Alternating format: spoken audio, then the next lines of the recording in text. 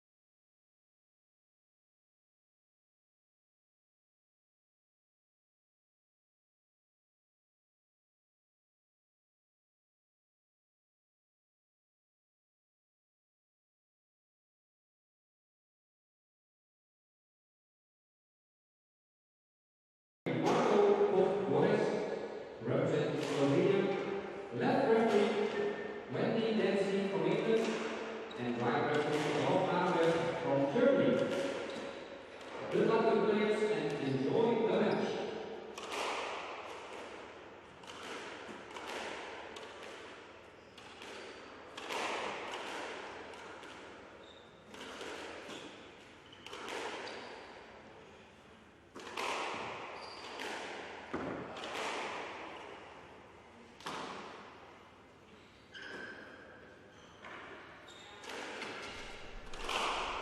Good afternoon and welcome to Eindhoven for the WSF World Junior Championships. We're down to the semi-final stages, 180 competitors, 90 girls, 90 boys, and down to the final 8 today. First up on court we have Habiba Mohammed on the left from Egypt. Her compatriot and opponent today is Salma Hani Ibrahim, also from Egypt. Next on court after that we have Nouran Gohar, last year's finalist, versus Miriam Metrali. This is her second time in the semi-finals. So quite a lineup today. And with me in the commentary box is Pietro Sweetman, Dutch number 2. Himself a professional player, and it's going to be an exciting day, I think, Pietro, isn't it? Lots of good matches coming up. Yeah, definitely. With the girls, it's almost it's only an Egypt affair. They probably all played each other a couple times before, but it definitely will be good battles.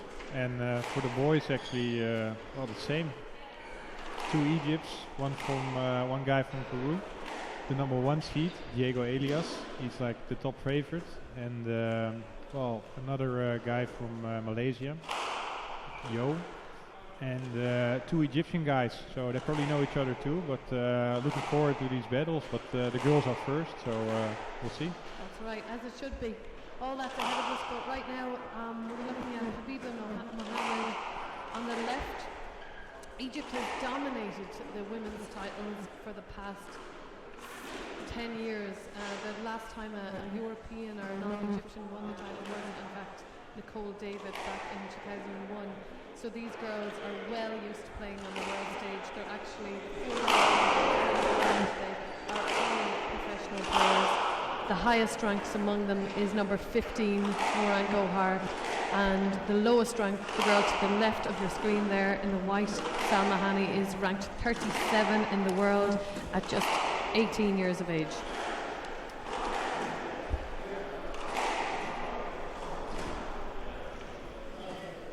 So Habiba Mohammed, obviously the number 1 ranked player in this tournament. She has had great form coming into the tournament. She's going for her 2nd World Junior title at just 16 years of age. She is ranked 19 in the world professional rankings.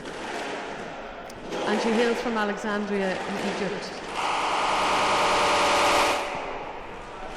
She's already amassed 4 PSA titles.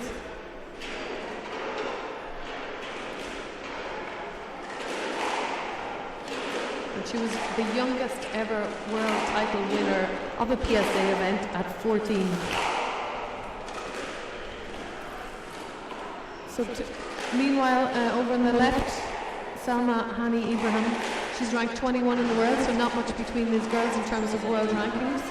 She's 17, also from Alexandria.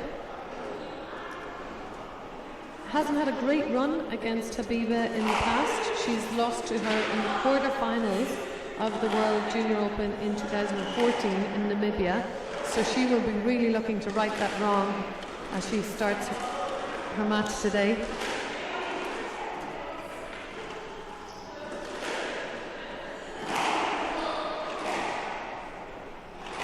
Her path to the semi-finals today, it's her first appearance, as I said, in the semi-finals, has been a little bit rougher than her compatriots. She's had some tough matches and pushed in the first round with a 3-1 win, and in the 4th round and the quarters she was She had two 5-setters, won them both 3-2, and just yesterday she came through a nail-biting quarter-final against the up-and-coming Sabrina Sobey, the US star.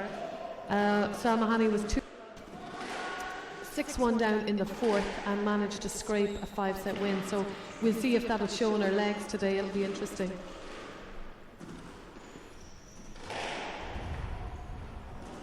So Habiba wins the toss there. Both players looking pretty relaxed. It's no doubt going to be an exciting match with some Egyptian flair and the style that we're used to from these players. So yeah, it's about to start. Probably one of the biggest matches in their career so far. With a semi-final, the winner will get to the final, of course. So there's a lot of pressure on. Probably family will watch, friends will watch, and coaches will be there. And yeah, we'll see. What do you think about what kind of game are we going to see, Ashley? I think we're going to see a typically fast-paced Egyptian style. Both girls play with a lot of power. Habiba especially, she likes to have a good big swing, use her power to really crunch the balls into the back corners, and I see her overpowering a lot of her opponents on the tour. Yeah. So given the space, she's going to hit that ball hard, low, and then follow up that next return with a nice crunching straight volley backhand drop. She's fond of that shot, very good at it. Yeah, it's really one of her trademark shots. Yeah. Hani, on the other hand, plays with a slightly softer pace. She's inclined to change the pace a little bit more. So we'll probably see a little bit of that. She's going to have to negate some of that power play of Mohammed. So we'll see how successful she is at doing that. Well, the match just started and it already went to the front straight away. So that's exactly what Ashley said. Typical Egyptian attacking style of play. A lot of changes in angles.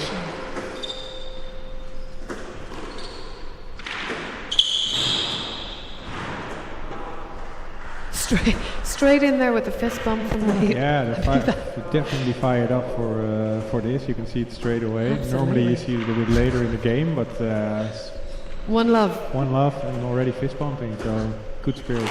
It's a good sign. So time-wise, Salma had a bit more time on court yesterday, and it's always hard to back it up in a tournament. But the good players, the champions can always back it up, but it's difficult. It's mentally and physical. This is a long tournament with a big draw, so every day you have to fire it up again. Oh, little collision. Hopefully everything is fine. A little bit of contact. I think she just fell over on her left ankle there. I'm not sure was there much interaction between the players, but she gets the stroke because Habiba had slightly come back into it. Or Salma Hani.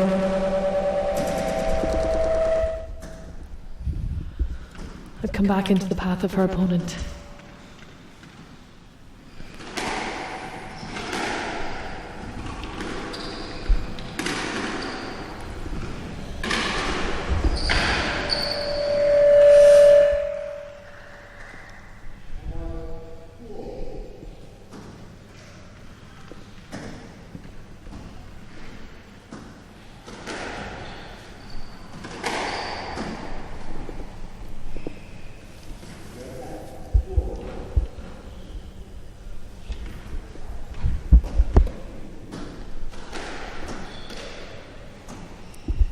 Good serve of Salma.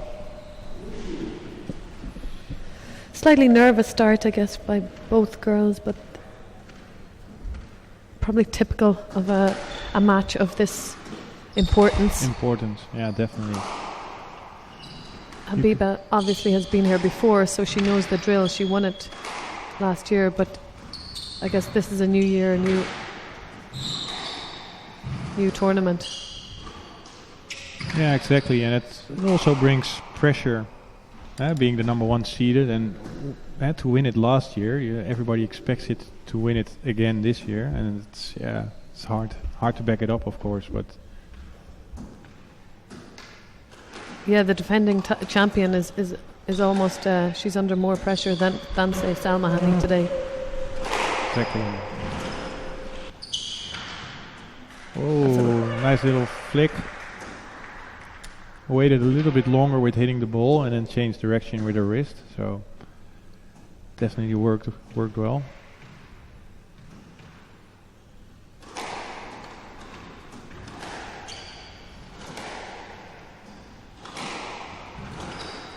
Good low backhand drive.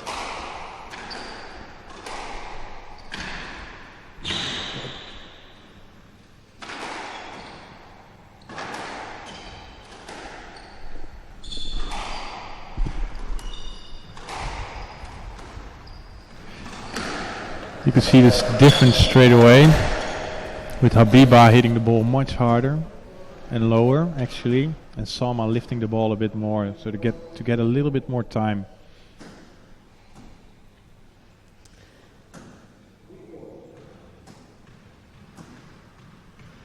Absolutely, very hard not to be intimidated by that sheer force and the wind up, especially on the forehand. Habiba's wind up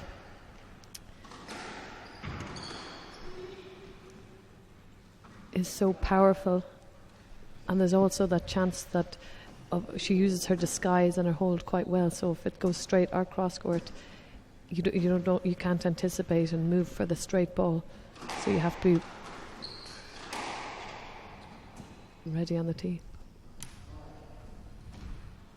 I think tactically, what would you do if you were playing Habiba? You were telling about the hard low kills, about her deception in the front. What would you do to make sure she can play her own game? At the moment it's all Habiba. She's in front, which is as exactly what you said there. So she's dictating the play. She's controlling how hard the ball is being hit. If I was Habiba Mohammed is really pumped up for this match. If I was Salma Hani, I would try and just place it, keep it tight down that wall. Probably keep away from her forehand, push her onto the backhand. Her forehand is where she loves to wind up and hit hard. Yeah. Well, you could see, she has won like several points in front also. So Salma went to the front a little bit too quick, and she was on it. Like Habiba was on it so fast. That makes it hard for Salma to get the next shot, because the timing was a bit wrong to go to the front.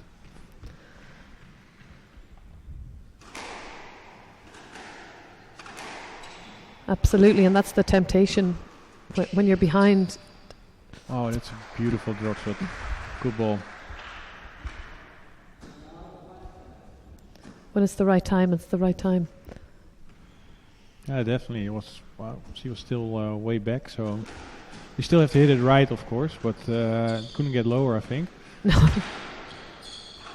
And of course, the girls are playing on a 19-inch tin, as will the men's semi-finals. Unlike the professional game where the men play and women start now to play on a 17-inch tin. Yeah. I think it suits the Egyptian game even more, because the balls can get the attacking game can it gets more dangerous because the tin is lower, so you have to go more to the front also. So that makes the girls even more dangerous. Absolutely.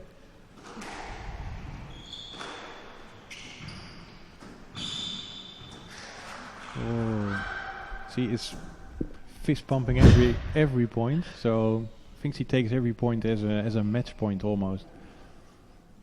Absolutely. Salma Hani asking for the let there. Habiba obviously didn't think it was, but seems happy enough to relinquish the ball now that it has been decided as a let by the referees. It seemed like a pretty basic standard let to me. Yeah. Well, it sometimes can intimidate the refs a bit. Yeah. Even at 16. Even at 16, exactly.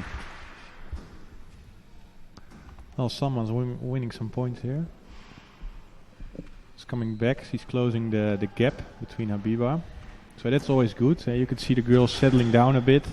The nerves are a bit, less now. So we'll probably see some better scores also.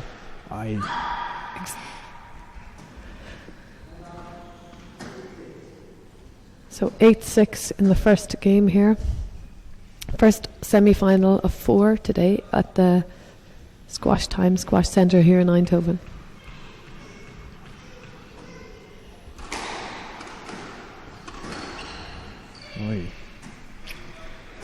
It's a bit loose. Gives Salma a stroke. She has to maybe be careful to not hit it too hard the whole time. It's difficult to hit it hard and accurate. Yes. Also, but interesting because Habiba really seems to be the person in control in this first game. yeah, Yet there's 1 point in it. It's 8-7. still close. Yeah. Maybe because of the fist pumps, it looks me a bit more intimidating It for you feels also. like, yeah. But Feels like she's winning a lot more. Salma keeping it cool. 1 point in between.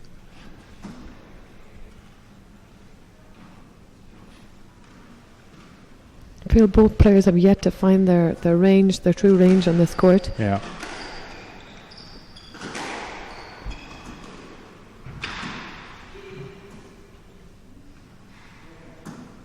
A lot of contact here.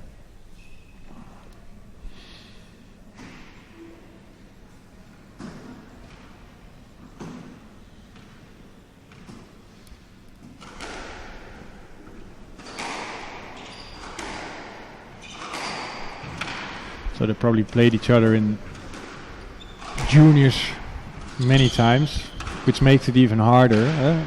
Probably comparable with training a lot with your training partner.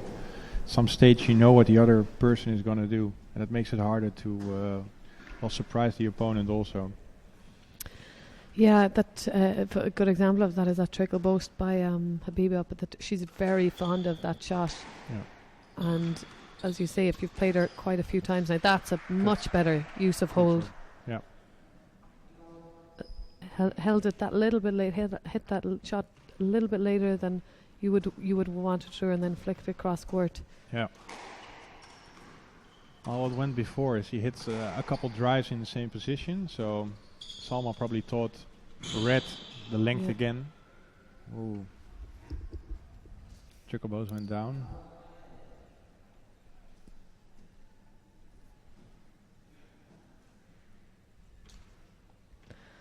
Salma Hanning hasn't actually beaten Habiba Mohammed on the junior circuit or the senior circuit. Yeah, it's interesting to see that all the 4 girls, they all have already like a good career in the seniors. And they're still like juniors. That's pretty special. Ooh, gets rewarded a stroke. Slight disbelief there in the audience. She didn't clear enough. Ball wasn't that tight either, but still. You think it was a stroke? Debatable. Well, you have to clear to give the opponent way to the ball, and I think the rules are now that if the opponent doesn't do that enough, you can get rewarded a stroke. Yep. So they changed the rule not long ago, but just to make the game a bit more free flowing, to make sure the opponents clear better. And of course, there's 3 referees up there, so the majority rules by decision. Oh, a little dive. You see the girls do that also, like they dive a lot more than if I looked at back maybe 10 years ago. Yeah, left diving. Yeah. Left diving, definitely. Yeah. You don't see a lot of non-Egyptians diving. Maybe on the professional circuit, it's a lead. It's and it's 10-all, so tie break here, and the winner person who wins this game must win by 2 clear points.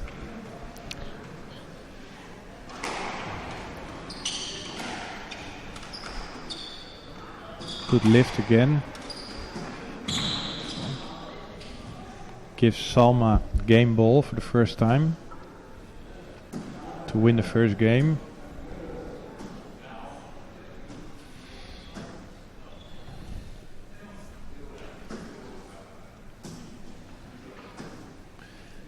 Taking her time a bit longer. Important point.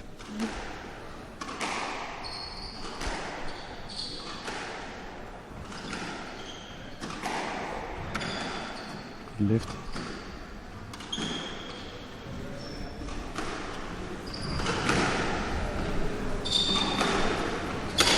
Ooh, That was a bit of Yeah. contact there in the that was back. contact. Will Yeah, it be a stroke ball?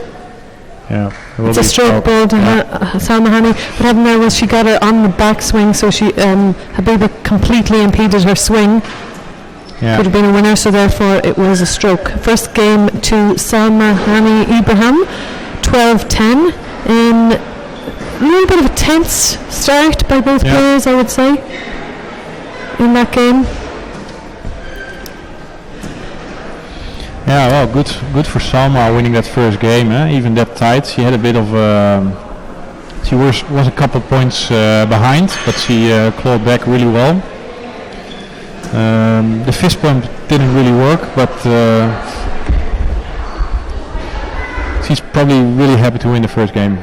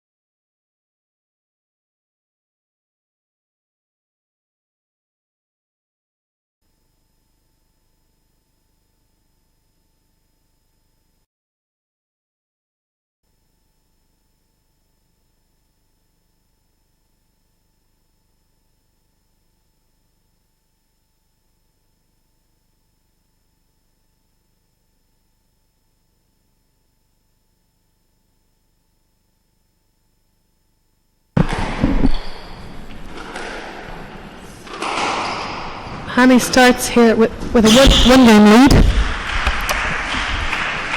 And the first point. Hani starts here with a one game lead.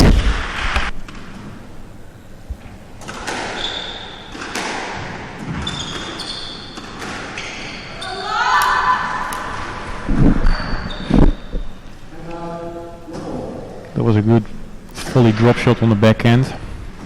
Yeah, I think that's what she wants to play. She wants to get into a position to be able to hit that backhand drop straight, or else get up to the front backhand corner and play in the trickle boast. The first game she wasn't let do anything of that sort, especially on the backhand volley straight. Yeah. So it seems like she's a different animal coming out of the blocks in this in the second game. She's hunting. She's moving quickly in between each rally. I think we've just hit fast forward. Yeah, it was 2-1 already. Yeah. So they definitely changed some things in their game. Up the pace.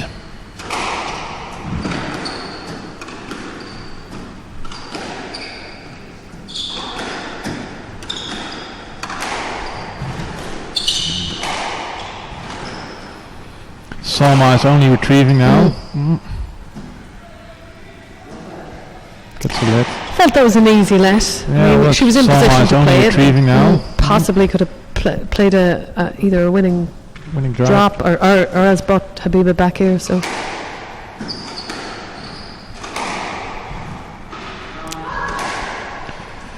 So Salma is trying to attack a bit too early. She's too far in the back. I think she has to hit her drives or any ball to the back a bit deeper. yeah, I think it's a product now of Habiba stepping up her game, and also Salma Hani just getting a little bit defensive, and what was working for her with her change of pace, as you said in the first game, it's getting much harder to do now because Habiba's just stepped it up. She's hunting the volley. She's getting in there and using her power again. So a bit of an uphill battle, I feel, for Hani in this game. Oh, it's a good question. A bit of an uphill battle, I feel, for Hani. She did have a different pad True, true. to the ball there. It was the ball It came would be back. a stroke, Yeah, regardless, but definitely. It's a bit of an easy let.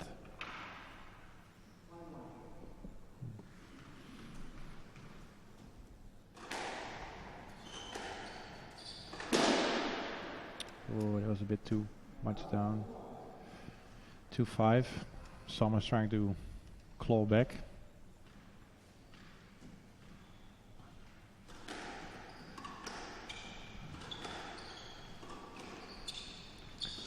Habiba definitely more hunting the ball down, more attacking. Oh, another flick. She got it.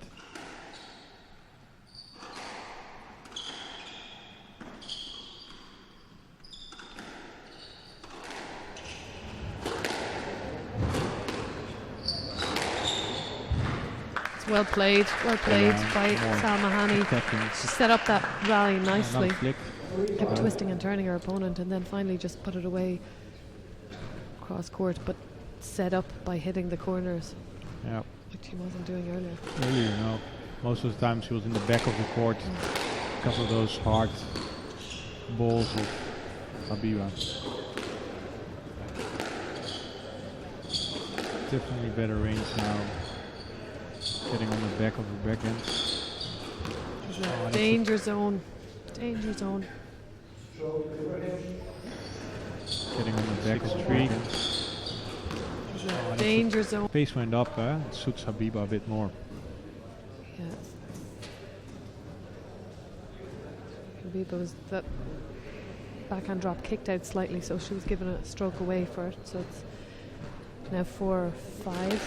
Salma Hani serving.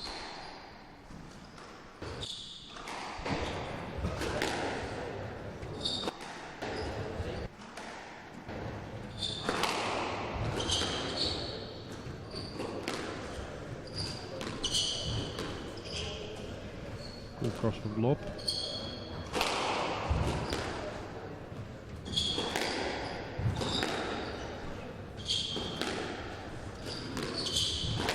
It's a bit comparable with the first game, huh?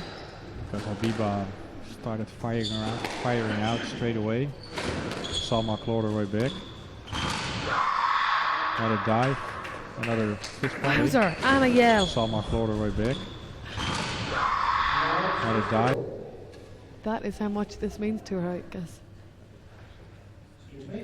She already dived more than I did in all my career so far, I think.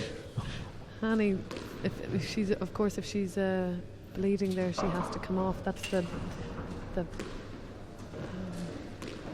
It's a rule. the issue I was going to say. Yeah, If you yeah. throw yourself around on the floor, Yeah. you might start to get a bleed, and then you obviously have to come off to stop that bleeding. You have as much time to stop it, and then if you go back on court and you bleed again, you must forfeit the game. So it's very important for her to stop the bleeding. Stop the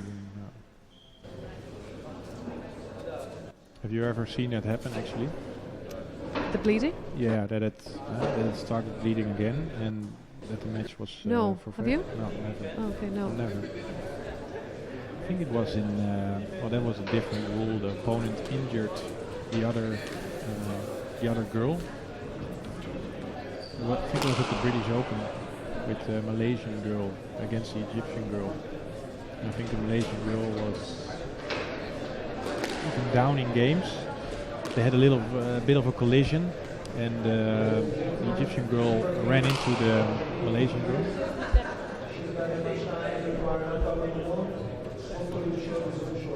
And in the end, the Malaysian girl won the match.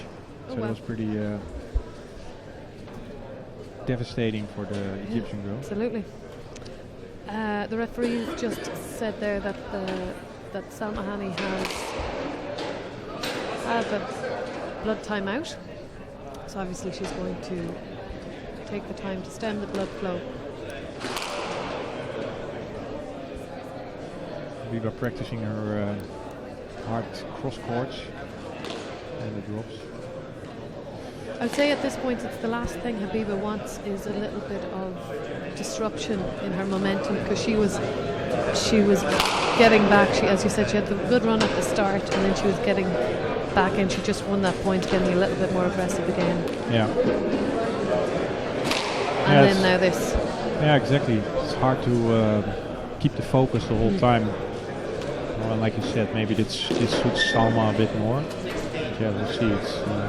It's always hard to tell what a little break can do mentally or physically.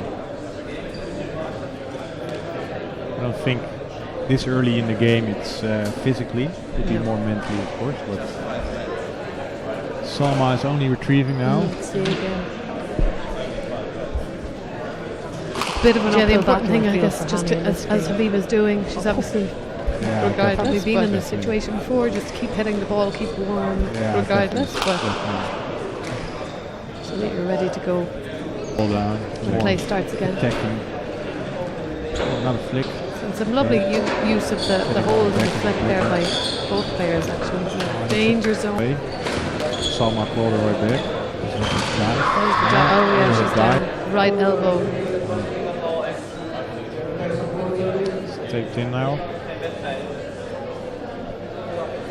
So as you can see there, she's got a lovely rugby type like plaster Well, it on her suits elbow. It suits the game, man. It's Yeah. a bit it's a physical game, some dives. So So yeah, she's not actually wearing an elbow pad, but the reason she's doing that is that if that blood shows through again, she forfeits the game. So that's the last thing you want to do. So whatever the injury or whatever, be it a scrape or anything else, you need to stop that showing through for the referee. So I imagine that's why she's put the black tape around it. yeah.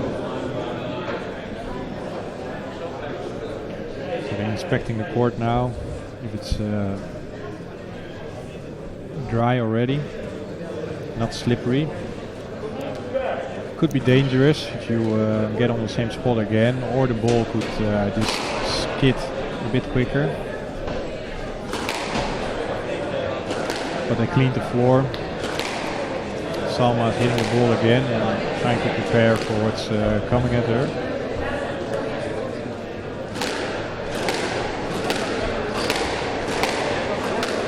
(6-4) in the second game.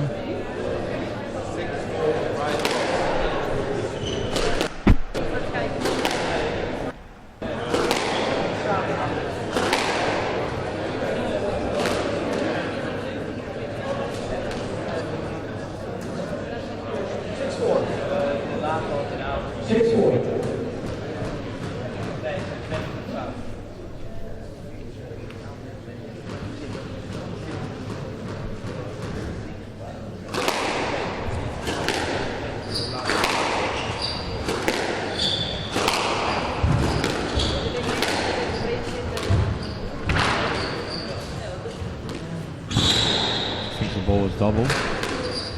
Good flick from her.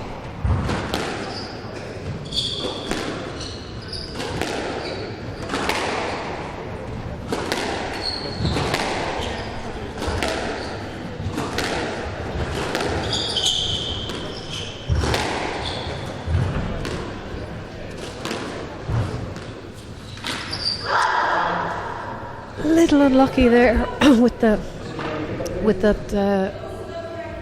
cross court, or sorry, straight drop return. Yeah, it was a good tight shots from Habiba. Yes. She was questioning the pickup there. I think Habiba just got that up, but again, a very dangerous spot for Habiba to leave Salma Hani in that on the tee line, that forehand she can hold and flick, and she's taxied her opponent twice already there, so she'd want to watch that, Habiba.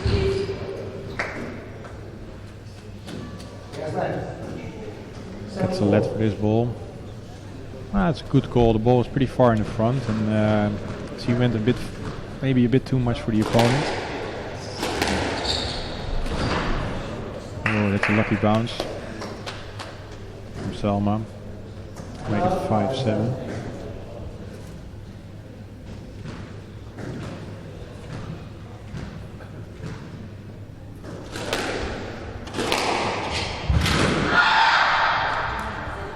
Massive yell from Habiba with a good backhand drive. Oh, this is the biggest lead she ever had, so it's going to be difficult for Salma. She has to be really careful now. I think Salma, what she's trying to do is really straighten up a lot off any kind of an angle from Habiba, and then when she's ready, take in her nice forehand drop. And the straighter, the tighter, the better, because you want to try and drag Habiba into wanting to make that play. Want to force that loose ball.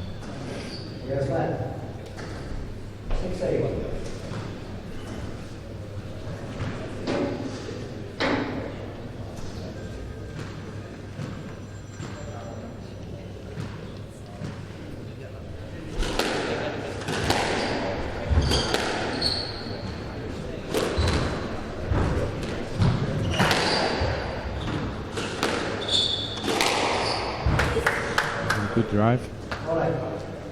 And the no let. That was a great ball by Habiba. She took her space there, and really don't think there was any case for a let. No, too far away. Ball's too good. Good triple boast from Salma. She likes to play that shot there. Well, Salma likes to play it on the forehand and Habiba on the backhand. They're trading, they're 1 for 1.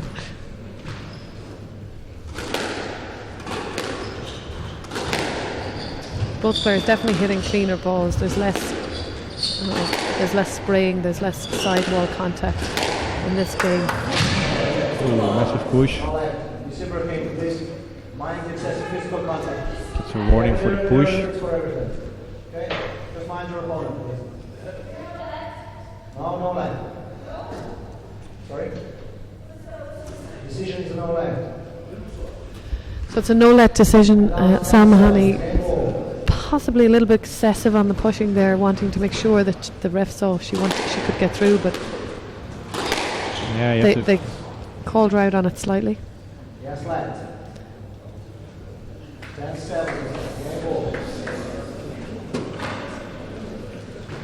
Yeah, it's always difficult if you want to see, you want to show the refs that you want to make effort to the ball.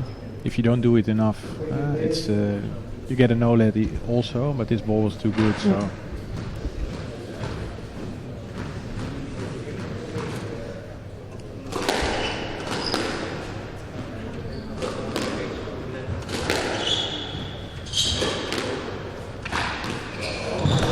Beautifully played backhand drop, that lovely touch, nice little follow through and just tucked into the sidewall there. Perfect drop.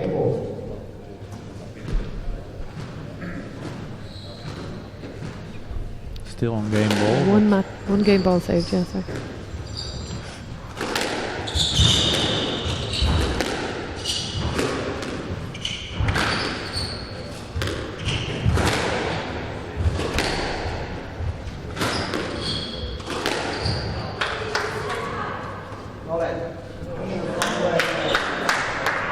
No let, game to Habiba Mohammed.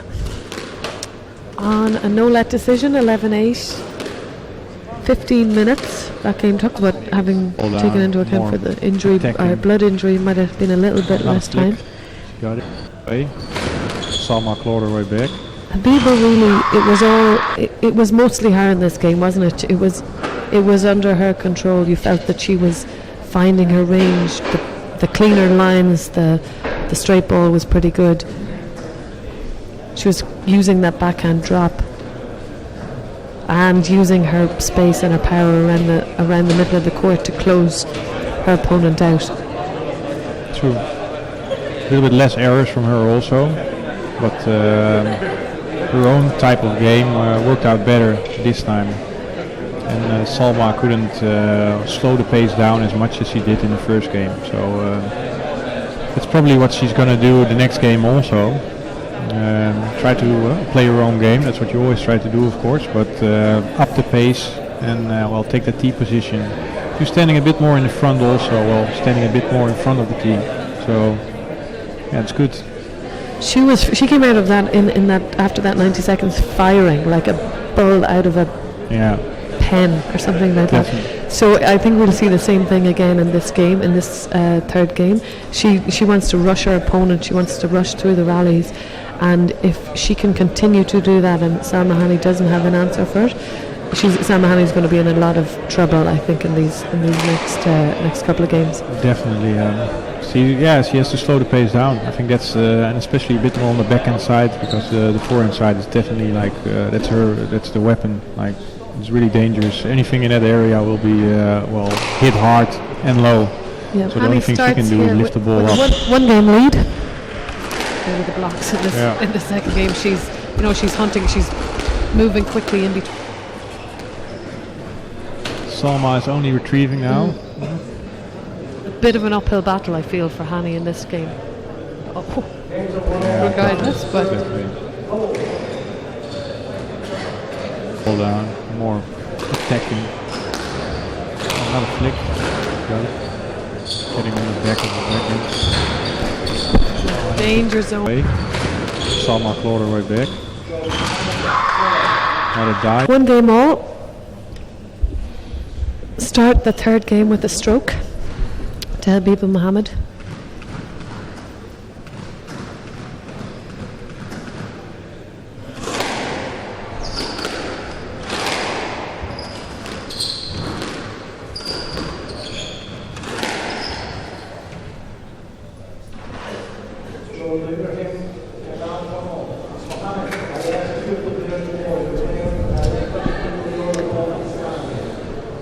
So the referees, interesting. They're really watch Mohammed's movement out of there. It's straight back out. She's not giving her opponent a clear line to the ball.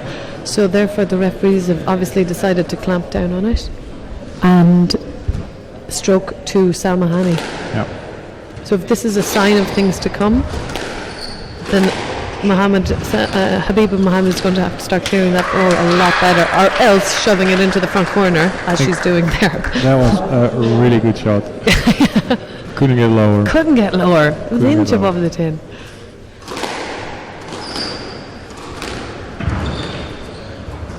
I think it's good the refs give a stroke for that ball. You have to clear the ball after you played it.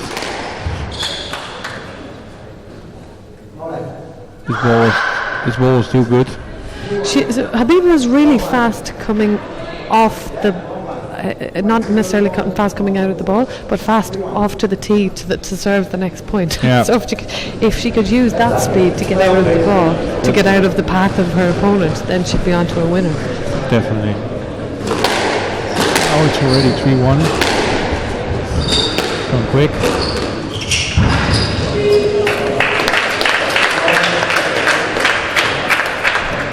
No let, drop shot was too good. Again, a trademark drop shot of Salma. It's a really dangerous area to put the ball in for Habiba. Good get.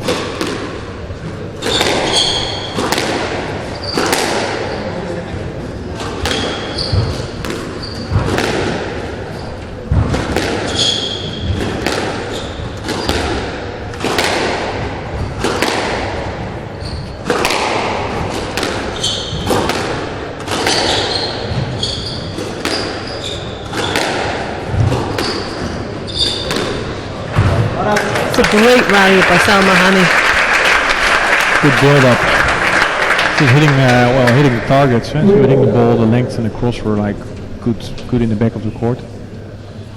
Makes the court bigger for Habiba. Absolutely. If Hani's short game, especially on the backhand, is so good that she can step across then to look for that cross court return and volley the cross court return straight to make Habiba run a big diagonal, as you said, making the court a lot bigger than it's meant to be.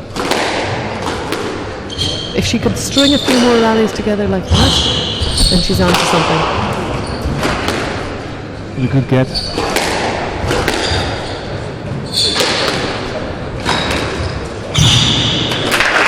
trademark flip from Salma. She played that shot already like 4 times. Yeah. If you watch her racket preparation the next time she does it, it's the same. It's the same. She could be driving or dropping or cross-courting from there, and that's what makes it so dangerous.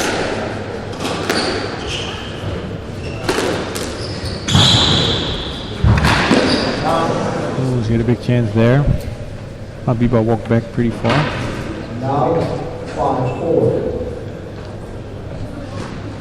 Oh, it's 5-4 again. It's a bit the same pattern as the other games. Habiba comes out firing, Salma comes back, equals almost the score, and then it can go both ways, of course, like we saw last 2 games. But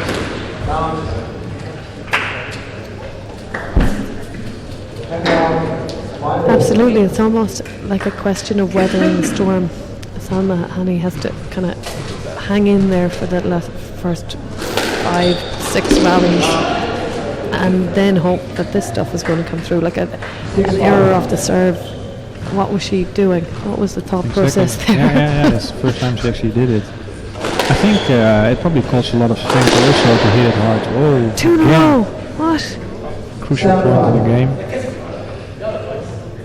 Those were 2 gifts for Salma actually. But it costs a lot of strength, like physically, to hit the ball that hard the whole time. So at some stage you have to slow it down maybe a bit more and then wait for the right time.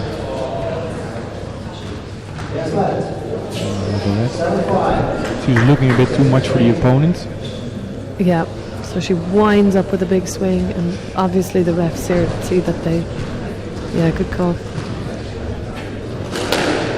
A little bit excessive.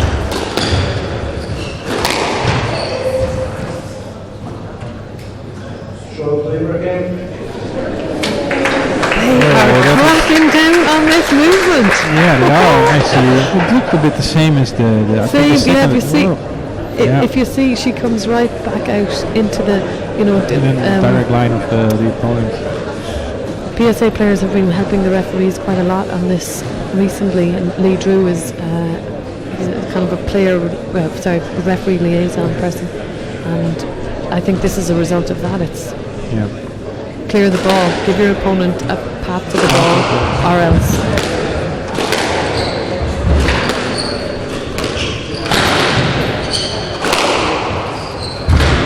Oh, nearly. It's great to see Salma Hani getting in there, going by the opponent. Exactly. Habiba 6-8.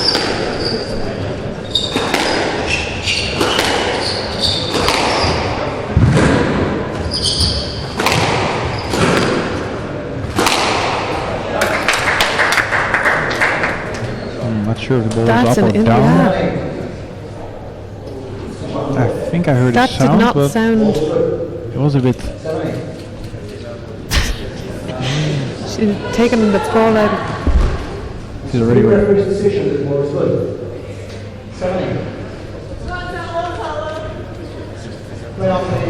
Oh, Habiba doesn't want to wait any second. No. Salma Hani questioning the ball there. It sounded a little bit off to you and I. It Is did. that right? Yeah, it did. Referees both happy with it. So.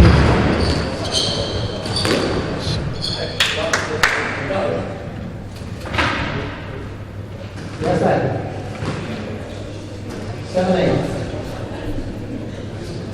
Habiba is rushing again. Try to up the pace. No time is wasted.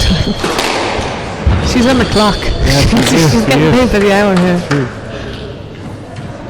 Short flavor again. That's a word of a stroke, Salma. Because of Habiba not clearing again. Let's have a look here. So just watch the movement out. And again, it's the same movement, so it's going to get penalised Yeah. in the same way. And what you want as a player is to be consistent, for the referees to be consistent. True. They know what to expect when it happens next time. Well, the refs are doing a good job here. For doing this well already. They already did it the game before. Yes, left. 9-7. Looking for the stroke here. But was a simple let. It's actually 9-7, the score on the bottom right of your screen there. I'm not sure if they've updated it, but it's 9-7 to Salma Hani, so a very big point, this one. Yes, left. 9-7.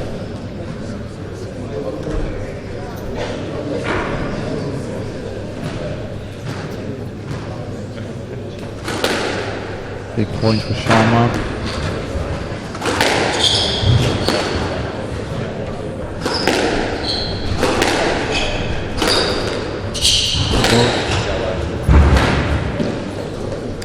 Good ball from Habiba in the back. And out. 8-9.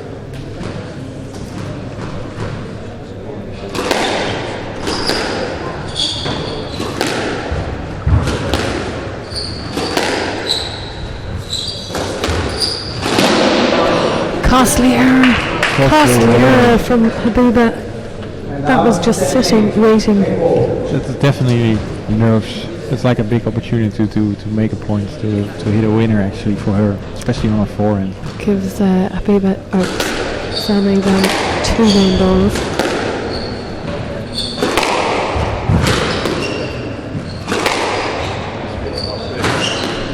Important rally. The length was a bit off.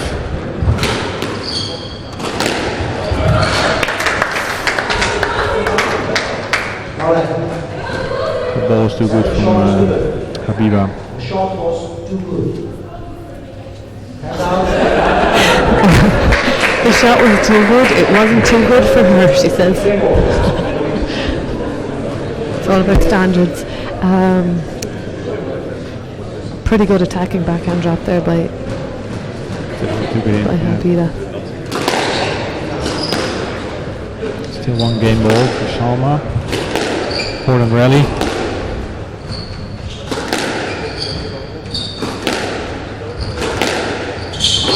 Good angle here for the tightness of the length.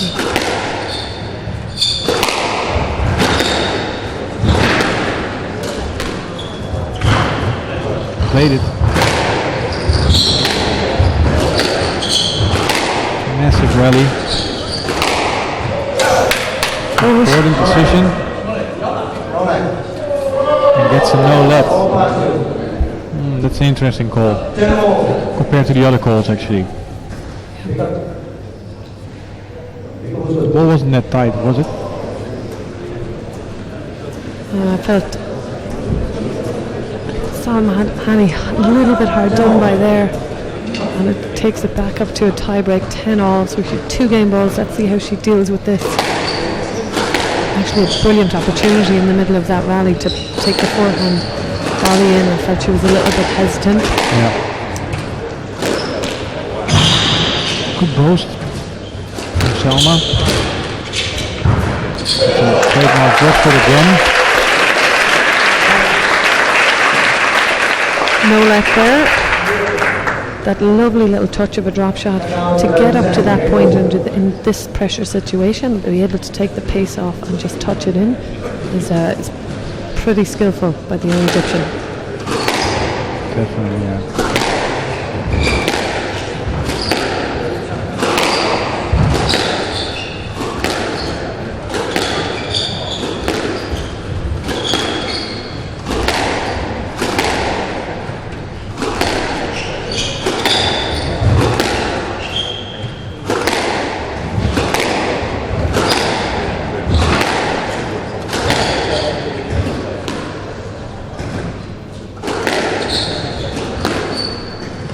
Habiba slowing down the pace a bit more.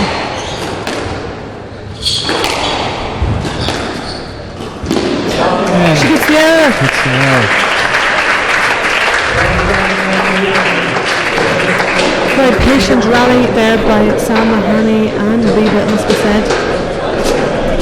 Gives Salma Hani the game after having 2 game balls. Habiba saved them, but then takes the tiebreak 12-10, and we have a match on our hands.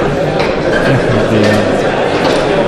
So Salma actually being the underdog, having a 2-1 lead now, it puts a lot of pressure on Habiba also, because she has to win the next game, otherwise it's over. You're right, Pietro, because then it'll be 3-1. Exactly. Good The match will be by my done. calculations. Yeah, exactly. So this game lasted 30 minutes without an injury break, so well, it's close, no? It gets a tie break. And the quality is just going up and up, isn't it? As each game goes on, it's natural to that girl finding the range of it. Yeah. But we're seeing some really nice stuff at the front of the court by both girls now, and they're also biding their time, Yeah. being a little bit more patient. Certainly that last the 2 rallies. Last 2 rallies, exactly. But it was a bit strange for Habiba to build up her rally that patiently, and then in the end going for that shot. That's a shame, actually. She will be picking She will herself. pick herself. Picking yeah. herself that backhand drop into the 10. Having said that, Habiba played a pretty mature game towards the last third part of that match, that game rather. So I think it's Habiba that will be feeling the pressure when they're going into this 4th game. Yeah, definitely. Well, Salma probably seeing a chance here, so she'll be fired up, of course, being in the semi-final and to maybe have a good chance to get in the final.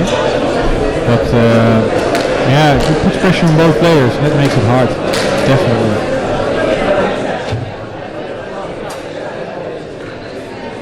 It'll be interesting to see what Habiba is going to do. Well, she'll be fired up like all the other games, but probably trying to make less errors than the last 2 games. Look, she's reigning world junior champion, and you don't get to that position or number by just losing them 3-1 or 3-2. So she is going to stick in here and fight this out.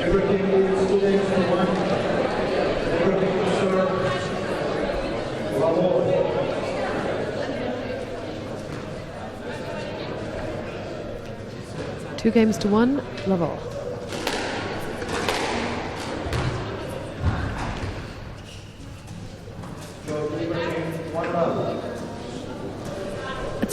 He's giving a stroke, so the referee has given a stroke. They're definitely. They are cracking down. Yeah, they are. They are. Felt that was it. Definitely a message from the refs. Yeah. Definitely.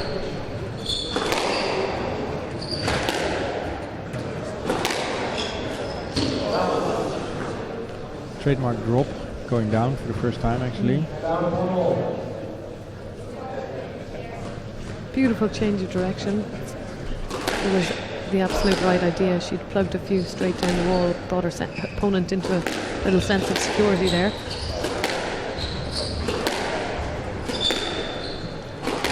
That's why all these Egyptian players in general are so dangerous on the circuit, because they seem to be able to hit the corners and the angles from practically any position on the court, and not afraid to do it. Yeah.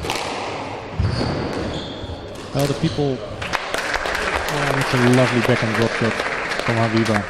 I think in general the people always talk about the Egyptians being so good in the front and attacking and flicking, but in the end you have to hit a good basic shot, a good length or a good cross court to get your opponent in the back and create that opportunity also. So it's not only attacking, they have a good basic game also. Absolutely.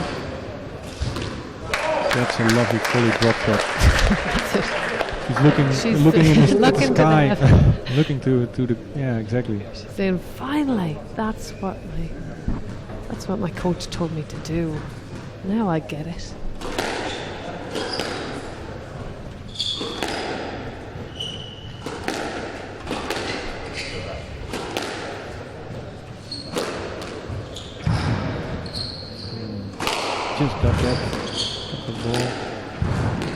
again. Stroke. Well, she's fired up again. 4-1 lead. Oh.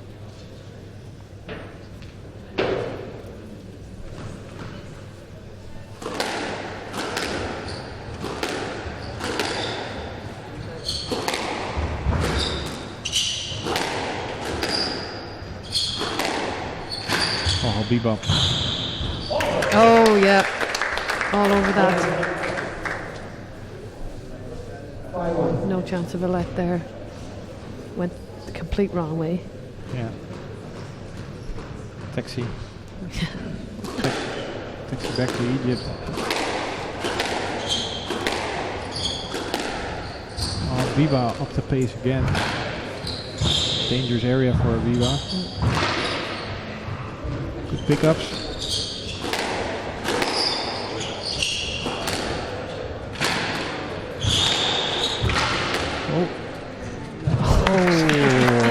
Just got that ball in the right front corner, but slipped a bit. She really nearly did a half splits there.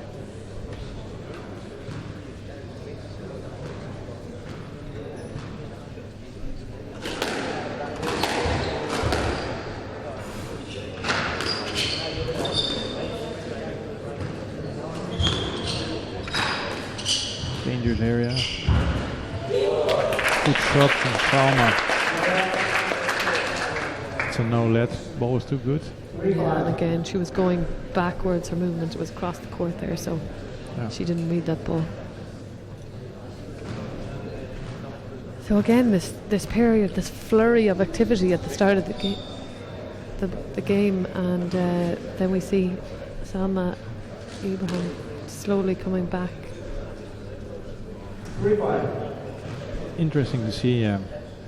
Like either way, Habiba gets maybe a bit too tired of hitting the ball that hard the whole time, or Habiba just finds her range again.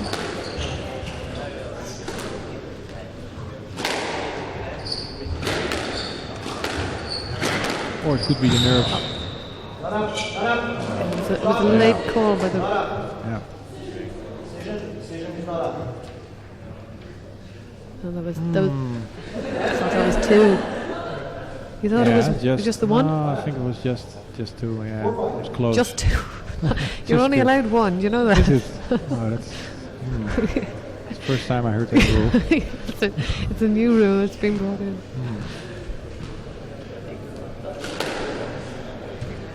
Someone weathered the storm again. 4-5. It's an error.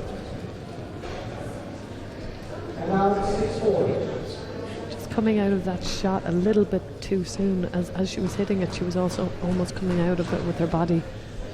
So possibly she'd need to stay on the shot just for half a second longer to make sure it's through, Yeah. and then come out.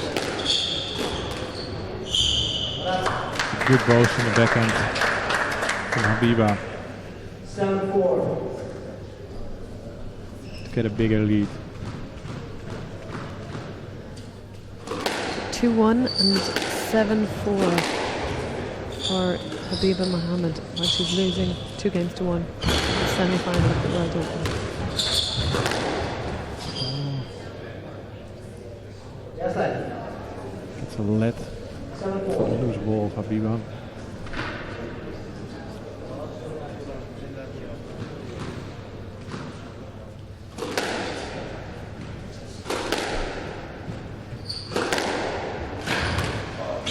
There she goes again. Good shot. Good shot. It's a really dangerous area for Habiba putting the ball on the forehand side mid-court. Coach, between points. Yes, you're having a conversation and receiving signals from the stand. Wrong. I hope that isn't the case, otherwise I'll have to be forced to use the code of conduct against you. 5-7. The referee's just having a few words with Habiba.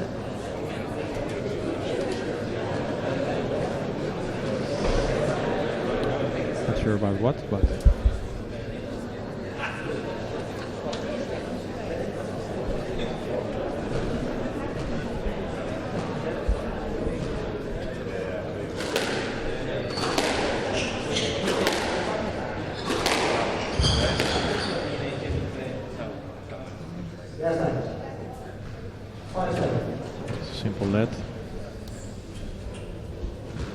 5-7. Ooh. Again, a close game. Important one for both.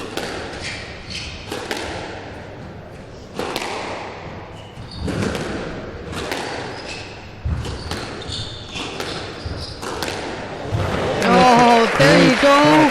Slotted. The Well net. done on the forehand. Great shot. That's a difficult position to hit in the nick also. Side Absolutely. ball. She was slightly out of position on that forehand.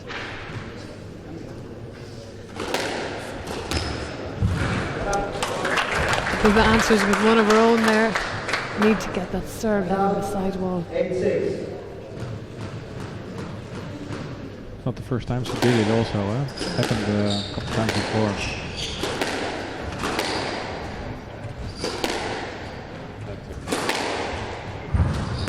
Out. 9-6. Mistake from Selma. Hit the ball out.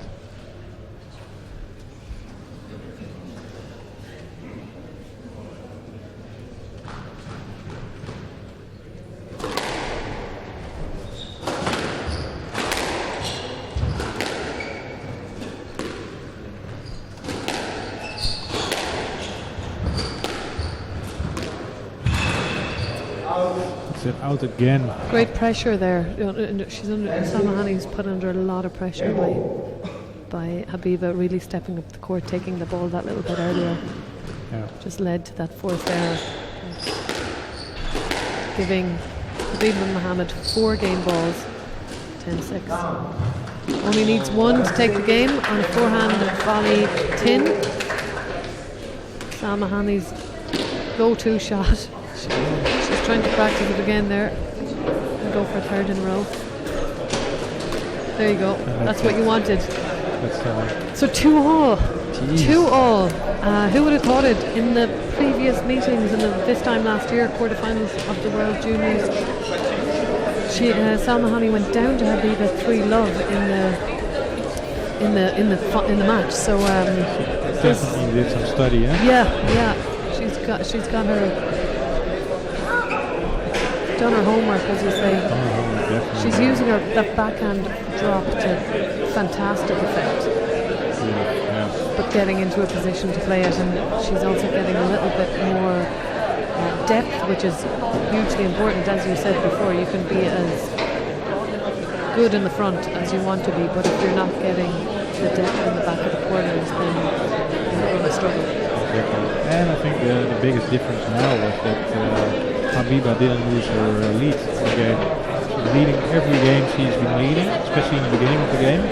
And she lost most of the leads, or Salma got back. And this time she still had the lead for 2 points every time. So it's actually maybe a different focus from Habiba, or Salma maybe gets a bit more tired, but definitely worked for Habiba. So this is, she's back in the game again. It'll be interesting this, because Salma, as you said, she's got a lot more minutes in the legs compared to Habiba coming into this match, because she's had 2 5-setters, whereas Habiba hasn't had any. Yeah. So that'll be telling in this 5th game, and as you say, maybe it's a product of that focus and having a little bit more in the tank that Habiba was able to stay ahead in that first game. Yeah. And she will take comfort from that going into the 5th. Definitely, yeah. Now it's equal again. It's like almost love all again. Yeah, But, yeah.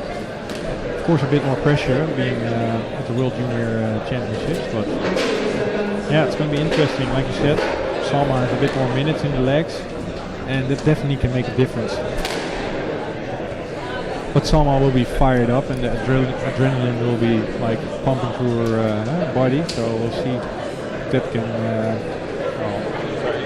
make her win the game. Absolutely huge moment for both of these young girls, and 16 and 17 years of age, which means that both have 2 and 1 more World Championships to play. Yeah. Well, it used to be different in the past when it was, not every year, but 2 years. And well, maybe it's a bit more equal now for all the players, because they can play World Junior Championships. It makes it, it's a great experience, and for the better player to make it win. Yeah. obviously the girls and boys used to alternate between the years, but now both are together and both are in the one place, which is great for squash. Yeah. No let. And now 1-all. So no let. I'm really happy with the call, throwing the ball to Selma. Disgusted, one might say, with that call. Yeah. There is nothing between that score. I've heard that line before. 2 Not all. sure by who, but 2 all and 1 all. well, it makes the event maybe a bit more. Well, I wouldn't say social because it's always a good, it's always a fun tournament. But they play all the junior tournaments together, right? Especially for the Worlds, Yep. they were separate. Yes, So it's actually a good thing. They all know each other, and it's. I think it's a good thing they. Absolutely. Someone making that favorite drop shot go down.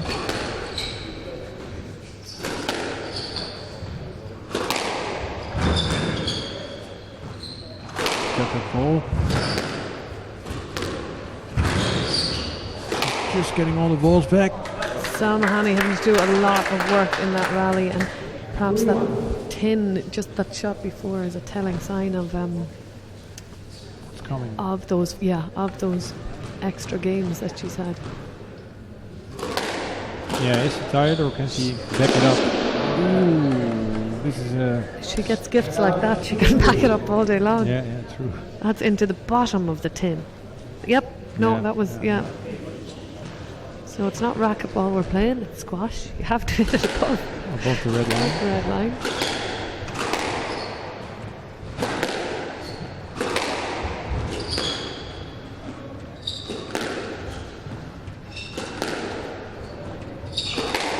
Yeah, she doesn't want to make those errors. In the fifth game, never want to make those errors, but that tip close. She read it, and she read it. Great squash.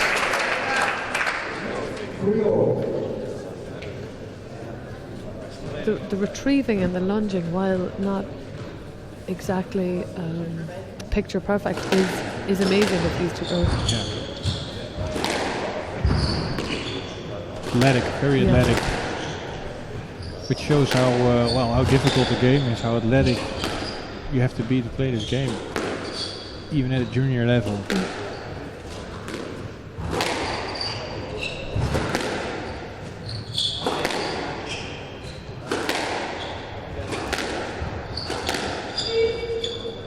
Interesting goal. No let. No let there, No and let. it was probably because if you see, she takes the line in front of her, which is actually the wrong line Yeah. to the ball. Right side. Yeah. So for the first time in this fifth game, Salma Hani is ahead. Exactly. I think the first time in every game now, someone has a lead in the beginning of the game. It's Cosviera. Might be the pressure.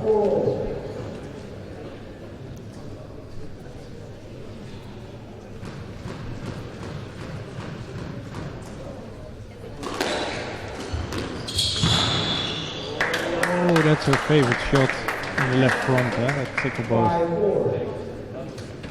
Difficult to read with her whole body in front. Actually, one of the only shots that Habiba takes the pace off. Mostly it's hard into the front, hard to the back. If she gets to the front, it's a quick drop. But that's the one where it's and how effective it is when she Yeah. takes the pace off it. So that's it's a quick drop. There's very little Yeah. touch.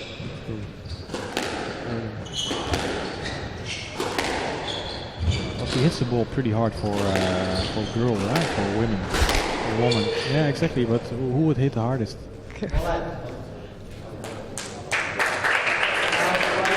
And the goal stroke again.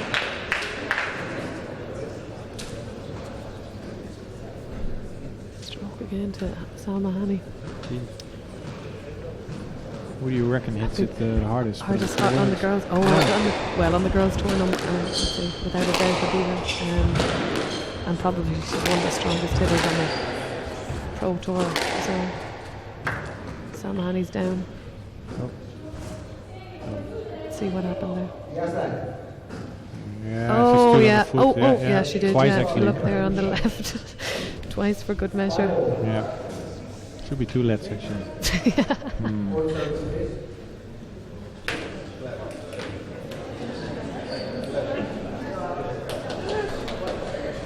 Somebody who can wipe the floor. That's good. And the colours kind of the Dutch flag there. It is orange actually. I and hope he's blue. not doing that with the Dutch flag, but that will be a bit embarrassing. I hope his mom is not watching, because otherwise he could do it all day long at home maybe. Oh yeah.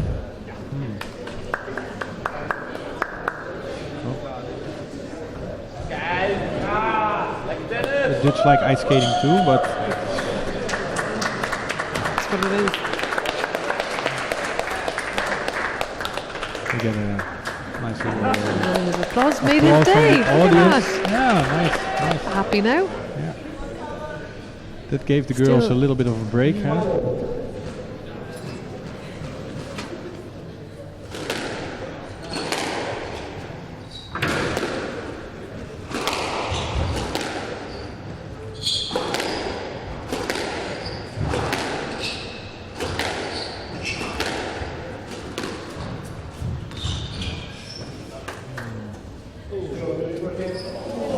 Gets awarded a stroke for not clearing enough. Let's have a look.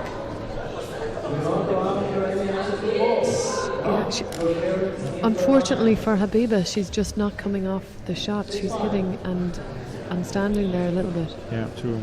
The ball popped in the in the corner also, so it came back to her. But still, she wasn't clearing enough. So the ref's done it the whole match. So he was expecting it to be a stroke.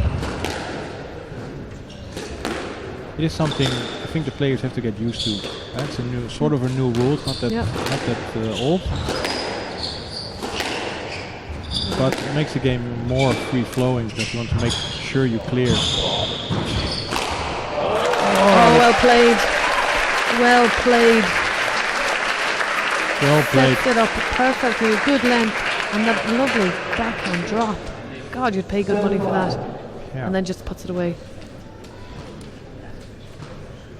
That's definitely one of the balls that either gave her the where she made the point, or the next point would be hers. It's a good setup.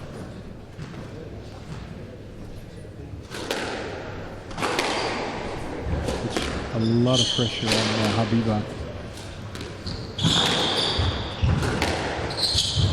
Good lunge.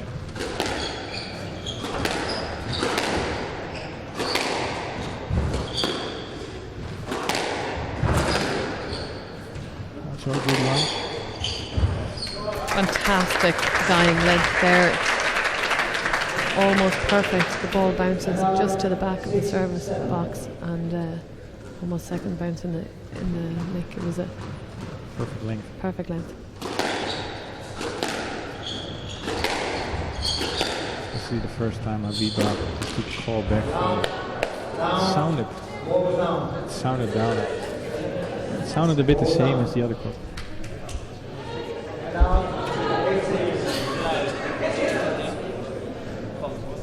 So both all referees there obviously saying, agreeing with you. Yeah, you thought it sounded down. Yeah. Almost sounded the same as the other ball a couple games ago.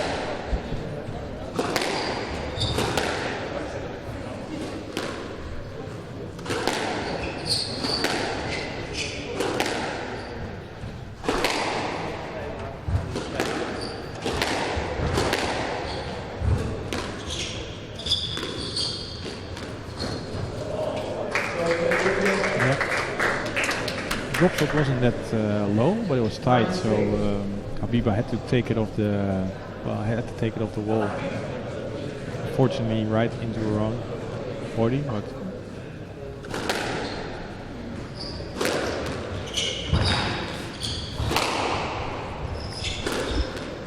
good volley it, but it goes so quick. It's easy to see from here, but.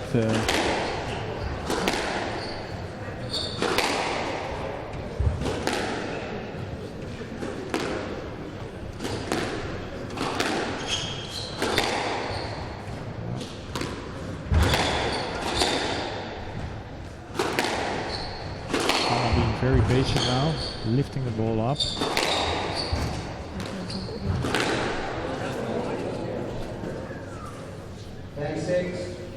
She gets the stroke, so that gives Salma Hani 4 match balls.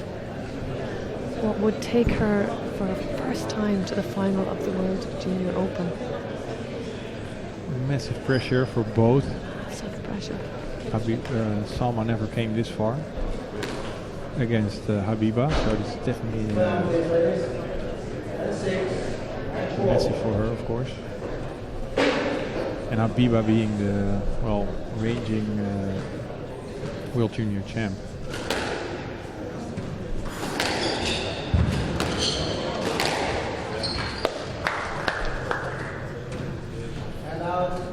First one saved. The good backhand volley kill. As Habiba Mohammed, that would be the last thing you would want at the moment, to have your rhythm disrupted. She had a lovely set up that rally, even though it was shorter, quite well. Attacking, punishing back and drop. She needs to regroup.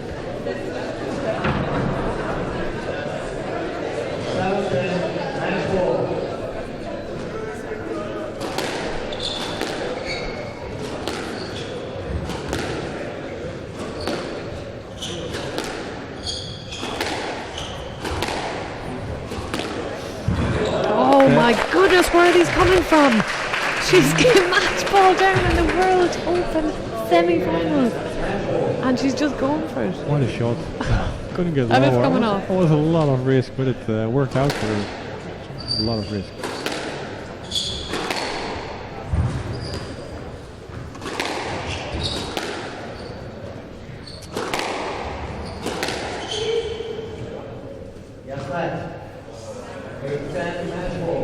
The ball was too far in the back to get a stroke.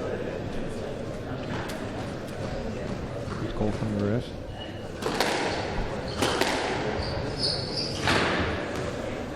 Just got that.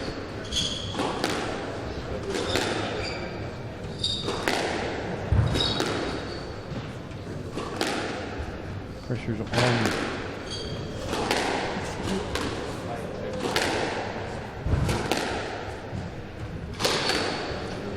Good chance here. Got it back. Just in. Massive rally. Oh, she's done it again! What a shot.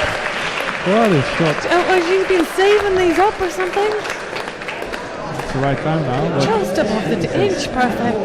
Off saves we go. 2 match balls. 3 What a match ball moment. saved. What a moment to hit that 10-9. shot. Oh.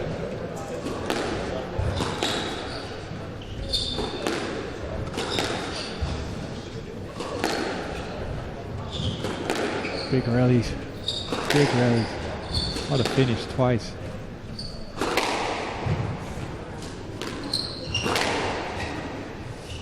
Looks like Salma's being a bit maybe too defensive. Big chance. Got it.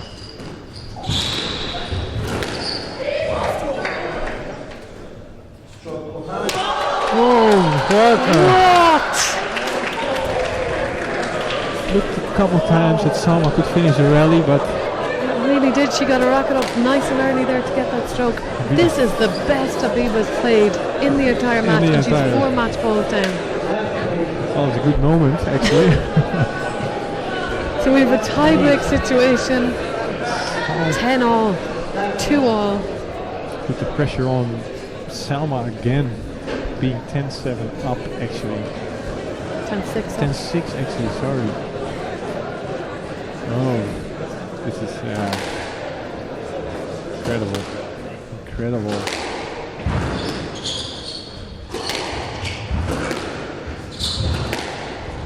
She's cracking the ball again. Oh, Salma making that error. This 11-10 match ball. This is the difference. Habiba being in that same position twice and hit that ball inch perfect. Salma making that error, giving Habiba match ball. This is incredible. mentally very hard for Salma also, being in that position and being match ball down again now.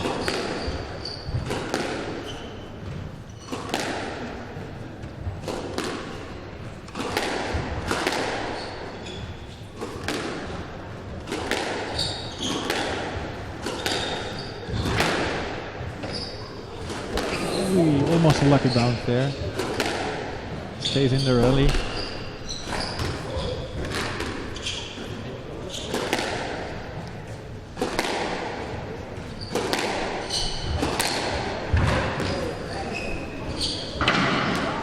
Sounded weird, but ball is good. Taking the space. Oh, the error! The he hits the error error. from her lovely backhand drop that That's she a- likes so much. That is the pressure, right? That is the pressure of a match ball. Hand to the face, you can't believe it. It just doesn't get any closer than this. This is incredible. My goodness.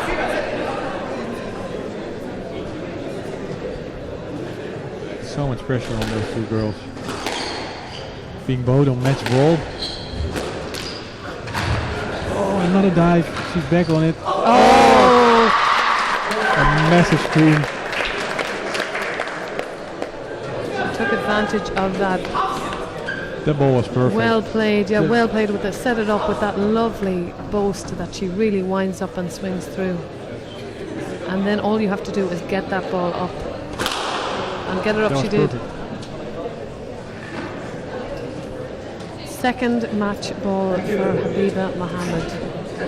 12-11. Incredible. What a match. This could be a final, score-wise and match-wise actually.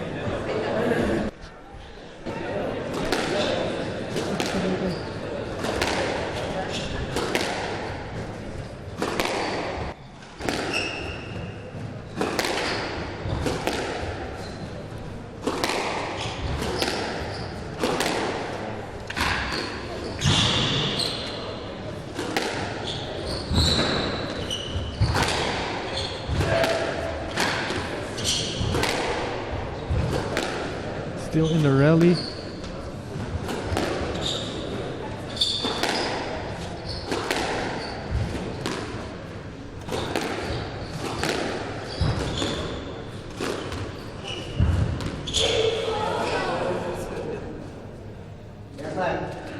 And that's a lead. It was a- Oh, what a pressure point. yeah, it's the bog standard let there. Yeah, but it's nerve-wracking. Holy moly. Habiba's, Salma Hani's she stepped off a little bit.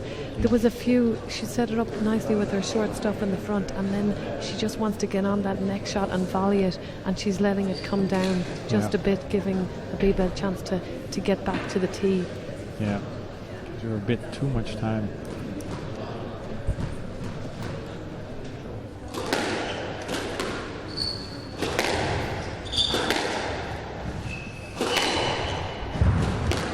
We were crunching the ball again, still in the fifth. Hitting it hard.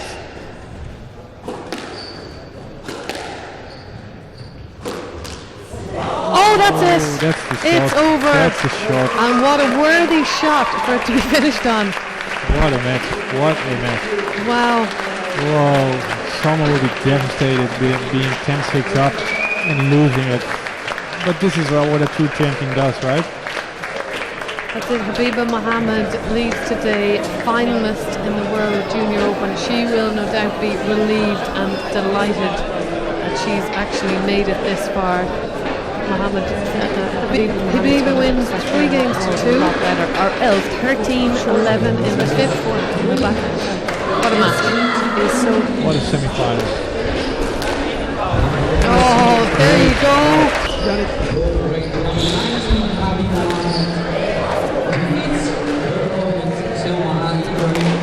Incredible. Definitely worth a semi-final. Oh, that's it. Oh, the relief there in her face. relief in Habiba Mohammed's face there as she hit that final post, just inch perfect above the tin. My goodness, she'll be a happy girl tonight. She will be will sleep really well, I think. Salma will be kicking her head a bit, and having like being in this position, never actually being in this position to almost beat Habiba. It's going to be she will be devastated. It'll be a tough pill for her to swallow, I'm sure, today. But she has done some fantastic work out there. Habiba Mohammed is number 19 in the world, and she's pushed her to the edge, to the limit. So Exactly. it's fantastic final. Coming up next, we have the second semi-final, women's of Nouran Gohar versus Mariam Metbali of both of Egypt. That'll be coming up shortly. Do not go away.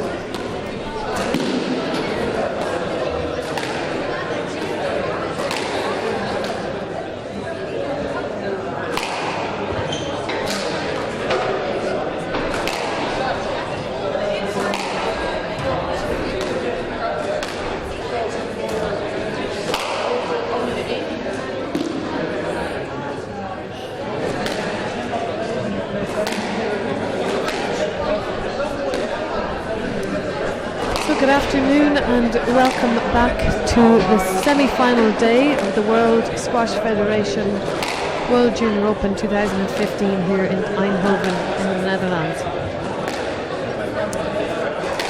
You're just watching, just saw a fantastic battle between world number 19 and world number 21, currently ranked both at 16 and 17 years of age.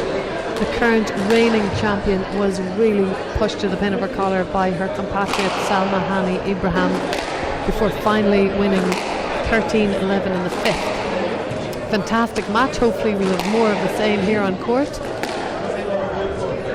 Right now you're looking at, on the left, Mariam Metwali, currently ranked 37, so she's the lowest ranked player in the semi-finals on the world senior rankings. And she's still a junior. And she's still a junior. So the lowest ranked in the semi-finals. That's a joke actually, right? That's like, I'm being crazy. serious. I'm You're not serious. joking. It's Egypt, dominance of Egypt semi-final. Menwali she's a two-time runner-up with the British Junior Open. She's had a fantastic junior career too. Last year in the Worlds, she lost in this position semi-finals to the girl on the right of your screen, Nouran Gohar. So she'll be looking to put that kind of ghost to rest this time around. Girl to your right of the screen in the pink top, hitting the ball at the moment, is 17-year-old Nouran Gohar from Cairo. Her club is Gezira, where many of the greats started their careers. She's currently world ranked number 15, so she is in fact the highest ranked world ranked player in the tournament, girls and boys, should I say, at the moment. And her path to this final, she was struggled slightly in the quarters, 3-1, but up to that point she hasn't spent a huge amount on court, probably about 25 minutes per match, so she should be feeling pretty fresh.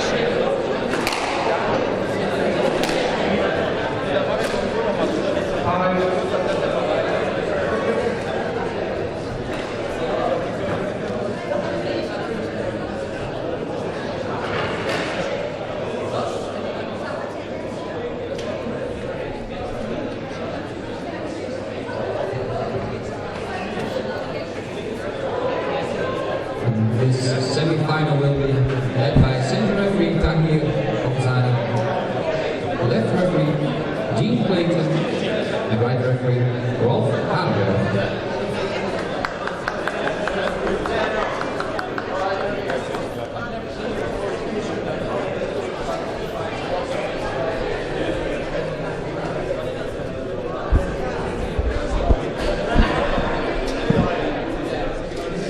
Gohar and Metwali, as I said, met a few times in their junior career and in their senior career.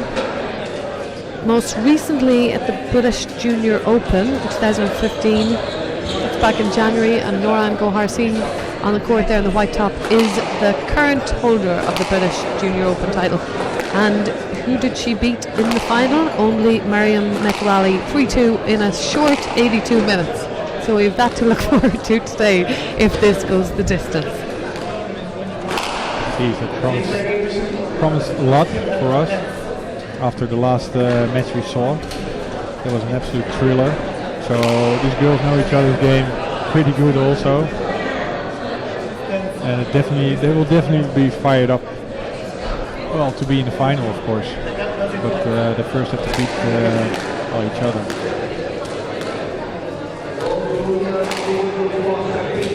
Nouran Gohar did in fact get to this final of this event last year, and she lost out to Habiba Mohammed.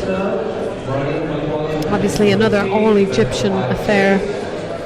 Metwali there in the black, Gohar in the white.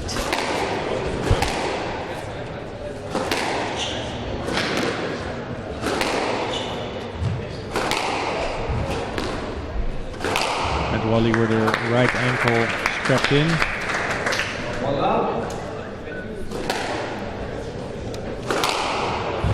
So it will be maybe same type of game we saw just before.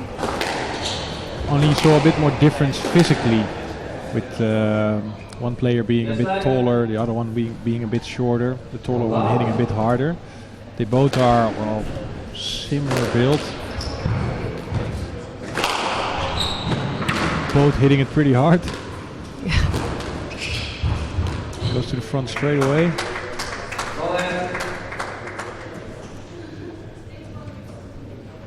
So referee's getting straight in there with a no-let decision.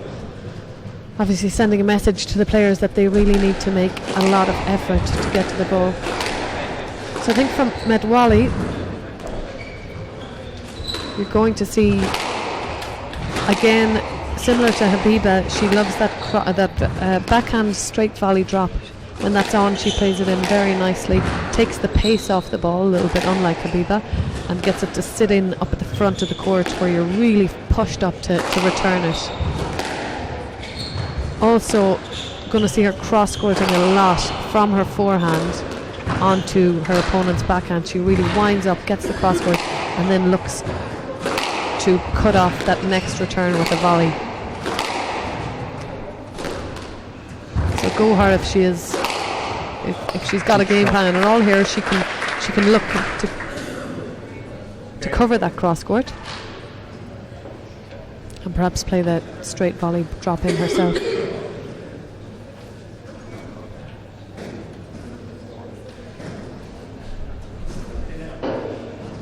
Then Gohar, of course, another absolute power player for her size. It's phenomenal how she gets that power and wind up behind the ball. But her backhand, especially given the time, she just cuts it in just above the tin. And again, almost outpowers her opponent by submission.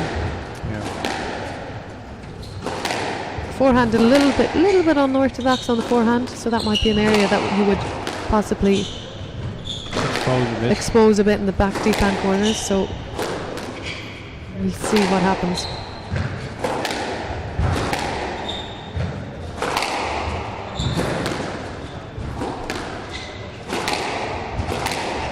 Yes, he has a very open racket face, huh? Almost looks European.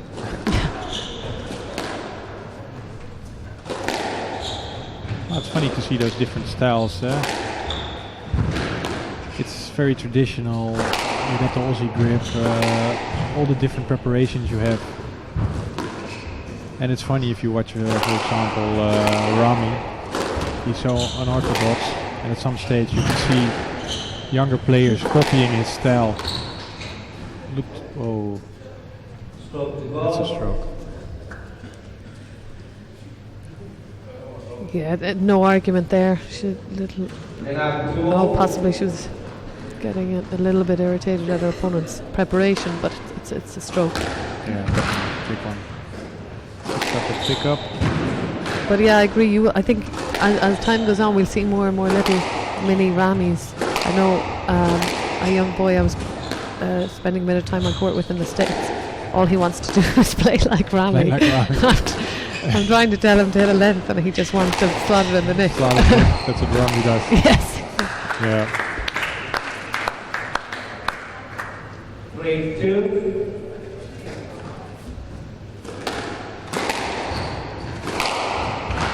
Cranks that ball.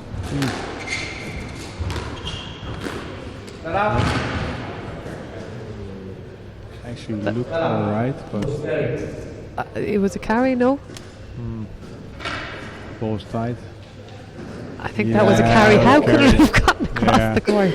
I've seen you hit those kind of balls also, but and take them. Walk also, to the service box and own it. Straight face, huh? Yeah. Acting the innocent.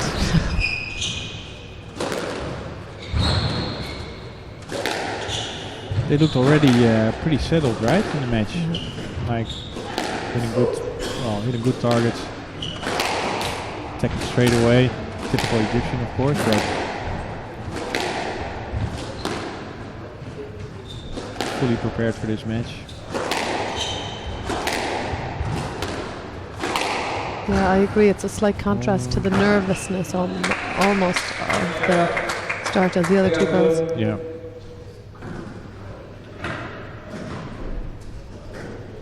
All three. Looks like she got that.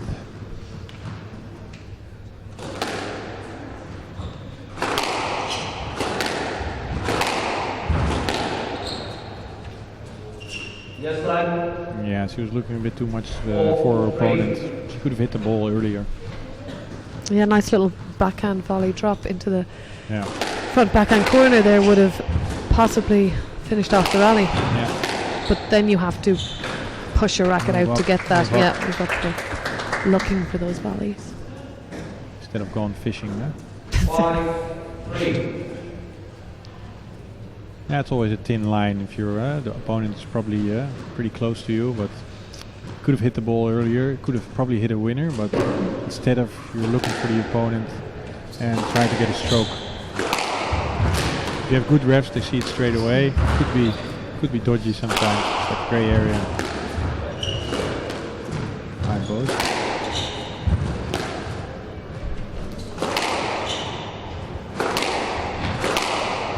Good length. Yes, line. Yeah, it's a good call. 5-3.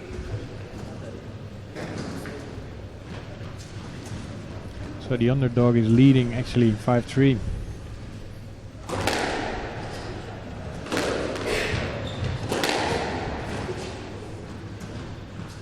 Yes, line.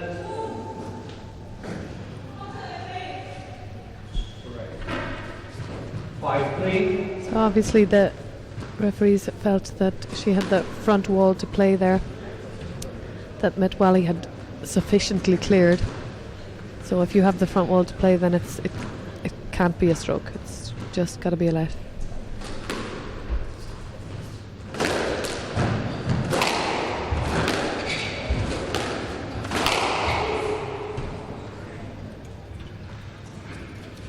Yes, line. 5-3.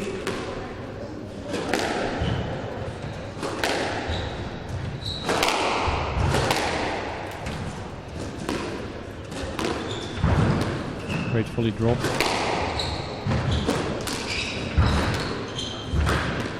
Quick exchange in the front. Good drop shot from Nuran. And out. 4-5. Flick was a bit too high. Yeah. Just very hard to get away with that at this high level of squash.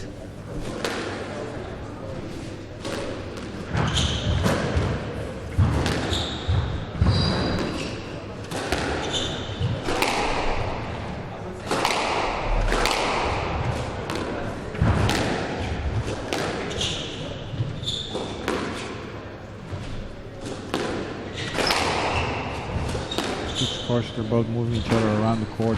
Good to see. Technically good choices.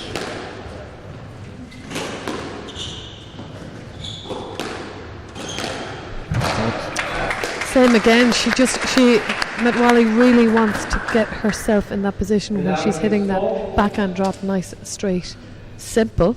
Really, there's no angles involved there, into that corner. And what she did, as you say, tactically there, she moved the ball around sufficiently. There we go. Take that. Take that. That's pretty technical Yeah. and technical. Jeez.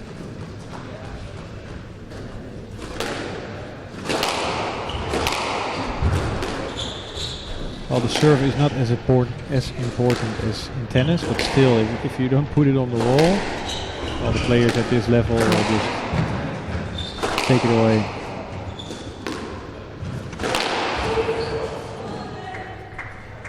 Stroke to Metwali. And that's a stroke.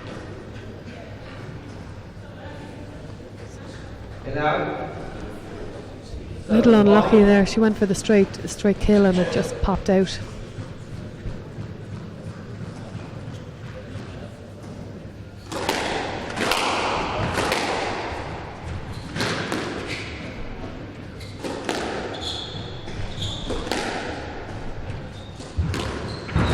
Drop shot. Set it up.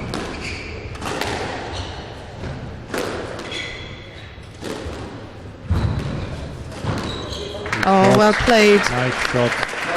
Very calm, cool and collected, just playing that volley drop in nicely.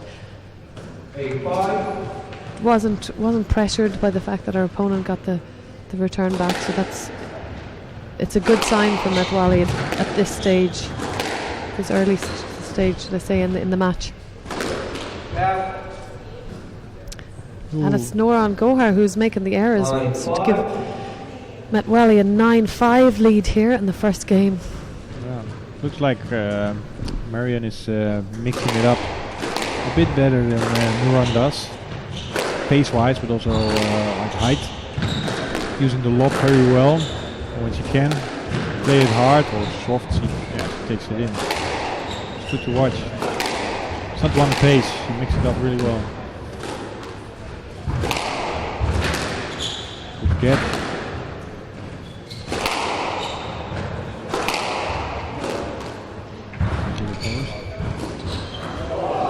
Oh, that's a well-deserved fist bump. After a really well put together rally there. She used all four corners of the court and she's really pushing Gohar into that back forehand corner. So obviously maybe feels like a bit of a game plan there. Yeah. But she's getting a good few boasts out of it. Gohar definitely wants her more in the back corners. For this almost whole match, Metwali's been in front of her. Oh, some great gets there by Wellington. Well deserved. Takes that game 11-5. Yeah, the underdog wins the first game. Puts Noran under a bit more pressure.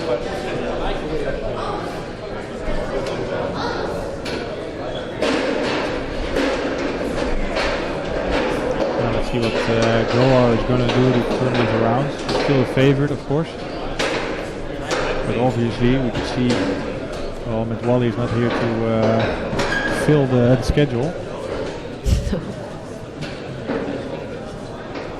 Definitely good on this. She stayed very calm, in my opinion. Like Metwali did, like playing-wise, like played the right shot, so her focus is really well. The nerves are, well, I can't see, maybe they probably are nerves, but she doesn't show them. And which is really a good thing, a mature thing actually. She's got to be like that duck on the surface of the water, the feet just going crazy underneath, but she's quite calm. Yeah. You're right, just that presence of mind there to play that volley straight so drop straight into the corner. Yeah. It's a sign of a squash maturity. Yeah. There's no panic. There's no, I need to hit this shot straight in, or just hitting like this. No. It's a good sign for her to be playing like that at this early stage in the game. And the question is that she needs to be asked: can she continue it? Can she keep it up? And what is Gohar going to do? Like she's probably going to change something in her game, because I think she was a bit more. She was too much in the back of the court to give Metwali these opportunities. So she definitely has to change that. Get her balls a bit deeper in the back. Yep. And get in front of her actually. A little bit passive. Where Gohar is so dangerous is that backhand. She's going straight to it. And hits a nick, hits a rolling nick. So that's what she wants. She also needs the big wind up. Yeah. So if you're Metwali and you're getting the ball to place, albeit quite difficult job on these courts because they're quite hot. Yeah. But if you get the ball to place kind of nicely in the back regions of the back, say quarter of the court, it's very hard to have a big swing. Yeah, exactly. And this is what Gohar needs when she's in front, when she's around the middle of the court. Yeah. Lethal. Yeah.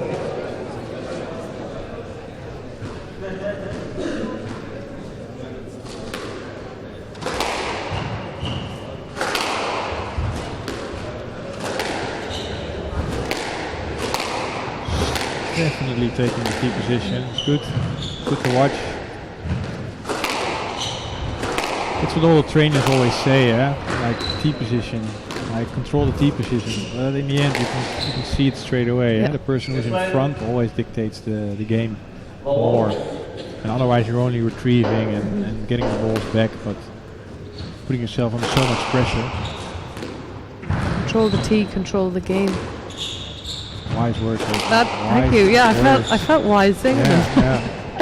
Very philosophical Jeez, this for a at Wednesday this afternoon. This age, it's incredible. That's a good drop shot from Gohar. And now, pull up.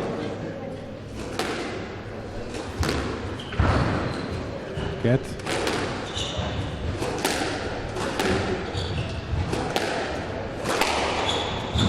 See, it's a ball really good and deep, really good.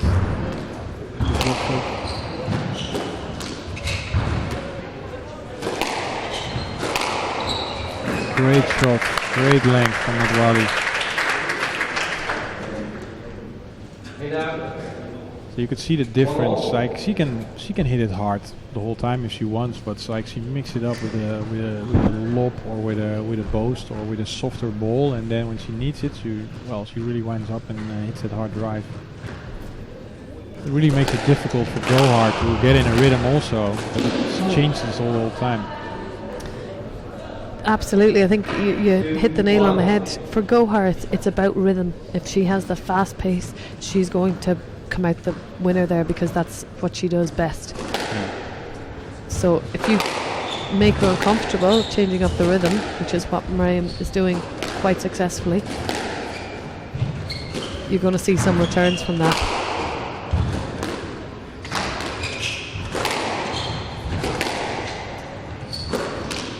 Great ball. Yes, black. Ball was too far in the front, 2-1. so it is a Let's let. see. So black. Pretty decent low drop, both there from Yeah, Wally. it was.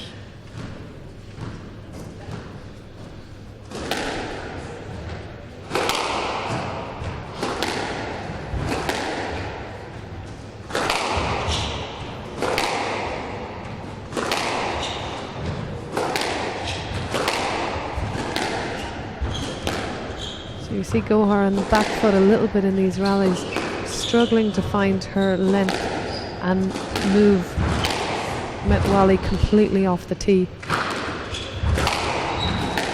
had the cross drop from Gohar.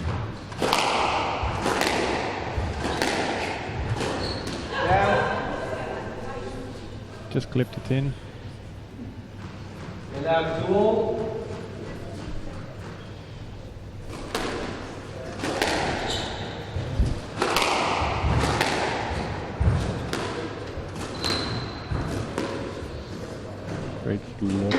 Great lob.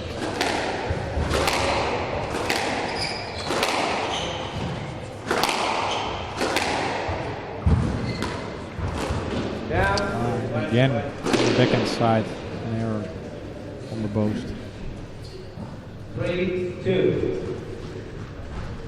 Score is 3-2 here in the second game. Girl in the white there, Noran Gohar, 1 love down in her second World Championship semi-final. So her age is 17 and she's world ranked 15. Yeah. Incredible. Yes, black. Still gives her like at least 13 years to maybe get to number 1. Yeah, gives her a bit of time. She's had a pretty successful career already with 3 tour titles on the senior circuit and has taken How a old scalp was out she? of the top. How old was top she rows. when she won the first? Like 13 or? No, she wasn't old. The youngest was Habib at 14. 14. So she would have been 15, 16 when she won her first. She just started playing squash when I was 14. Then already being on the senior circuit, Yeah. winning a professional tournament is crazy. Well, that says enough about her determination, about her focus, and well, how serious she takes the game, right? Yeah, and that's level and standard of squash in Yeah. Egypt. And again on the backhand side, making that error. So this gives Gohar the lead. So nice, well set up rally, but Wally there, just that time to take that backhand, the cross court, is when the ball is out in front of you. She was off the tee, she'd given up her tee there, and she still kind of went for a little bit out of position. Bit of a Hail Mary shot there. Yeah, You know, if it worked, brilliant. If it didn't, yeah, bit of wasn't the right shot to play, let's be honest. Yeah. And again, the backhand side. Follow up that with an error. She's little bit going a little bit wayward here. She did talk about this in her post-match interviews in the previous rounds, that she started pretty relaxed, and then whether it was the nerves or the situation got to her, she lost her way a bit. So That's maybe what happens here, huh? She's maybe a bit more too tense, because she looked really relaxed in the first game, like moving well, playing the right shots, like an old like an old pro. like an old pro, like an old pro.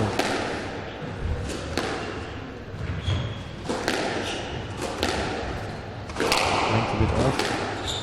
It's good cross court.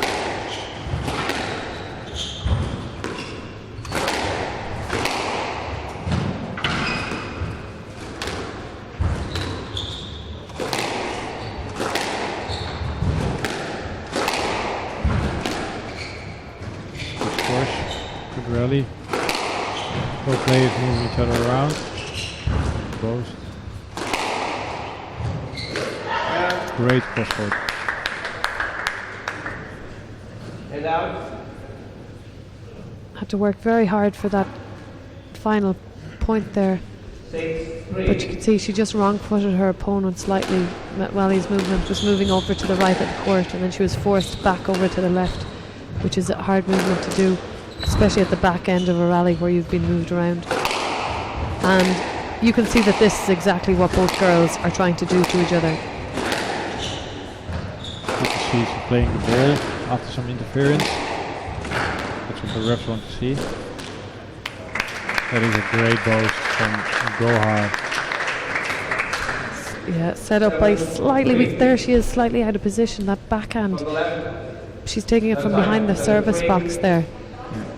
If it's to be done at all, it needs to be a lot more aggressive and Yeah. in front.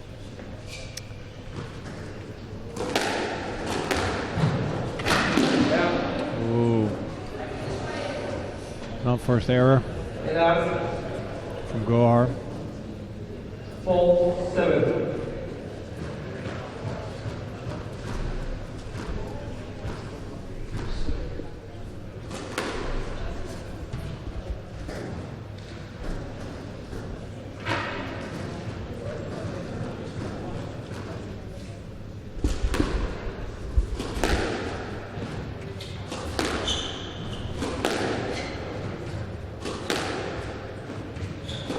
Good lengths from both.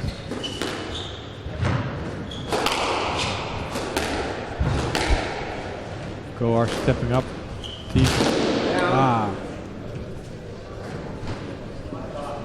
5-7. Adwali. Adwali coming back. 5-7. Lifting the ball up again. Good length. A shot from Gohar, apologizing to her opponent. And out. 8-5. So that big swing there again, if it clips the back of the back wall at that point, I think that's one of the areas Met Wally needs to really attack to get it lying back in the 8-5. to give her those opportunities to get a little bit of a side wall bounce off Bounce off, yeah. the return of, or the Gohar's return. There, she's That's can't do great. that. No, that's too loose. That's the bread and butter. That's say she doesn't need me to tell her that. I'd say she knows it. 9-5. Complete mirror image of the first game. Great shot from Medwali. Trying to stay in this game. 6-9.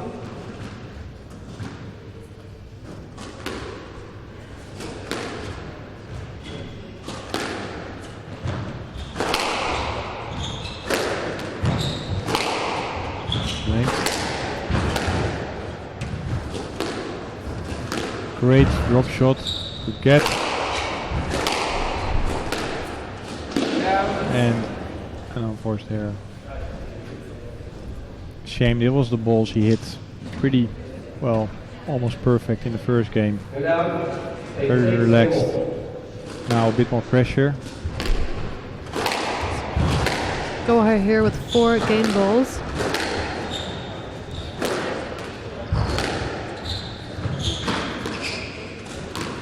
Good shot.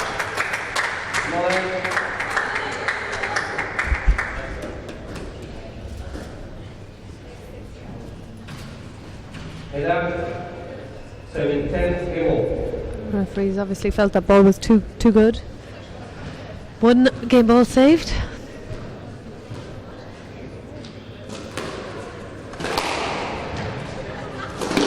Oh, what a mistake at this stage. Oh, did he?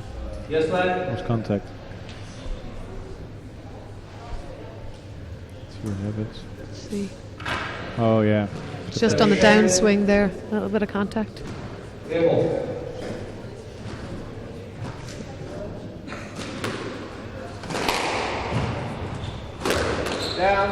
But she made the error here.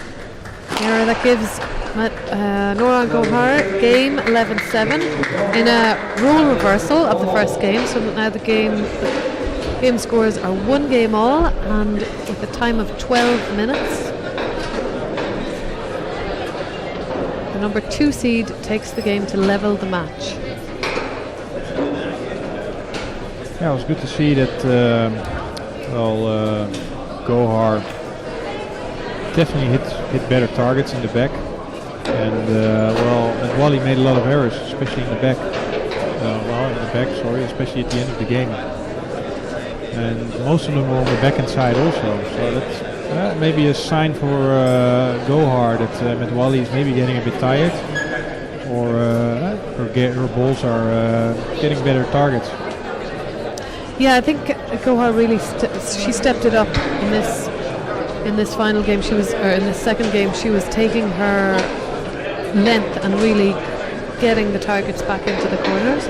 Whereas in the previous game, she was hitting from 3/4 way up the court, and they weren't reaching the back wall. I think that's what made the difference. Then she was able to do her power play, her power backhand straight kill, which is just lethal, or her forehand straight kill, again lethal. Yeah.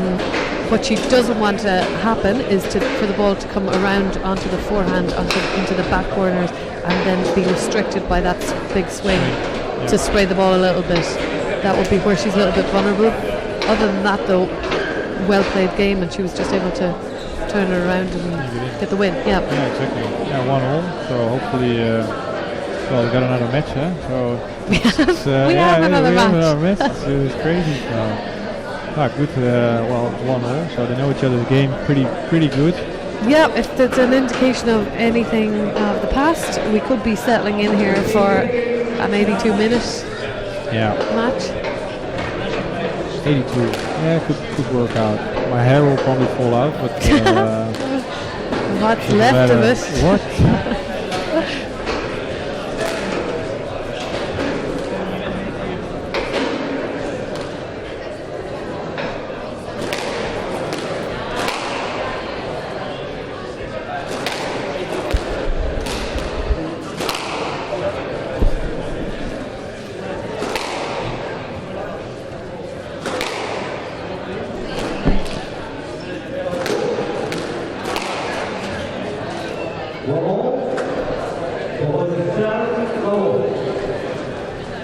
One game all, number 2 seed to start off proceedings.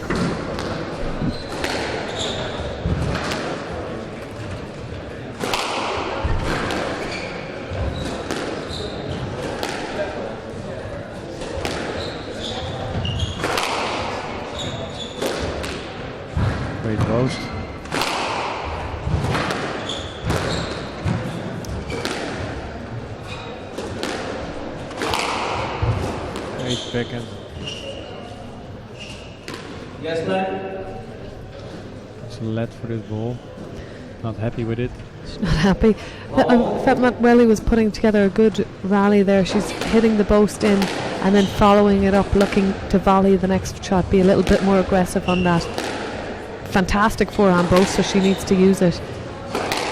And both players are trying to dominate each other in that way, using the full range of the court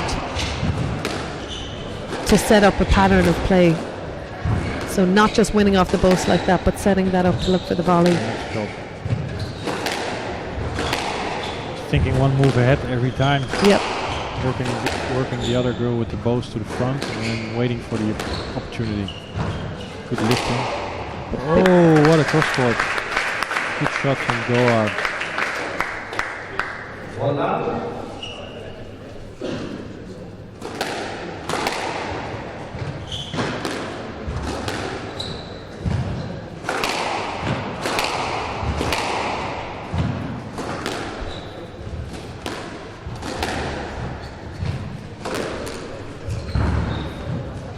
Good. Down. She's already waving her Stop. fist. See here. Yeah, it that was double? ball, maybe triple. And out. One all.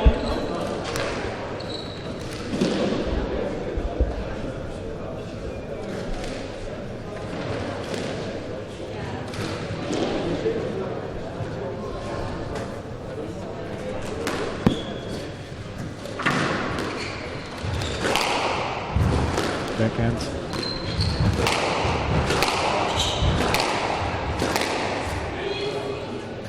Yes, lad. Let the balls were a bit too short from both girls. Yeah, they because of their similar style of play, I guess that's what leads these long matches to happen between them two.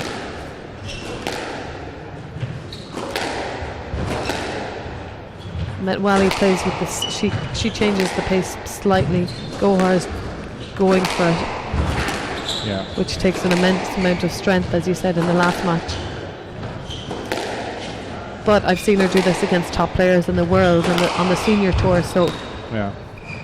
I really can't see her getting tired from this. Well, they're not much better than her, are they? The pressure of Gohar, And out. 2-1. just out of reach from Metwali.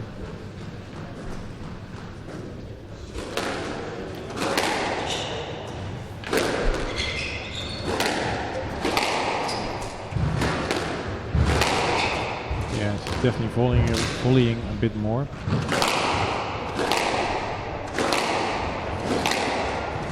Too short.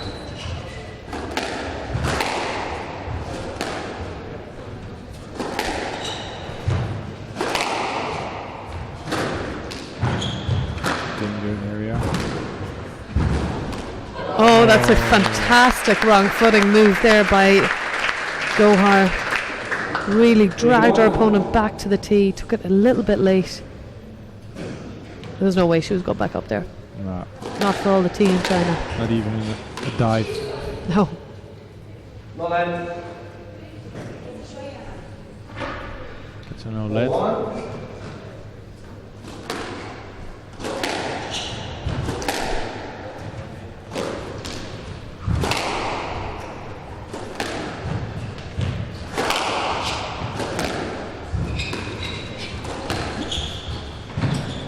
Moving the ball around again.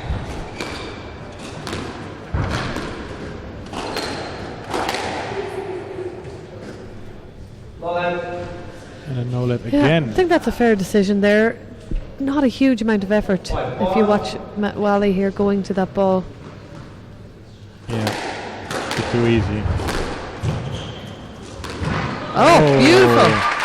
Beautiful Yeah. hold. That was a massive taxi. And out. 2-5. Almost.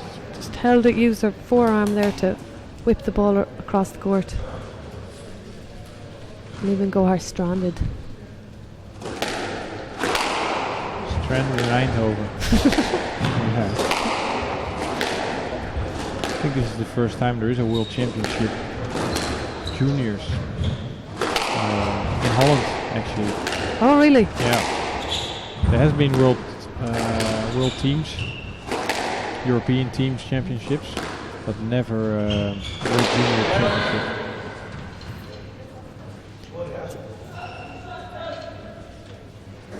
That's a great facility here in Eindhoven. 14-court facility. Yeah. You can Well, the owners, they have a massive background in squash, of course.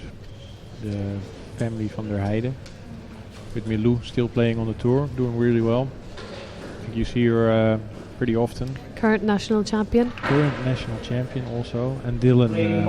Most people know Dylan also. Very gifted player. Juniors, one of the best. And Can he now- do that? I think he can. Can he? Yeah, Okay. maybe not a roller, but That I he's think he gifted. can. No, but they run the club and they do a really good job. It's really nice to see. Well, that they got this event in Eindhoven.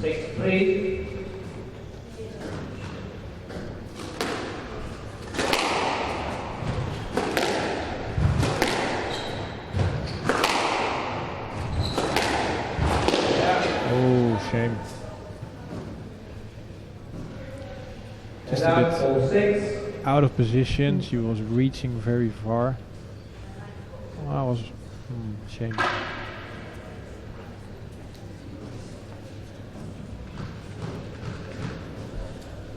Yeah, it's great to have an event like this, where you have the juniors coming down, the juniors, I should say, not these under 19 juniors, having a bit of a kids' day, and they can see the tournament, they can watch the level of squash that they can perhaps one day aspire to. Become one of those Yeah, great players. Yeah. and the difference watching these girls when you're 10 and 11 to not have been exposed to this is huge, because you know what's possible. Yeah. Definitely motivates. Well, it's good to have different activities. They have a little kids' day. They got some clinics. I'm giving a clinic tomorrow. Oh, brilliant. So, giving What some, time? What, you want to join? Oh, well, I think we have a spot free. Okay. So, I think it's around 11. 11 o'clock. Yeah. Oh, it's good. But, just with some fun. I think today they had some activities also. And they had a speed gun. So I think always somebody exciting. cracked Billy's record did also. not. No, they didn't. No, they did not. Karen Pilley I is just want the to say speed that king. just to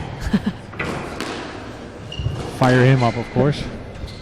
I think I heard that Cameron is doing some demos once in a while. I think he's bringing a speed gun and a watermelon to every event now. So it's pretty it's pretty fun. So 8-4 in this game. Gohar is kind of she's taken it. She's really running away with it slightly. Yeah. The more- fluidity is lacking from Metwali, which she had in the start. She's a little bit on the back foot, but if she can just get in there and hit a good few lengths, just like that good strong cross court, and there you go, That's you right. get the Yeah. volley option. Great setup. You see the difference really good when the rally is just going and going and going. You see that Gohar is like she's in her element. She likes that one pace and that high pace and changing directions. That's what she likes. So they always want to try to break the rhythm actually.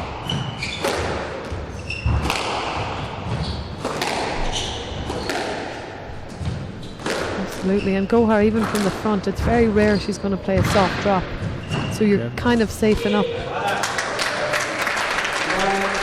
I think that's a fair decision. Fair call, yeah. From the right, You're safe enough just hanging a little bit back, waiting for the hard, deeper ball, which you could possibly volley. Yeah.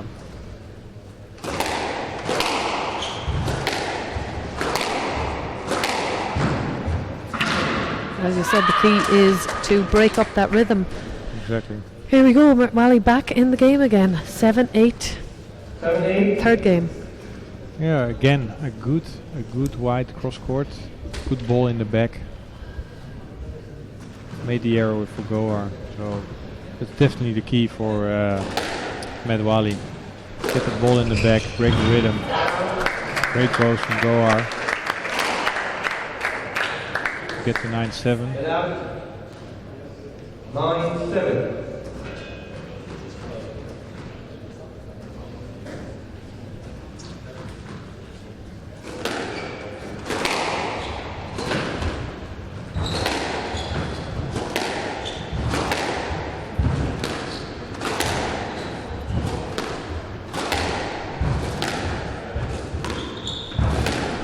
Really?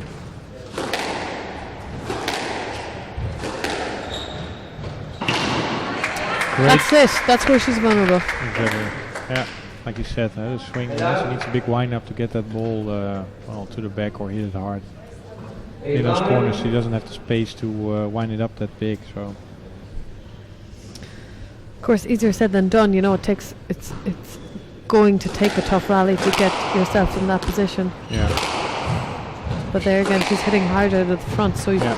you don't really need to push up that much. You just want to get that hard return on the volley with very little backswing because you don't need it. She's hitting so hard.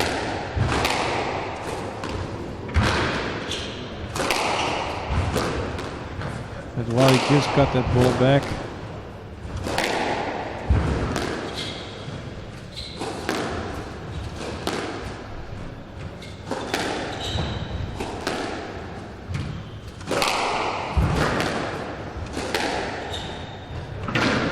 Good rally against clip to the glass wall. 4 inside.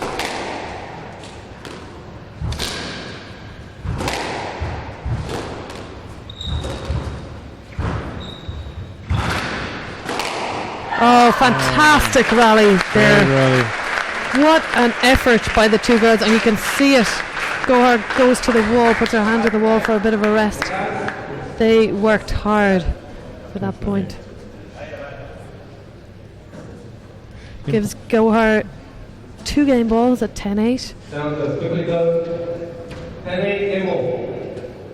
Referee hurrying the girls up slightly. Obviously, that you can see it on the face of Metwali there. That rally did take a lot out of them physically.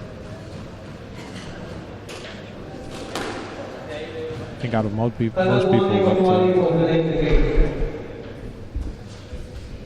10-8, game ball.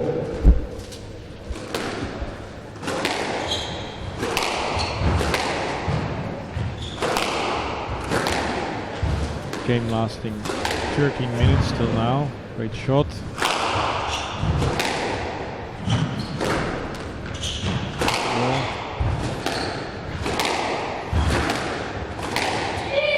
Wally trying to hang in. Yes, left. It's a let.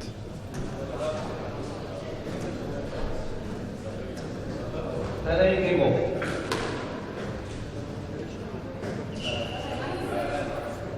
Game ball.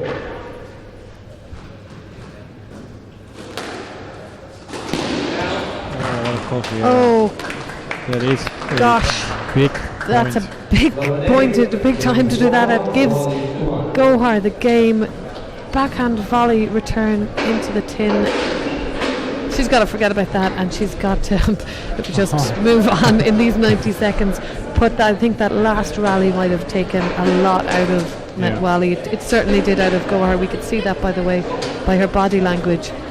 Yeah, definitely. Well, that's maybe the thing what Gohar needs to do, because if Metwali, if she breaks the rhythm up, the rallies are physically less hard. And Gohar wants to keep going and make Metwali tired. Actually, that's what actually happened at the end of this game. A couple long rallies, and you could see Metwali getting tired and actually making unforced errors. So that's what Gohar is aiming on. Yeah, knowing that, I think she, and you said earlier she stepped up, and she did. She stepped up and she was volleying a little bit more in this game. Still, both girls are playing a similar type of game, using the corners, using the back corners, using the boast to take the opponent up to the front of the court, looking for that volley attack off the return on the post. But Gohar was doing a better job of keeping it all together in this rally, and the longer the rallies went on, the stronger Gohar becomes in this match. And with the game time there of 13 minutes, I think at this point now, it looks like that will serve Gohar better than it will Metwali. Definitely. Well, hopefully Metwali can also take the rest, like you said, for 19 seconds. It's not a lot, but enough to regroup, refocus, have a chat with your coach, change some things, dry your grip, and keep going. Interestingly enough, there's actually nobody in Gohar's corner at the moment. It might be the same for Metwali. She's off camera, I can't see. But this situation happens a lot when two Egyptians are playing each other, and unless a parent or perhaps a personal coach is there, the team coach can't obviously go down to each one, so they have to just let it all play out. Yeah, exactly. No, true. Fair, I think. Like you said, probably they both have the same coach, or the national coach is probably the same, so in the end they all have experience on the tour. They probably travel alone or with other girls from the same country, but in the end you have to do it yourself. There's nobody on there but you, unfortunately. Or if you play doubles, that's a different story. That's true. Who would play doubles? No. Not my kind of cookie. It's 2-1. Laval.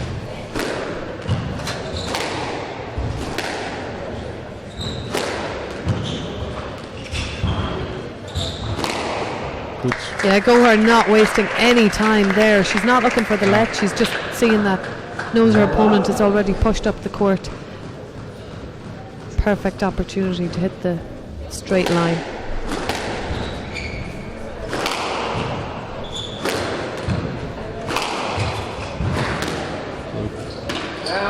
Little error from her.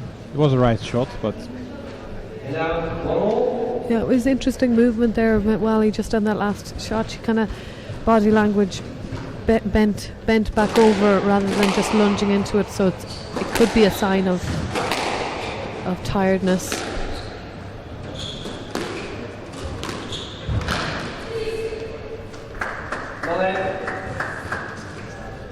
so no let.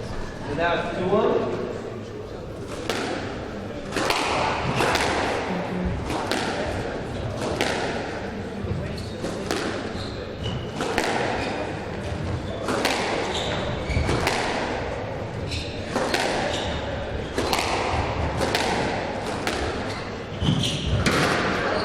Gohar is just punishing those corners at the moment, isn't she? She needs a shuttle in 15 minutes or something. I don't know, but That must be it.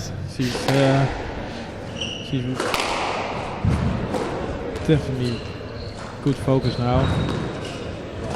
She's playing the lines really well, and what she's doing is taking Metwali's cross courts now and just returning straight down the line. It's nothing fancy, but with the speed of shot that she's got. See that? She was lucky there. There she goes. We've been chatting telepathically. She knows that's a straight court. Yeah, straight line.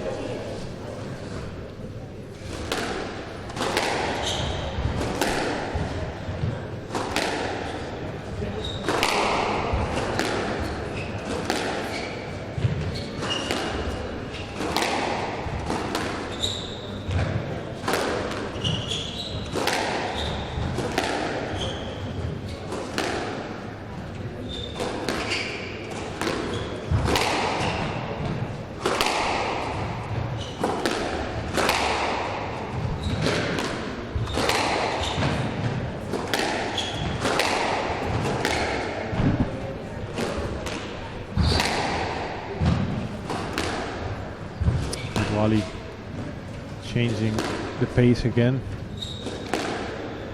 Shoots her game better, I think. Oh, and still the unforced error. Nicely forced.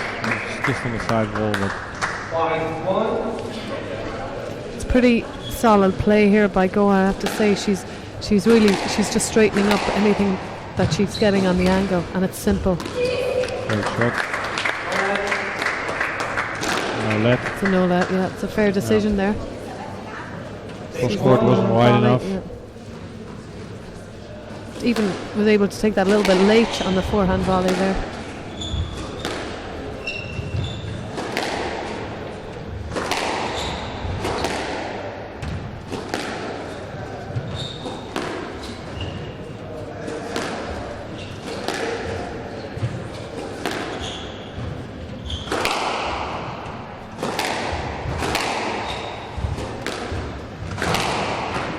Great shot. She was flat-footed, Medwali.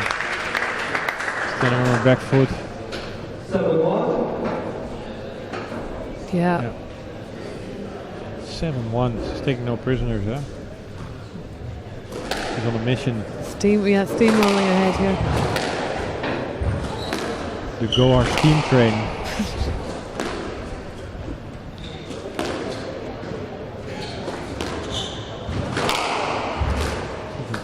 Great shot. Accidentally hit her also. 8-1. Oh yeah, Follow clipped through, her but- on the follow through there. 8-1, 2-1 up, 8-1. See the body language of Goa. She's fully ready to go. Out. Was it out? All close. referees in agreement here. Let's have a look. Oh yeah, it looked like it hit the pink, Hit the pink or the red. the red. I'm colorblind, so I don't know which. Salmon pink, I Salmon would call pink. that, yeah. Irish pink. Shade I go in the Does it sun, exist? not golden brown as I Golden think I brown. go. That's a Oh. lucky shot. Shame. Goa doesn't in fact need that shot at this moment, Doesn't. but she will take it. If it gets her to the final of the World Junior Open. Anybody will take that. 9-2. And Wally not really finding her targets again. Goa in control. Great shot from Wally. Great shot wow. again from Goa. Wow. She was just moving across that red line on that second bounce. Just at that red line. Great shot. Match ball. 8 match balls for the young Egyptian. Seems like it's a matter of when and not if at the moment. Oh, a little taxi! Whoa. It's not over yet. 3-10. 3-10. Match ball. Lovely wrong footing.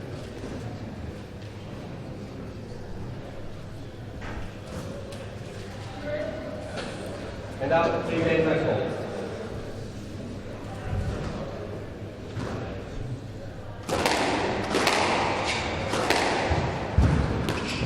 Match points for Gohar. A lot of match points for Gohar. Great shot. No let, 4-10. 2 match balls saved. 6 to go.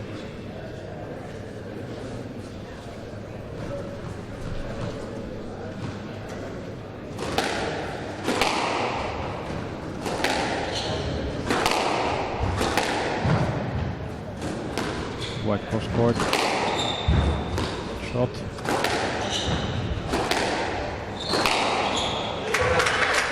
No let. Yeah, no surprises there. That the weight on that shot of the straight shot straight down the line there. Yeah, perfect in the corner. Beautiful length by Metwali. Oh, goes for it. Yes, black. 10 match ball. Gohar needs to play her old game actually.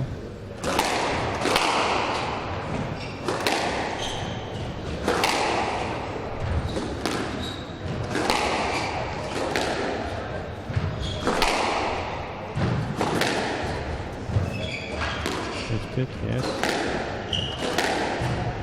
Bit too short from Gohar.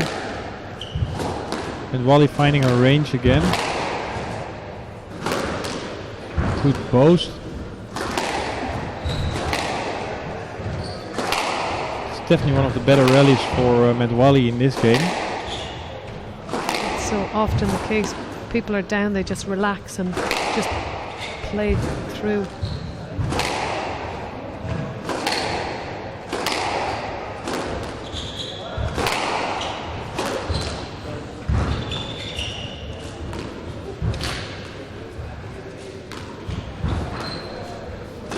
Good catch. Great volley boast. What a difficult shot. What a rally. Great scores.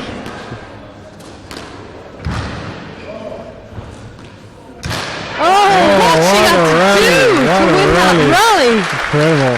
My goodness, how many winners were there in that rally? I couldn't count. That should have been over so many times. Gohar rally. just reaches out, that long reach, opens up the racket face, gets it back. But in fairness to Medwali, she held her nerve. Definitely. This was the type of game Medwali played in the first game. Relaxing, putting the shots in front where they should be, of course, but less errors and actually great target hitting. So 4 match balls remain for Gohar.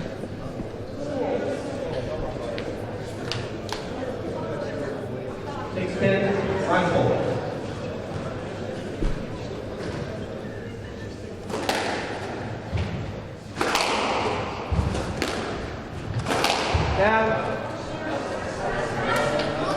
7-10 Do we have Could- another? do we have a repeat? Do we have a repeat? of earlier on. 7-10, match ball. She doesn't want to give it away.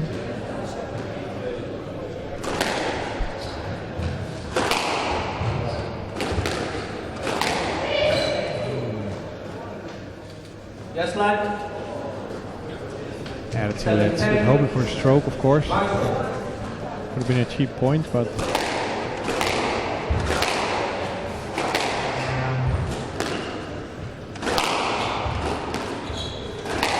great scores. Good get. Oh, great. Good rally again. Both players under a lot of pressure. Lifting the ball a bit more. Get back on the tee position.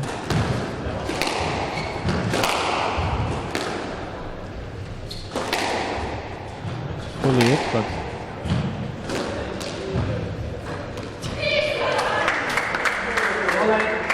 gets a She no didn't let. get the let there. That's unfortunate, but what a game and what a near comeback from Medwali. In the end though, Norhan Gohar, too good. She had too much of a cushion there at 10-3 up. Well as Medwali played to get back, it just wasn't enough, and Norhan Gohar takes that semi-final 3-1. 5-11, 11-7, 11-8, 11-7. There you have it, no surprises. All Egyptian semi-final, all Egyptian final. No shock to the system there, but what exciting matches they were to take us there. They really, those girls today, fantastic role models for the kids who are here watching them. Just fascinating squash, and didn't give up. It's a lesson, and even when you're down, even when your match ball down, never give up. Definitely. World class. They're all in the top 40 of the world. The winner, Gohar, actually number 15, and well, this shows why. This shows why she's number 15 and still rising, actually. Here at Roskilde, the semi-finals of the men's competition, Europe WSF World Junior Championships. So next up on court, you have Diego Elias against Ian Yao of Malaysia, 5/8 seed. Promises to be a cracker of a match. The Elias is the guy in form at the moment, so don't go away, and we'll see you soon.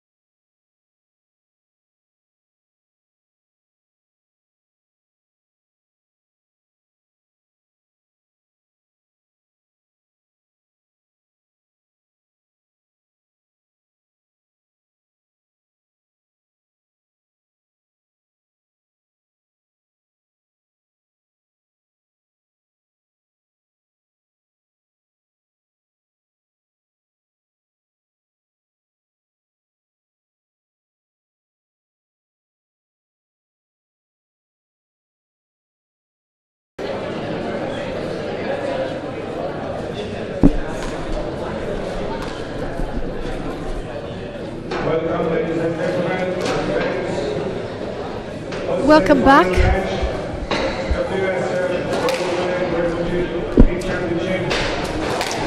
Watching the semi-final of the World Junior Open between Diego Elias of Peru, 18-year-old from Peru, and Ian Yao In of Malaysia.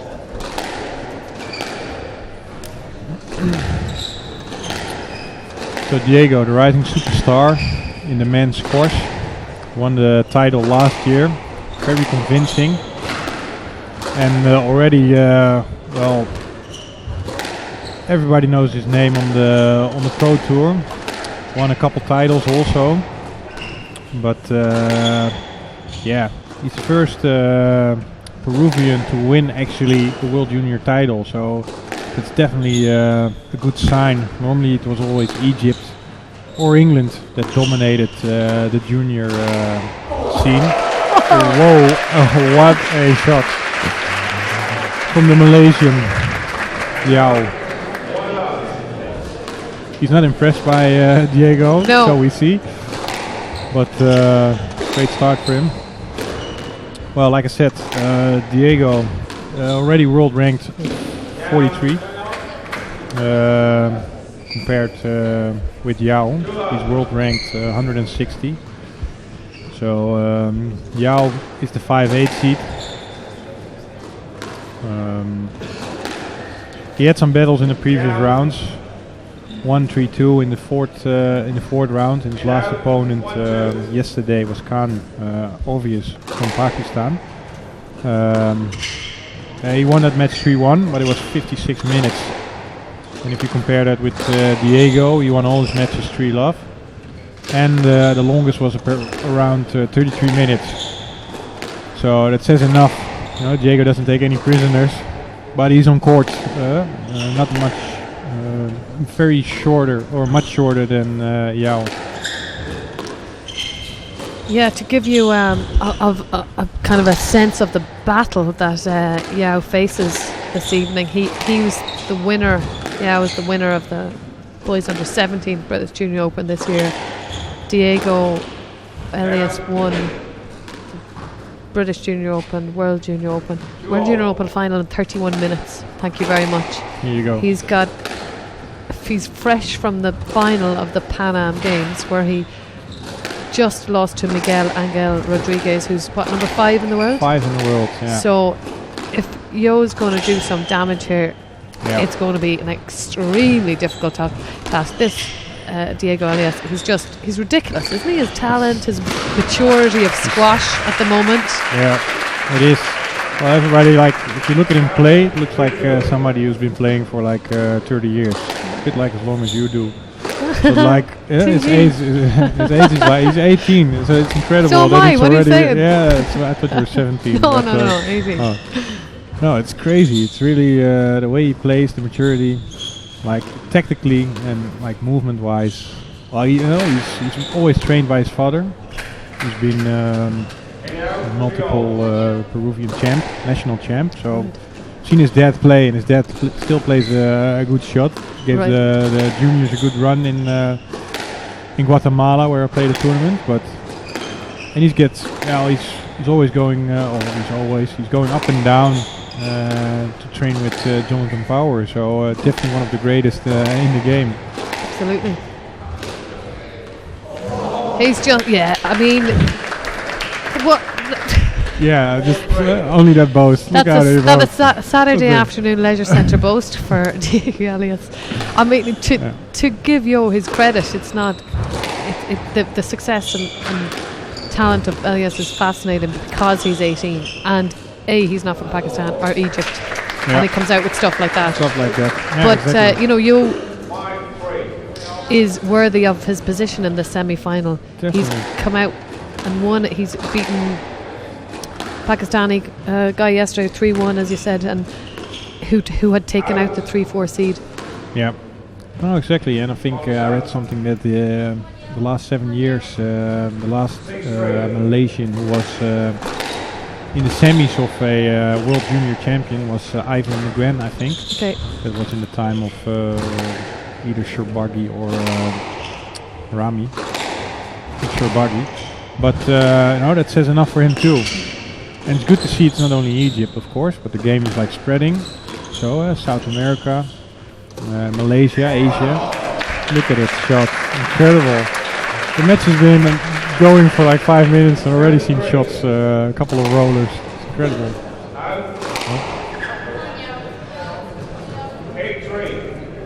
So what do you reckon makes him so good, so special at 18? Have you had a chance to?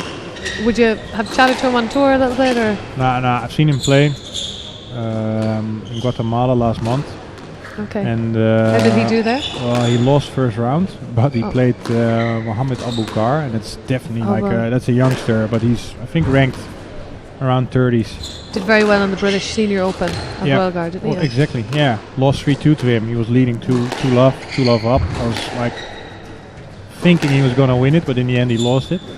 But still, like you said, silver medal at the Pan American Games, pushing Rodriguez for 4 games in 88 minutes. So it's not another short 3-1. It says enough that he can push himself, push the top 10 guys already at his age. It's incredible. 4-10. Correction, 4-9. So we're already, as you say, this is about a 6-minute game, and we're already at a 9-4 lead for the Peruvian. Yeah. He's making it look casual. He does. That's the way of the little I've seen of him play. It's a relaxed manner, and what I found really impressive was his lateral movement across the tee line. Instead of going back, his natural reaction to go back, it's lateral, and then he moves back. So he's taking that ball so much earlier than his opponents. Exactly. And obviously his wingspan. His wingspan is huge. He's but eagle-like in its intensity. And there we go. Another forehand roller to finish off the game. Some people compare his movement a bit with the from Janscher. Build-wise, like body-wise, they're a bit the same. Pretty tall, but still, normally it's pretty hard for tall guys to move in the corners and get out. But he's movement-wise, he's definitely good and reading the game very well. Yeah, I think that's it's what seems to be setting him apart from the kids he's playing, or the juniors, should I say, that he's playing. Yeah. Is that sense of court craft that he has already at this age. Yeah. Obviously making it look very easy on there. Yeah. But you have to work very hard to get that ball past him, and if you watch his that movement in general, it's across, it's almost a little bit like Nick McAdoo, like when he's jumping across the tee line to get that volley. Also early. Yeah. If you do that each time with your opponent, you're taking away that millisecond each time. It adds up. Yeah. No, true. The earlier you take it, the more pressure you put on your opponent. So what's he got to do here to make an impact? Yeah, good question. Well, like you said, his wingspan is pretty good, and around the middle, that's probably also one of his strengths. So he has to get the ball to the back. He's lifting it a bit more now, so he's hitting it higher. And I think he has to cut down the errors he hit at the end of the game, because those are 3 points. Of course, Diego is the favorite guy, but at least give a big run for his money and make him work for every rally.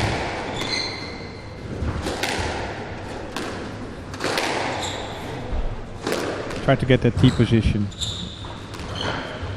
Flick.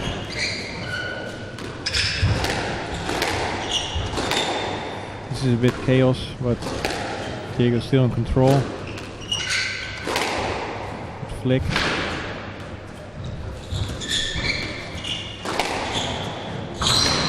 Good get from Yao. Oh, he's giving it a bit of the James. Whoa. Willstrop. Is that it? Yeah, can I credit that to him? Yeah, is that right? Yeah. Maybe he got it from Power. Did he get it from? Oh shoot! Sorry, he got it from Power. Okay.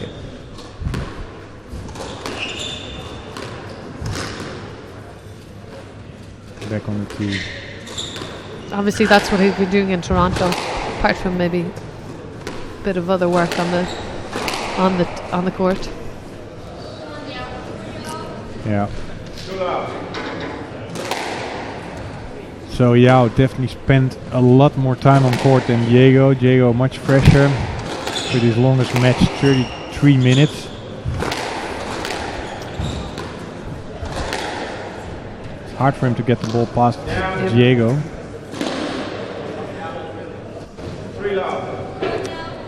Do you think that the fact that this is, we're looking at now a 19-inch tin, so Elias, yeah, to a certain extent probably actually a lot less, but Elias definitely is playing regularly on a 17-inch tin now. Yeah, so he for is. you to stretch, for the opponent to stretch him up to the top of the court on a 19-inch tin Yeah. is, you're kind of looking at the, I'm not going to say impossible, but nigh on. Yeah, but I think he trains probably in Malaysia. They all have They all have 17-inch courts too. Great rally and great touch from Diego in his forehand with a drop shot. A bit power-like with getting the racket back. But he has more experience, definitely more experience on the 17-inch. I'm just, in terms of stretching Elias, maybe make him slightly vulnerable in the movement, making that court long for him, but it's going to be much harder to on a court that's not a glass. Yeah. And B, the fact that it's 19 and not 7, so your drops are that a bit higher, more off yeah. the front wall each time. Yeah. Normally you would look at, for a tall opponent, make him twist and turn, and keep it low and away from his volley. Still getting all the balls back.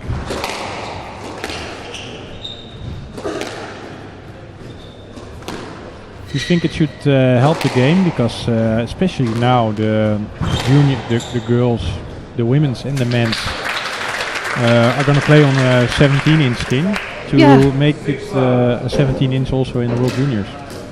I think I think it might be a while before it filters down to that level. PSA are just trialing it this year with the women, so it's actually just starting for 6 events of this year, major events. Yeah. So we'd be in line with the men. Yeah. But I think it might be a while before it filters down. I could be wrong. Like most of the, like you said, the women's great shot from Yao. Most women's, if you look at the semi-finalists, they were all top 40 already, so they're playing the big tournaments. With the guys, it's not like that, but most of them already play PSA. So a couple drop shots. Looks a bit like casual Saturdays drop shot. Oh yeah! I wanted you to win that rally just Just to get your point on the board. Point on the board. Yeah. Diego just lifting the ball, He's a little almost right. saying, "I'm gonna get the other ball anyway," so it doesn't little matter. right smile there from Yao. Little cheeky smile. What does he have to do to get his name on the board in this game?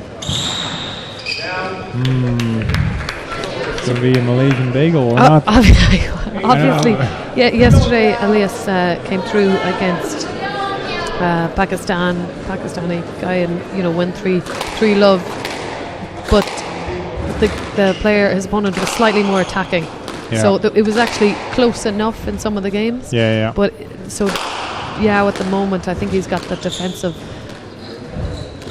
style of play that works very well in Malaysia. Yeah, no, true. But against a player of this caliber, It's different. People cheering for Yao, people cheering trying from to get him on the board. people cheering from Venlo in from Amsterdam to Eindhoven. Forget game ball. Yao.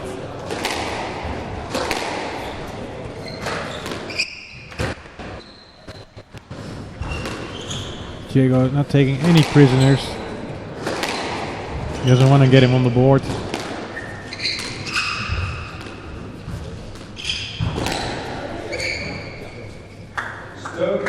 And he gets the stroke. like he won the match. The audience is clapping like he won the match. He's just been crowned world champion. You know something? This guy is good. He's got self-respect. He does not want to go out on a bagel in game 2. Exactly. He didn't came that far, huh? No.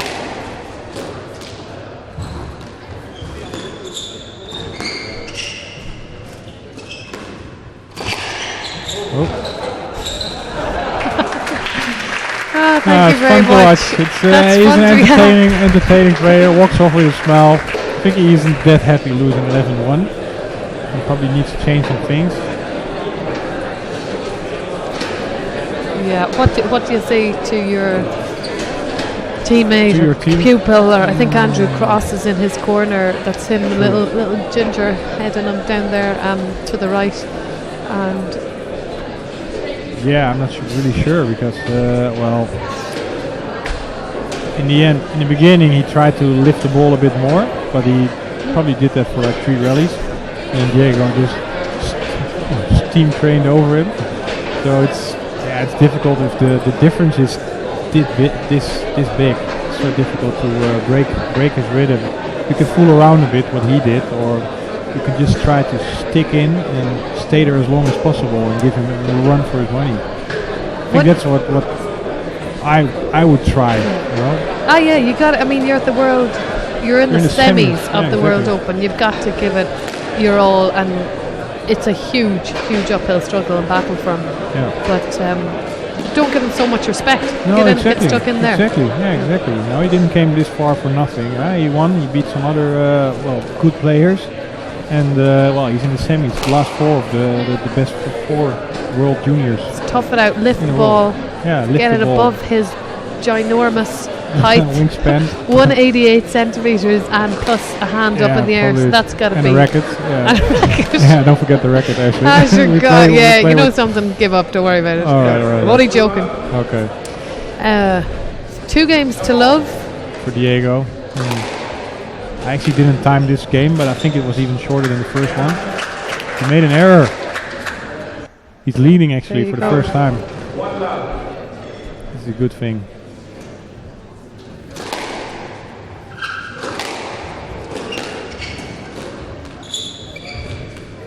Like especially on his backends, Diego really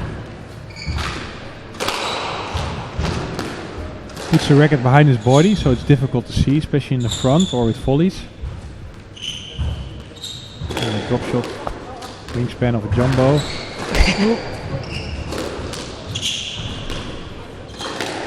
It's like David versus Goliath, right? Oh yeah. And he made an error. Nice little squash backs in the corner. Harold Brand there, a very reputable brand. Based in the States, sponsoring a lot of players on tour at the moment. A lot of top Everyone players. seems to be happy with their rackets. Now, 1-2.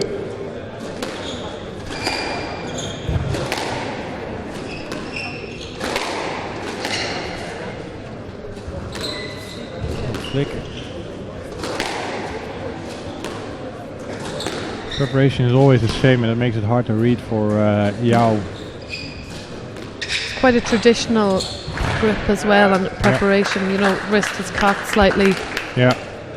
Almost looks like an Aussie grip.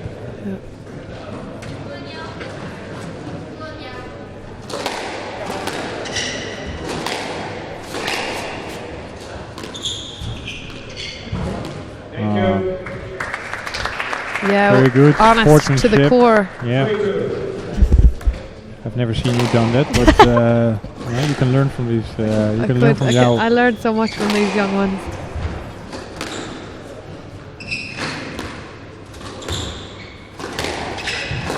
It changes the pace really well, also, right? Like really. Oh, he's going for demo style. 4-2. But, I think he still went the right way, also. So yeah, he still read it. still got it, He probably. still read it.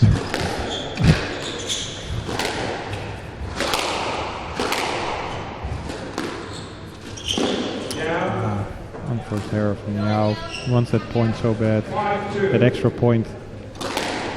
Diego not wasting any time.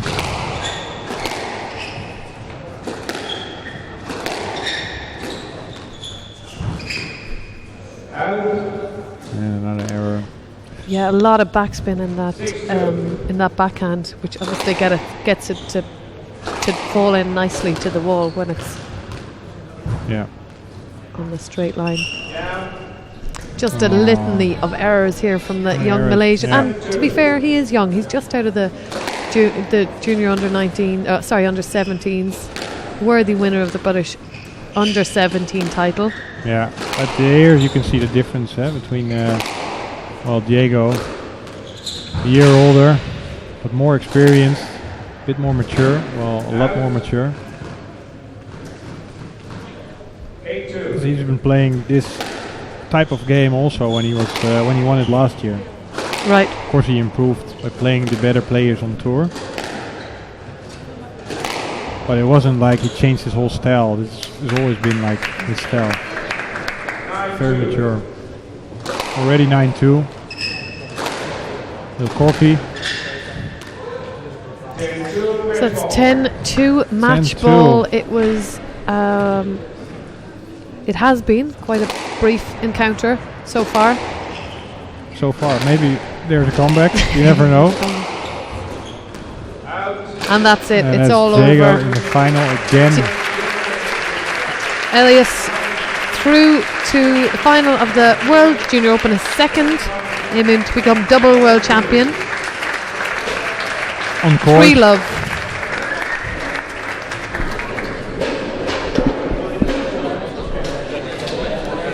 So next match will be Abouesh versus Soliman, two Egyptian players.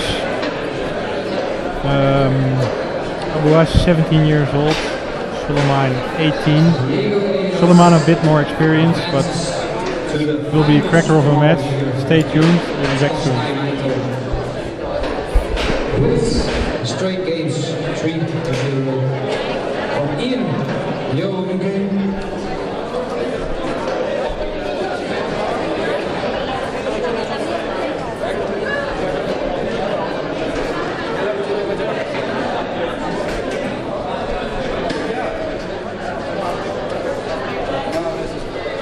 So the first spot in the finals tomorrow has been taken by the defending champion, Diego Elias from Peru.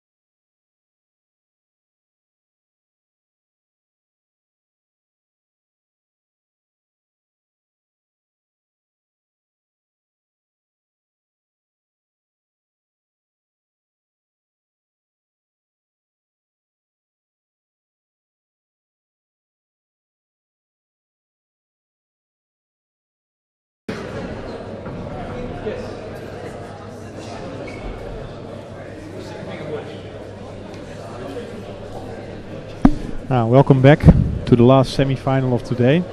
It's an all-Egyptian affair with Abu Wash from Egypt, of course, and Yusuf Soleiman, also from Egypt. Interesting semi-final. Abu Wash, 17 years old, the youngest of the two, had a upset yesterday against the number 2 seed Tayyab Aslam from Pakistan. He beat him 3-1 in 74 minute battle, sorry. And happy to be in the semi-final, of course, playing another Egyptian, Soleiman.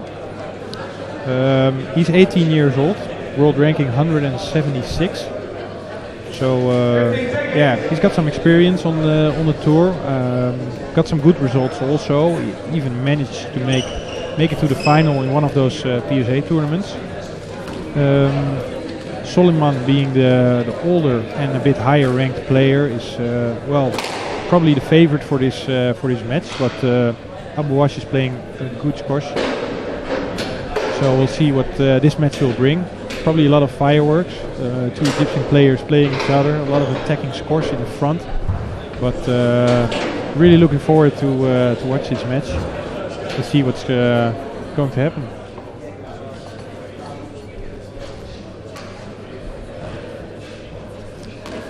Asim Blake just coming back from her coffee break, helping me out with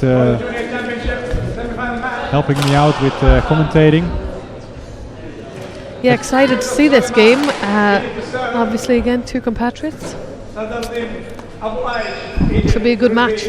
Definitely. Much less one-sided than the last one. Yeah. You can already see a bit of difference physically, with Soleiman being physically a bit stronger. And Abu Wash a bit more lanky, but probably also fit, of course. At that age, everybody's fit, I think. And at this, in this semi-final, you don't see any not fit players, of course. Prepared very well for this tournament. Abu Wash is from Club Mahdi in Egypt, a very big and famous club. And Soleiman is from Heliopolis, also a very famous club. The greats, Shabana, Darwish, all of that came through. Soleiman asking to Abu Wash if the ball was right, the pickup was right. Please clear it. You're not sure about that. I think it was. Please clear it. No. Very friendly interaction there between these two. Well, it's still the first point, actually. So you could see that happen. I'm curious if it still happens at That's true. So 2-all and 8-all in the 5th, or 10-all in the 5th. a telling sign.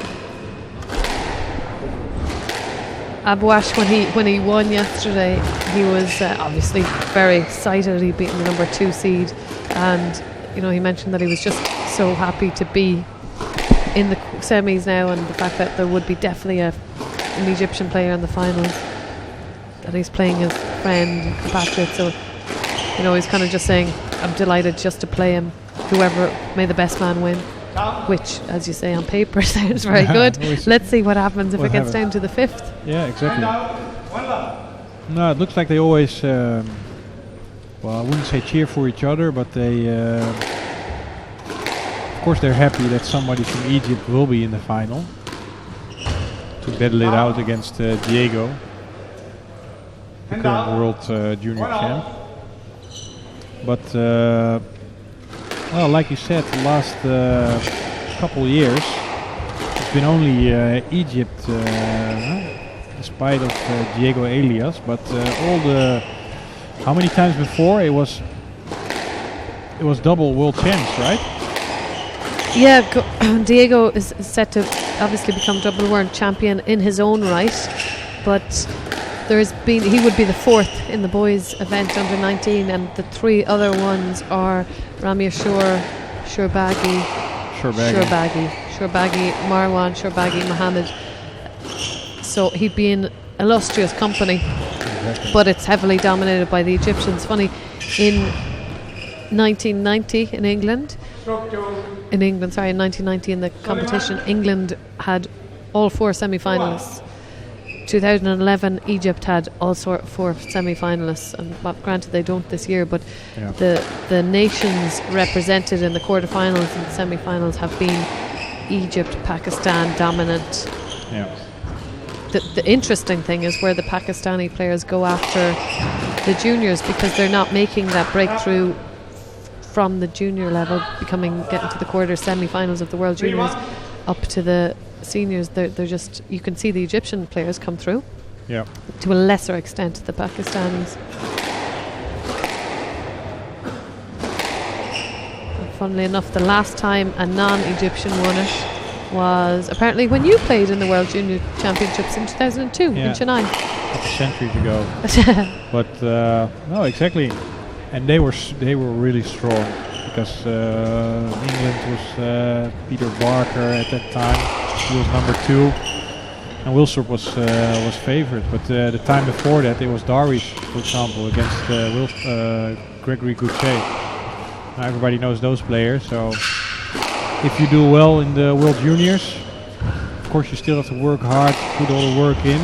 But you have a good chance to do very well at the senior circuits too. And you can see that with the women's already. Like they come through even earlier. Yeah. So you can almost compare it. Well, you couldn't compare it with tennis, but you can see them at a young age getting at a really high level, like getting high world rankings and doing well in big tournaments. Yes. It's really, very special. Yeah, in a similar way to the tennis, that Sharapova and Williams in the Wimbledon final have been competing against each other on tour for 13 years, and likewise Wilstrop, Gaultier, Darwish. 13 years later, 2002, 13 years later, they're still competing at Exactly. such a high level on tour. Yeah. So it's amazing that rivalries can last that long. Yeah, It's yeah. fantastic. So maybe, the good thing about watching here today is you're witnessing perhaps the start of some new rivalries. Yeah.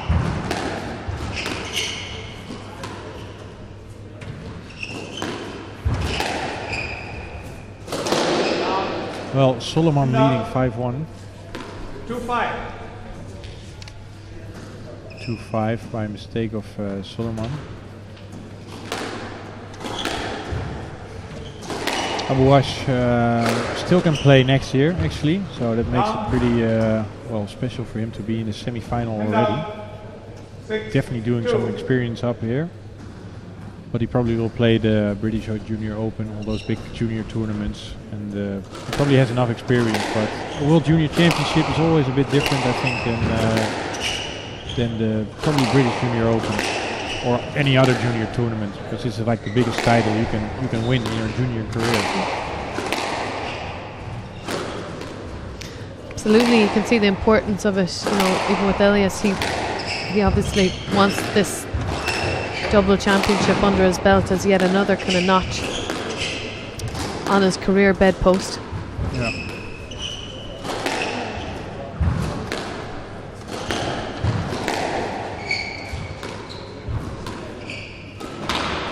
Ooh, ambitious shot from Suleiman.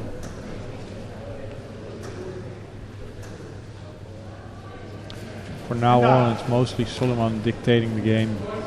3-6. Yeah, he's very. You can, if you have a look at his quads there. Not that I was, but They're bigger. They're like the size of you. He's in total. very. He's very uses them to good effect, and you can see if you watch his speed in and out of the front corners, that seemed to be the defining factor in his win yesterday. Yeah. But he's just he's speedy in and out of those. It's a bit like Barada, maybe. He had quads the size of tree trunks. He could do splits like I don't know, like James Brown. James Brown. Yeah, crazy. I can Really. completely see why you would put those two in the same sentence. Yeah. Well, James Brown, movement-wise, soul singer. James Brown was pretty flexible. You can laugh about it, but no, but definitely takes a lot of strength to get in those front corners and pop out of it that quick like he does. And it's definitely the quicker you're back on the tee, well, the more time you have there for the to pick up the next shot. or to anticipate for the next shot. It's a good strength, but you can see it straight away, like you said, if you compare them. It's also a body, like physically, doesn't mean if you have big quads that you're quick or lunge better, but you can see it in his movement on court that he's definitely quick.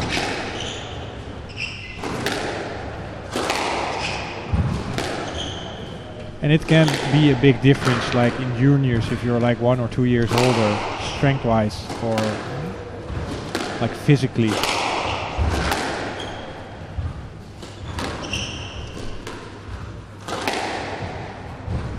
He looks pretty confident, pretty relaxed on court. Solomon is going for some shots.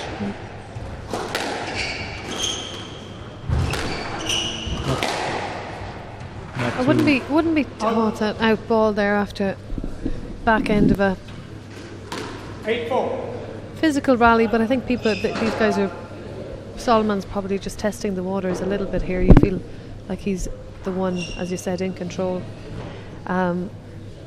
Little dangerous thing about Abouash is yesterday he was 1-love down and 6-2 down, and then he comes back to win the game. He won the 4th game after being 9-4 down, comes back to win it. So I wouldn't discount him when he's behind. He did say that he hadn't done things like that before. But never say that. My first as his coach or PR person, I would say absolutely never tell anyone that again. But it shows, he can be dangerous. Perhaps he relaxes a bit more. Yeah. He's got quite a deceptive forehand, and he's got a lovely forehand drop if you watch him go into that forehand corner with a little bit of time.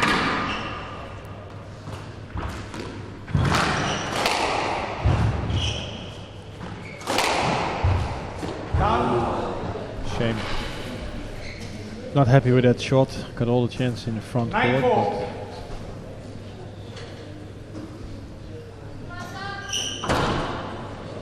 Yeah, you could say that. Like Solomon is just testing him out and try to play himself in the match, of course.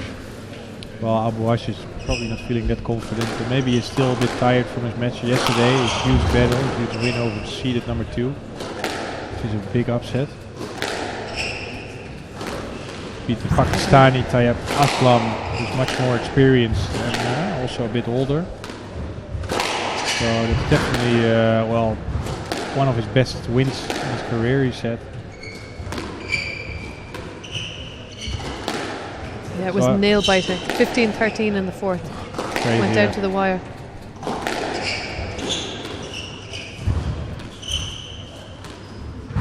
It's a nice touch drop. You see there. First one didn't go in quite, so it was a little bit too high, obviously, but that's where he could be quite dangerous.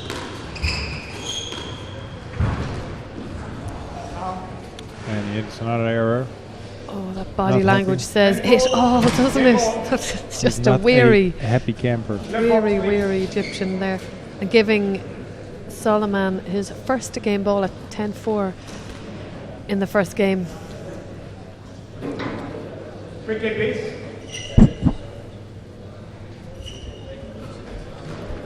Yeah, I think Abouash needs to take Solomon a bit more to the back of the court. Like you said, he got good hands. If you can make Solomon stay in the back, in the end Solomon wants to do something in the front. Probably like a lot of Egyptians want to do. He calls his ball. Very fair. Fair plays today. Yes, good to watch. Yeah, good to lovely to see. Not taking any cheap shots. It's good And to these see. two especially, very few lets involved here. Yeah. So obviously that means that they're both moving well in and Both off the moving ball well, and there's- playing through, Exactly. not stopping the play, playing through the mild interference if there is any. So first game to Solomon, 11-5. Pretty comfortable by the looks of it. Too many errors from Abouash. Too many unforced errors actually. If it was a tight shot and he would hit it down, it's a forced error, but these are loose balls and he still hits them down, so those are Christmas gifts, like we say.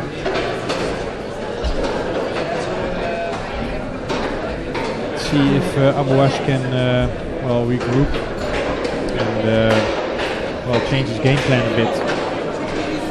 Like all Egyptians, he has good touch in the front, and of course you wanna play on those strong positions. But if he goes to the front too quick, that advantage is gone because Solomon can do the same, of course. He's also Egyptian, he's got good hands.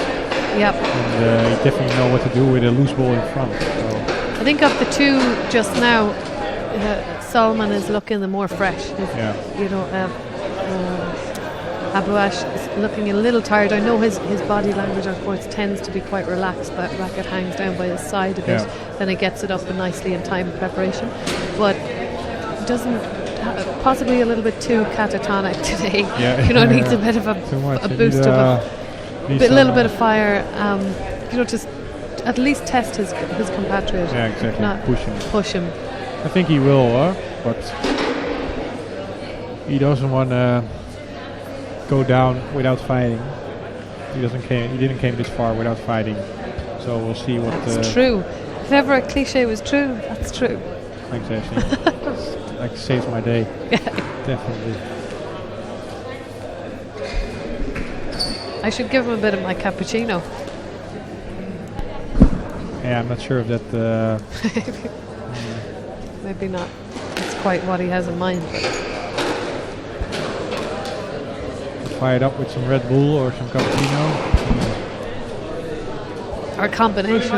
Not sure. What do you normally drink between games? I used to drink Gatorade and things like that, but now I mostly just drink water.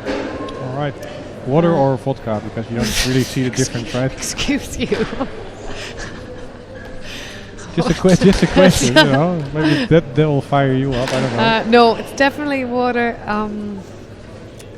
Definitely water. Yeah, I feel like I train with water in between when I'm training. So unless I'm extremely tired on the day off, I try and just go with water. How about you? Most of the time water, especially during training. But if it's hot conditions or a bit more, I will drink a energy drink but mixed with water. Otherwise, it's too sugarish, too sweet. And you're sweet enough. No. All right, second game just started.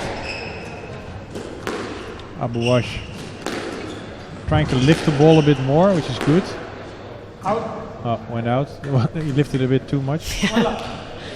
But definitely, I think the right tactics in this game to get Solomon in the back. Like Solomon likes to play a bit of. He looks like an explosive dude. He likes to play it quick and fast. So Abu Ash tried to probably wants to play it a bit slower, slow down the pace, and when he's in front, he can mix it up a bit more or keep the pace up. I think that works better for him instead of just firing the whole time. It suits Solomon more. Yes, left. One left.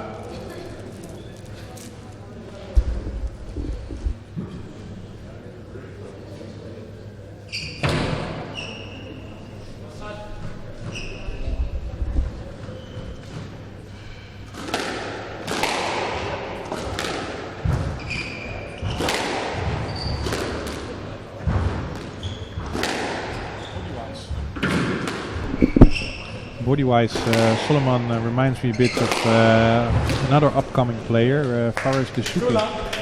Oh yeah, Dessouky. Like solid build, like very explosive, athletic actually. Like not too tall, but physically in good shape. Stop.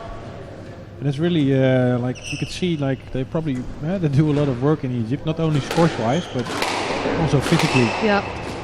To get ready for the senior circuit. For the senior career, yeah, yes. Exactly. As a junior, you need, within reason, at a certain point, you don't want to get injured. That's the issue, I suppose, with young guys, probably more so than girls. They want to get strong, and that's the only way to do it. Yeah. But you need a good support staff. Definitely. Yeah. In order not to,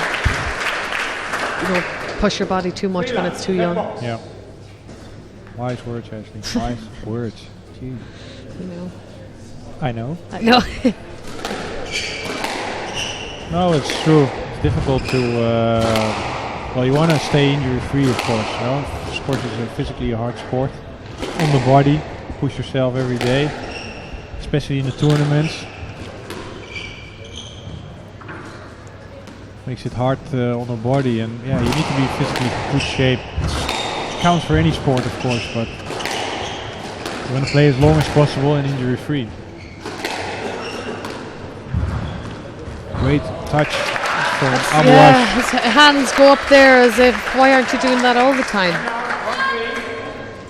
Because Well- up to this point, he really hasn't hurt Suleiman. No. He's played very much into his control, his pace. Yeah, it's comfort zone actually.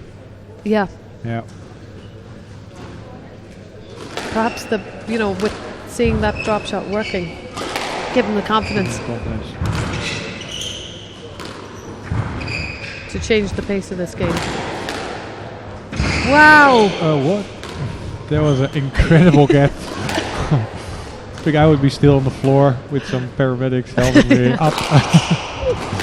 Bring my body back in place. Incredible Recovered get. nicely, Incredible Solomon, get. too. He's back in the rally, yeah, like nothing happened. It's a let. I think this is the first let, huh? It could be. Look at this. No, Off he goes. Right into the splits. Good for you, Solomon. I think I would tear everything off. My Bounces ankle. back out I like a would- jackrabbit. like a- Incredible. That's where those legs are for, right? Yeah, if nothing else. Not for shopping or whatever, but just incredible. Great recovery. But you can see the difference already between last match, Diego Elias, and this match. The difference, I think, is Diego is building up the rallies better. He's moving the opponent better, and he's mixing up the pace much more. This is like, this is more, they play each other, so it's always going to be an attacking game. It will be interesting to see if one of those guys play Diego, who is like maybe a bit more mature. But they attack more, and that's maybe harder for his tall body to...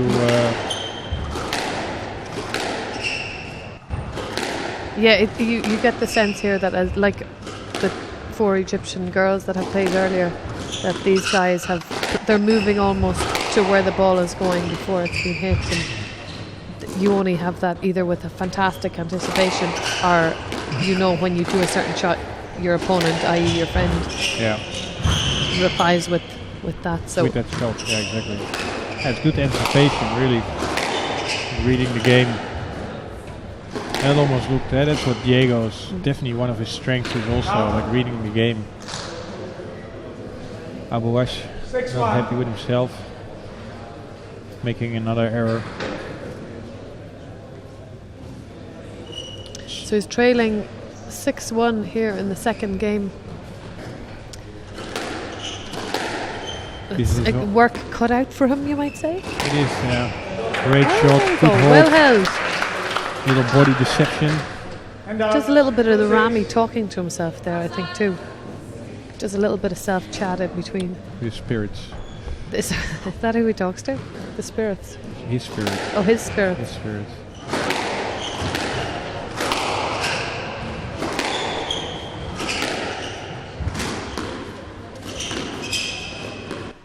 Try to talk some sense in yourself. Everybody does that once in a while. Fire yourself up.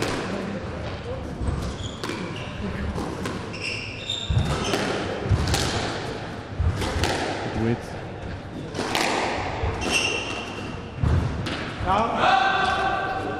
Shame, his trademark drop shot. So he likes to play. We scored a beautiful drop last game. Just went down, clipped it in. Maybe he wants to take a bit too much risk. Yeah, I think he was. That shot was in his head even before he got into position. When he got there, the position wasn't quite right to play that shot. He almost got there too quickly, I think. Great low boast from Soliman. He's been playing that shot a lot, right? To get his opponent to the front. It's an effective shot, 2-wall boast.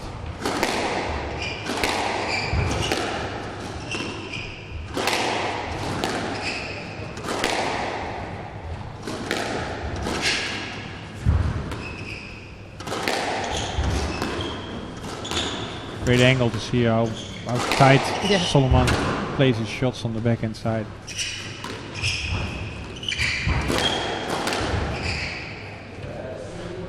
Yes, left.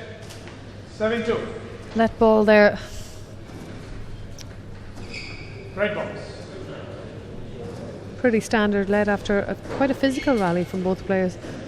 You really get the feeling that Abuesh's body language kind of says it all right now. He's either a very good actor or he's tired. He's a very good soap actor, or he's just tired. I think the first. He's a good actor. Fair enough. Then he's very like Barada. Nice Yeah, exactly. drop. Yeah. Like a little fist pump. Just right in front. 3-7. Soft hands. Played it a little bit higher, but with less risk.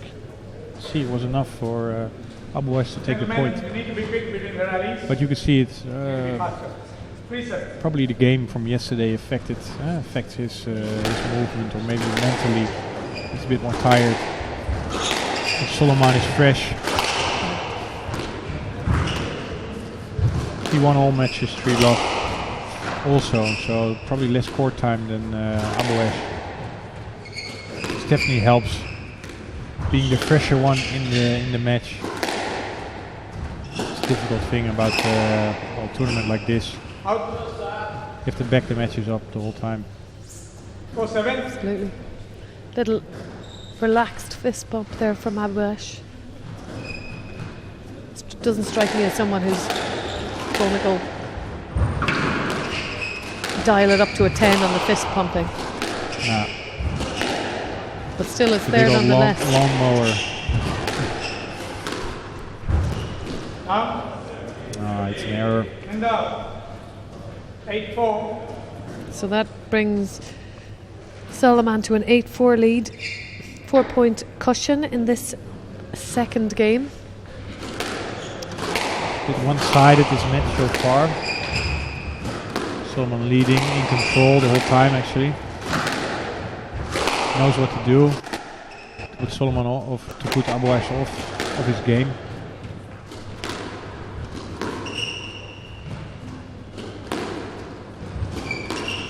So you played World Juniors, right?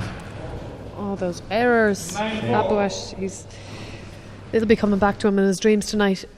Yeah, played a couple of World Juniors in my day in What was the best? Belgium Belgium. and Brazil. Actually, I was just talking to the winner of the Brazil World Junior Open, Tanya Bailey, who's here with the English team at the moment. And what's that? 18 years ago? Is that right? Well, I wasn't even born then, but it could be something like that. Jeez. And what was your best? I'm thinking it was a 9-16, the last 16 in the Quarterfinal. no, that's the fourth round. Oh, sorry. If it was your quarterfinal, then you didn't.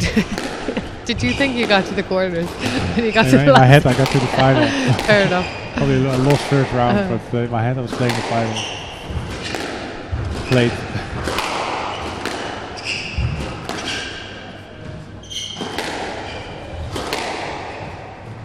Well, Tanya got to. She got to world number 1. I think she was in the top 5 anyway, Top at five, least. yeah. She had a few illnesses towards the end of her career, so which actually forced a stop. But fantastic, gritty player. Yeah. And like a well-deserved winner at that time. It's the last time an English woman won the World Junior Championships, and beyond her it was more or less the end of that successful area of individual winners. The girls have done well in the teams, but this is much better Great from job. Abuesh here. He's Much really More in front. piling on the pressure. Great job. The issue, he just has to be willing to do that for 2 a hours. lot longer. Yeah, a lot longer than he might want to today. And out, Gives 5 game ball. Solomon 5 game balls, 5 game balls at to 10-5. Need another coffee, actually. I need to go back to school and do my maths. That's what I need to do. Sure, it wasn't a quarterfinal. Okay. Good.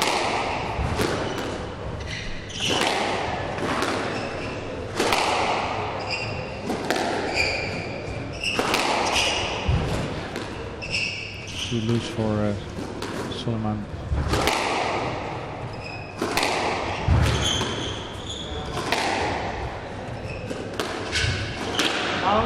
It's another 11 Yeah. 5. both said it. Yeah. We're both thinking the same thing. That's second game to Solomon, 11-5. Solomon leads by 2 games to love. Walking very relaxed, looking off the court there. Wouldn't you So be? he Wouldn't so you he be? should be. Leading 2 And up? so he should be. I feel it's a little bit, it's just error prone from It is. Abu Ash at the moment. He started well. He started well with the basic game, like really hitting it better to the back, and hitting his targets to the back, and lifting the ball up a bit more. But in the end, like after 4 rallies, he just fell back to his own game. Whether you're, it's unforced or forced, but a lot of those errors at that point were just he's getting there and it's the end of a longish rally, Yeah. but making it very difficult for himself if he's not getting that ball above Yeah, the tin exactly. to Yeah, at yeah. least stay in the rallies. Yeah, that's true. Those are some like gifts for Solomon. He doesn't have to work for it. And he knows maybe that if he makes the rally longer and longer at some stage, Abu Ash is going to make that error. So probably Solomon is going to stretch the game a bit more, especially in the beginning, get that sting out of Abu Ash, and then attack a bit more maybe. I think that would be a good tactic. But yeah, it's difficult. You have another opponent. Abu Ash probably gives it another push. Doesn't want to go out like this, of course, but yeah, we'll see. Yeah, he's a very, very relaxed player, and possibly almost a little bit too relaxed on there today.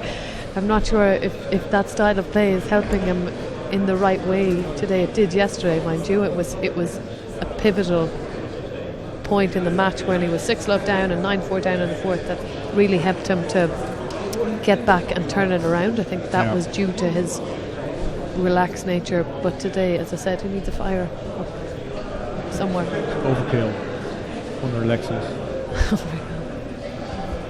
So there he is, the guy who is 2-love up and poised to make his World Junior Open debut, final debut.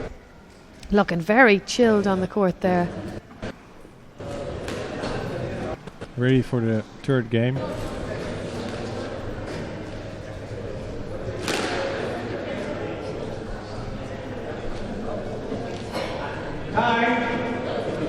Solomon getting back in court, but forgetting his racket.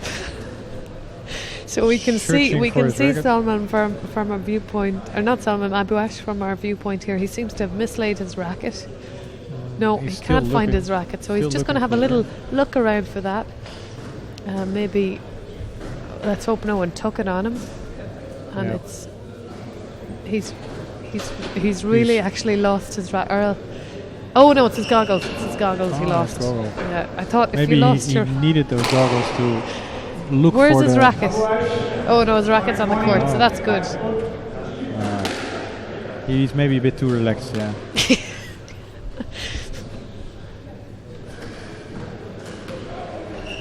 Of course, the juniors have to wear their goggles until they're out of juniors, until they're 19 years of age. Yeah, so true. I think also in the PSA tournaments they have to wear They them. have to wear them. as, juniors, yeah. So it's it's a good thing. You used to wear them? You still do, right? I still do. Yeah. No, I don't. But back in the day, they were slightly less cool than the kids have now, that the juniors have now. So mine were kind of But they a could be jam like jar type goggles. They were A bit like disco from the disco Like, era. yeah. Oh, good, nice. It was a look. I'm not saying it was a good look. It was a look. We'll probably do good on parties, so you still have them, right?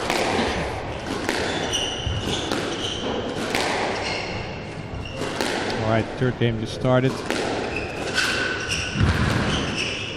Solomon is trying to lift the pace also. Hitting it hard.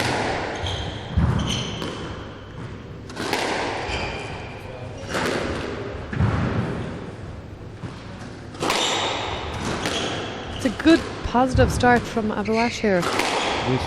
You know, you're down 2-love, it's easy to come out and Toss it away. just feel like the world is against you, but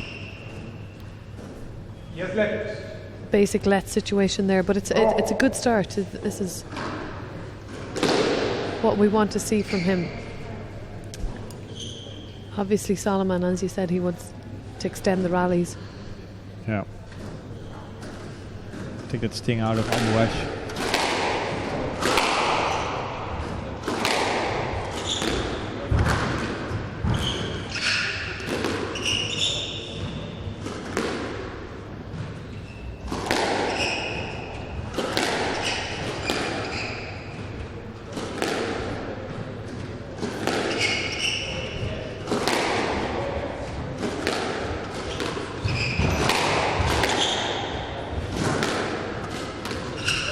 Rolling every ball that's possible.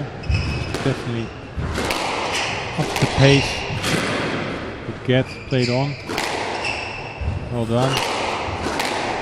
Good to see he's playing through.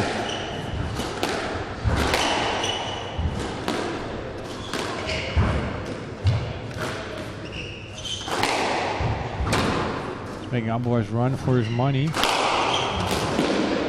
Oh, that's just the end of the rally, same thing again. One love. Yeah.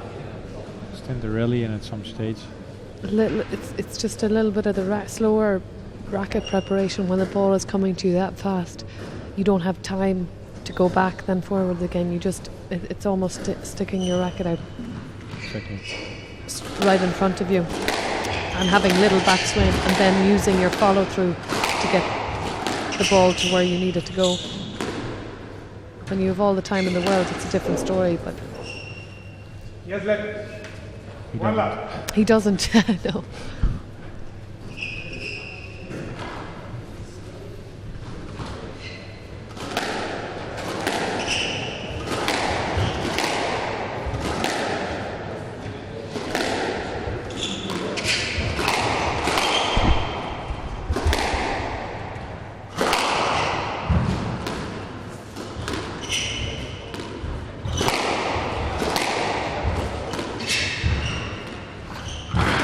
Tight drop shot. Great drop shot from Abuash. It's tight. Solomon tried to get it off the wall, but hit it back to himself.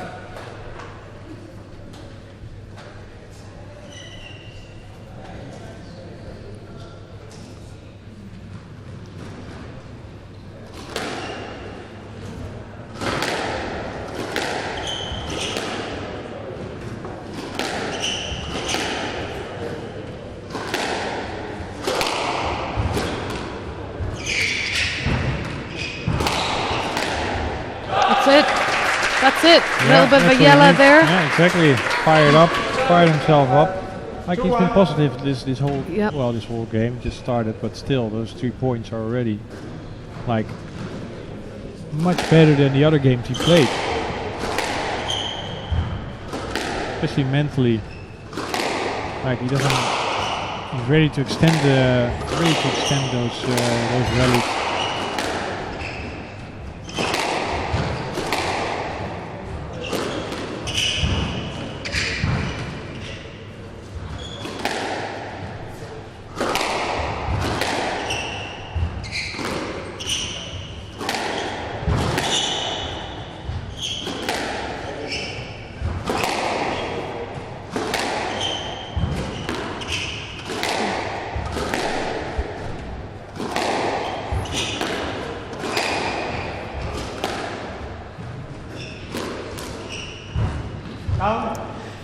So there's an area of slight vulnerability in Solomon's game right now for Abuash to expose. I think it's hitting Abuash hitting deep, from deep forehand to backhand, and his racket preparation, Solomon's on his backhand, is slightly slower.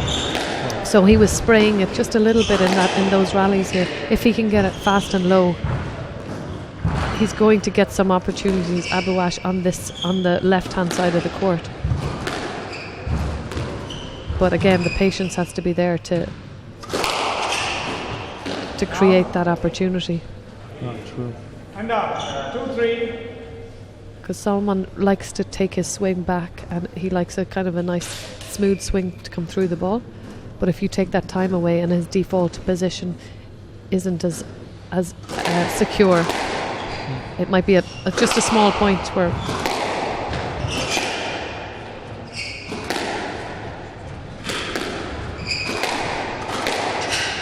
see that's not coming off No, the it's wall not coming. cleanly. He's not No. able to hit that straight down the wall.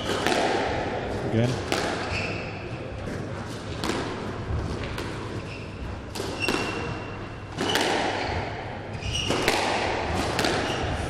We're standing more in front of Yeah. Solomon now, which is good. Great. It's a lot more positive, isn't it? Yeah.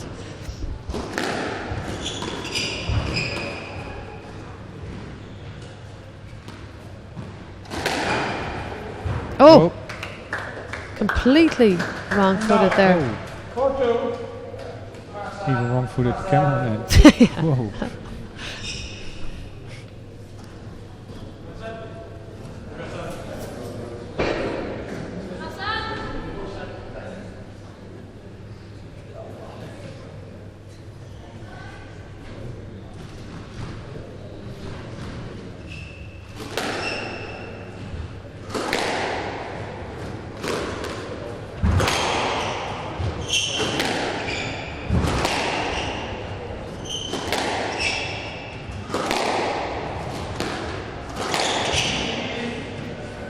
Alec. And Let up. 3-4. with interference. No let. Oh, no let. No let. He didn't get a let there. I guess they're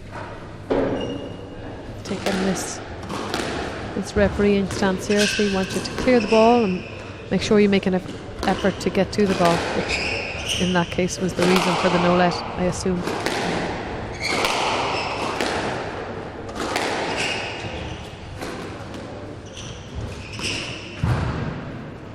Great tight drop shots from Solomon. Got the opportunity from Abouash. Played a high post. So making a comeback here, evening things up again. 4-all in the third game for Solomon. Getting a little irritated with his glasses there. They Sullivan. have a tendency to fog up, so obviously the referees give the players some time. Fired up There again. you go. Abouash. Not relaxed anymore. And out. Good coffee 5-4. worked.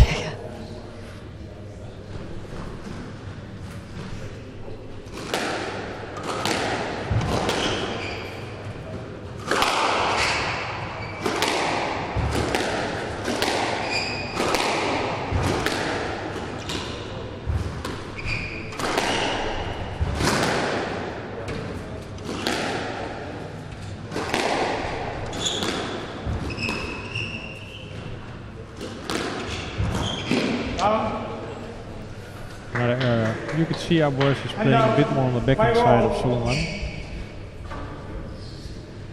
Shame to hit an error. It's a continuing story, isn't it, of this match so far, unfortunately, for the young Egyptian.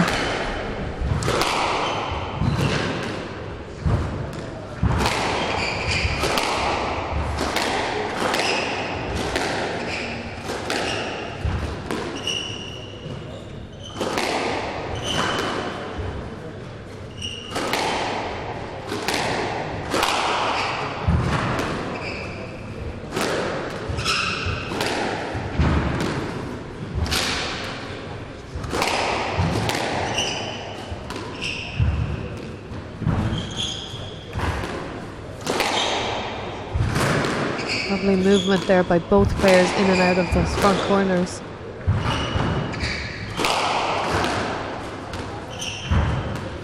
With hands.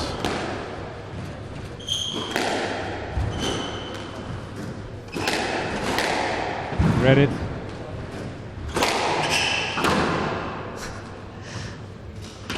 Yeah. Error. Oh, The error. Solomon. Well, how about that? Even had time to look to the audience. Yeah.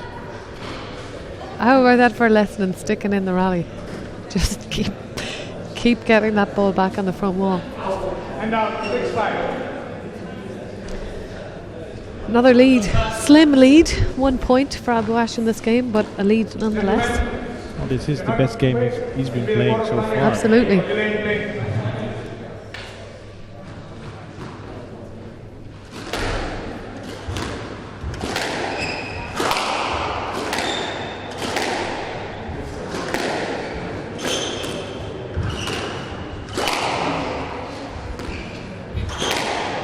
Well, Solomon doesn't want to give him any hope, of course. Could be a dangerous player. He can ask tie up.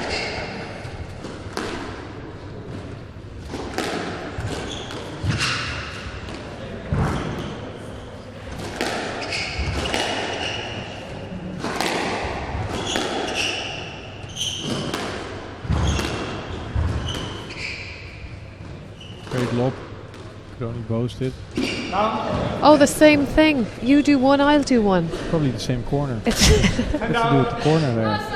a nice relaxed swing, It but looked a bit like the Shurbagi forehand drop shot and then hold it at the end. cuts it in so Yeah. cleanly, yeah.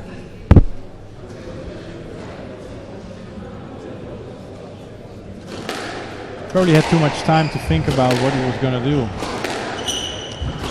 Knowing that he was going to hit a drop shot. But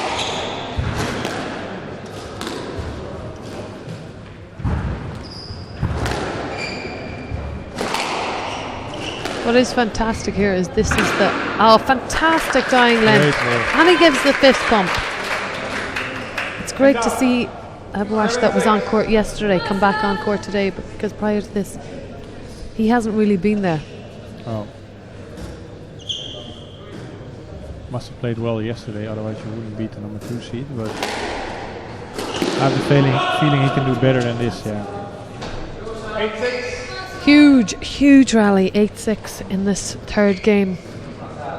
If he can extend his lead here, Abu Ash, he might be in with a real chance of making yet another comeback.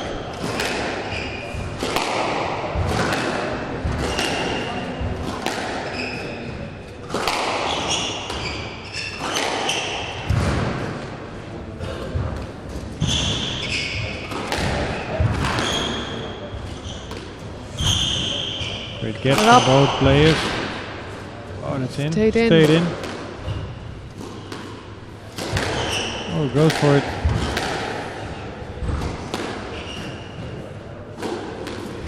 Alright, both. Oh! That That was the slowest realization of a change in direction I've seen for a while. Oh yeah, the head goes down. the old head goes down. The- The old head goes down. No, true. This is interesting. 9-6. Abu Ash. Momentum has just, shifted. yeah, it's changed. You could see he's more fired up now also, smelling that he could maybe win a game, sneak a game. Get back into the match.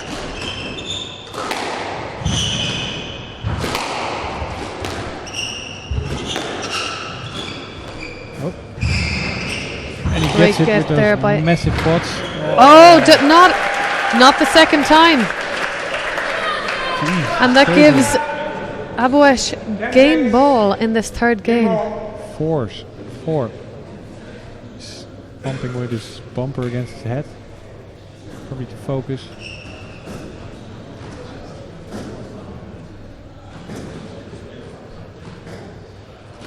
Different body type now. He smells he can might sneak a game. Good to watch.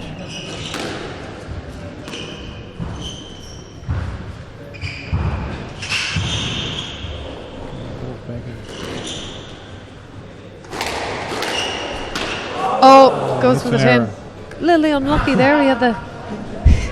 Not sure he actually went for the tin. I don't think he would actually. I never heard that expression actually. But Goes for the tin. well, Managed to get that it worked. up. That worked. Great stuff. He's hitting his targets, Yeah, just true. like I told him to. Good 3 game coach. balls left.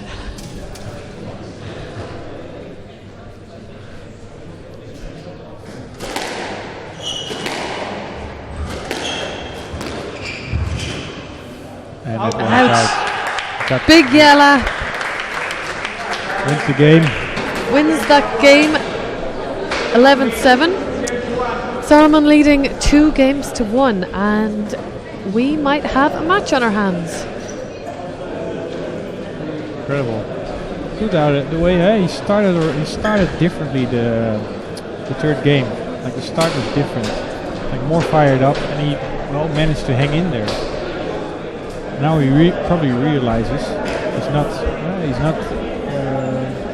Solomon isn't that much better than he thinks he is. Now he has the same level, otherwise he wouldn't win a game. And it was with good scores, not like a lot of errors from. He had some good winners also. Yeah, it really feels at the moment Abu Ash's confidence has gone up tenfold.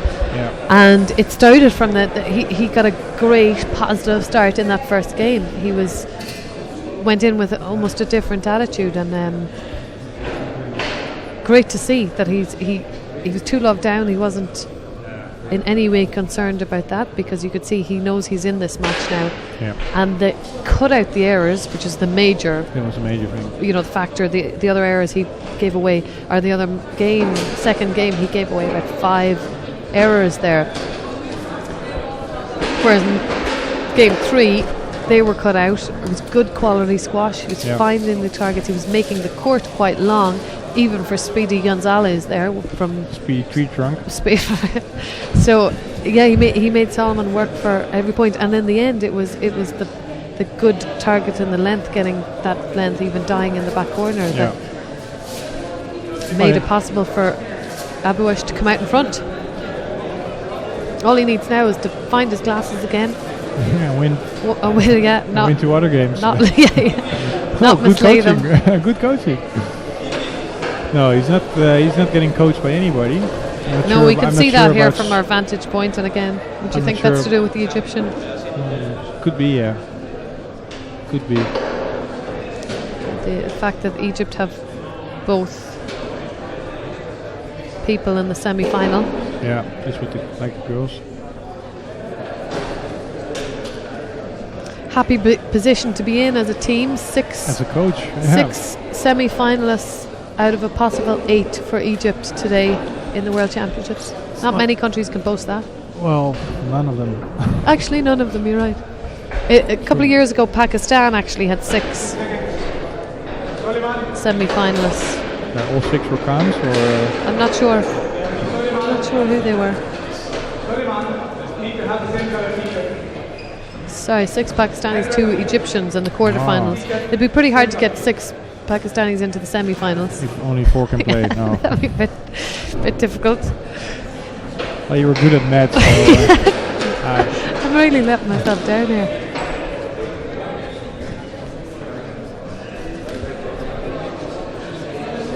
no, definitely So, positive. Positive to let's- see Abu Ash coming back, like finding his range and his confidence.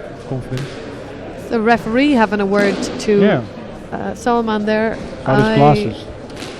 Oh, about his glasses, possibly, yeah. Think about his glasses, but So just perhaps to keep the flow of play moving. yeah, I don't think there is a certain amount of time you need between the points. So, but the game has to be continuous, flowing. I think at the outer end it might be 20-25 seconds. All right. Some old people use a bit longer. They walk around front wall, back wall, front wall again. Yeah. Not like in a court sprint way, but just to stall some time. It can get your opponent out of the rhythm, right? If you do it a lot, you get tired too, but it's the other way.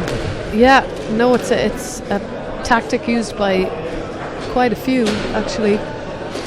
Seen Just you do to it upset also. the- Seen you do it all the time. You're accusing me of taking double the bounces, taking carries, and time wasting, all in the one day. Yeah, that's true. Yeah. Why wouldn't I win more You never- if that's you the ne- way you I never- played? You never heard that? No, yeah. Not to my face, at least. Yeah, you're pretty You don't scary. get You're accused of pretty- anything like that? Pretty scary. No, I don't. Never, no.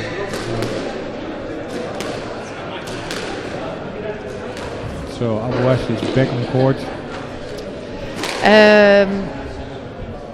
Salman there changed his t-shirt. I think that's what the referee thing was about. He changed his t-shirt to a green t-shirt, and because he started in a red one, he has to remain in that same colour throughout the match. Still For nice to continuity. put a wet shirt on. Is that again, the right? same one? I It hope is- it's not. It is the same one. Is it? Yeah, it is the The same poor one. thing. Oh, he gets a tissue. Maybe that helps. Get like a So a little bit of little towel. a towel girl. A little bit of a delay there before this fourth game starts. Not sure if it helps to put that towel in your wet shorts. That pretty- little napkin. Paper towel. That's what- paper. is that what he did? Yeah, to Oh, for clean the his goggles. glasses. Okay. Yeah. Well, of course, if that falls from his pocket at any point, he loses the point. It's a piece of his equipment. So 2-1 for Salman. Love all.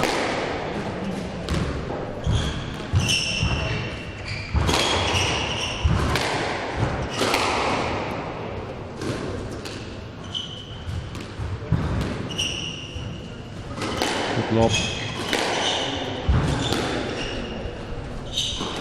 Great height on the lob.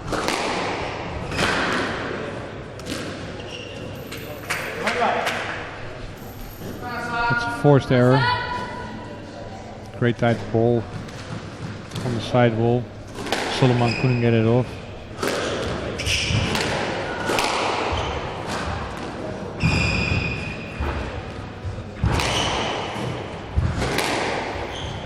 By the looks of it, Abu West is reading the game a bit better now. Reading. It was a great drop. So to Soliman. Pick up on the front left. Was good. Both are fair calls from our vantage point here. He did pick up the ball, and then it was a clear stroke. His opponent was between him and the front wall, so he could have hit his opponent for safety.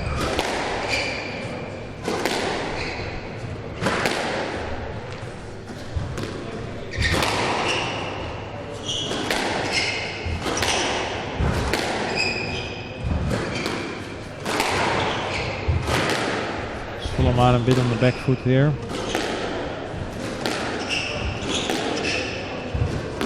Out. 2-1. Abu West hit it out.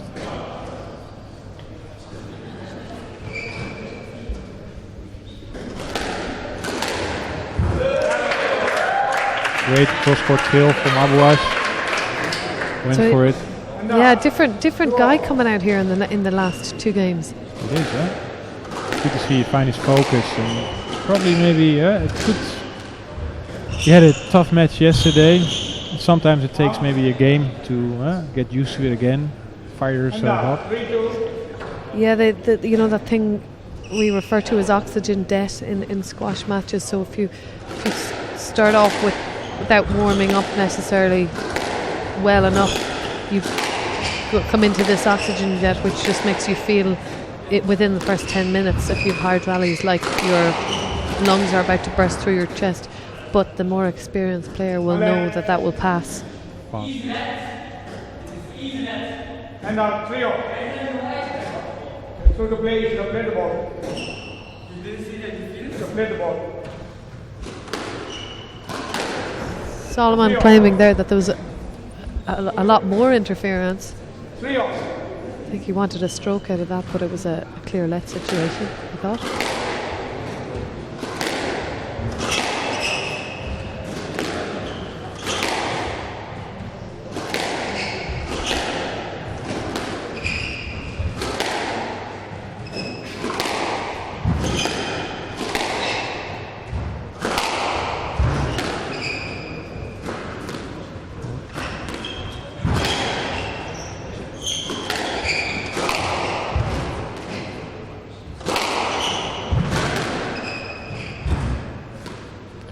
Abuash hitting his targets much better than in the first 2 games. Much better scores. He's still relaxed, but great lob.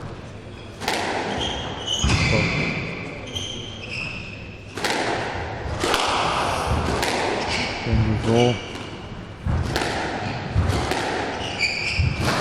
Solomon is running a bit more now. He was more in control the first 2 games, but you could see it turn around a bit. Abuash not afraid to. It's a case of Solomon's balls at the moment. They're apart from that one, every single ball, they're not finding their. He's not finding the correct pace at which to play on this court. So he's overhitting it slightly, or he's hitting too powerfully through it, and his follow through is coming up short. So the ball is landing not deep, but around the service box or the tee, and that's better. That's what he wants. Yeah. But the height that he's giving Abuash with these balls, when he has the opportunity to really crunch it and kill it in the back corner like that. That ball. So it's giving Abuash the ability to get back into each rally, where at that point you just want to make the court as long as possible for them. Like there, that's giving him, if that's dying, then that's a much harder ball to get. Good physical rally here.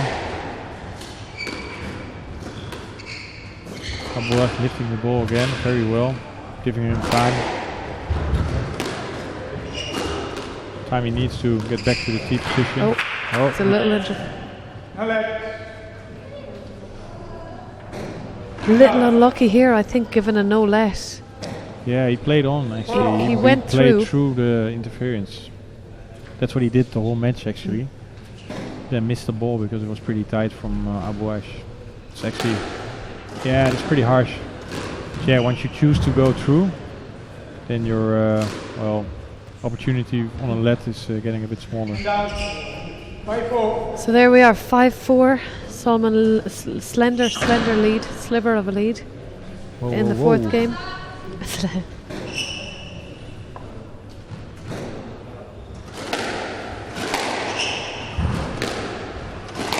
But Solomon is not getting it for free. He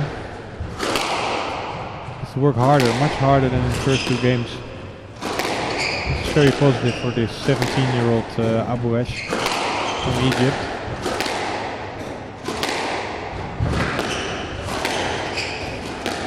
Very relaxed style. It almost looks a bit like Rami, like hair-wise also, of course. But yeah, very, very lackadaisical in English. exactly. You'd say almost the racket dangling around by his ankles, but he's getting it up quick and in time. And there's Solomon's slight delay in racket preparation again, just letting him down slightly. I feel he wants to bring it back first, and you don't need to when the ball's being hit that fast at you.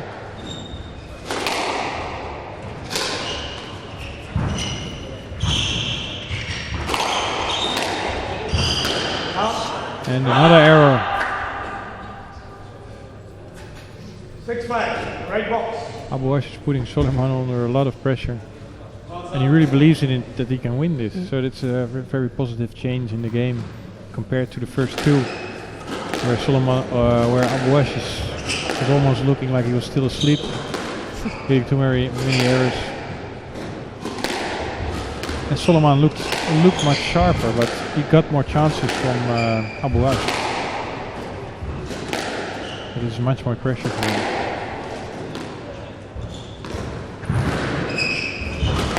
It is a nice drop shot, low, it's soft to the front.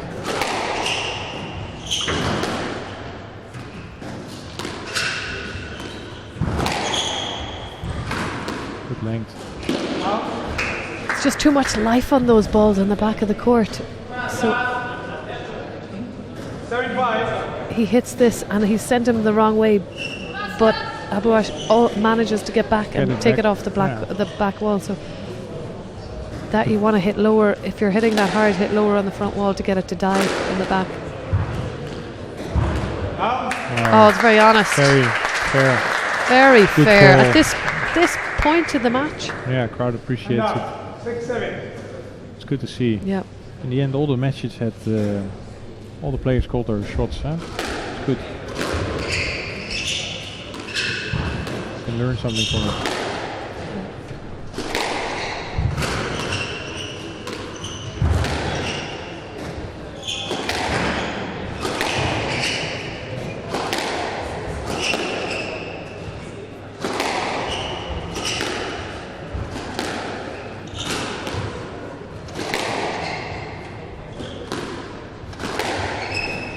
Abuash fighting as hard as he can to stay in the match. Doing a great job. More in front now than Solomon is. T position wide.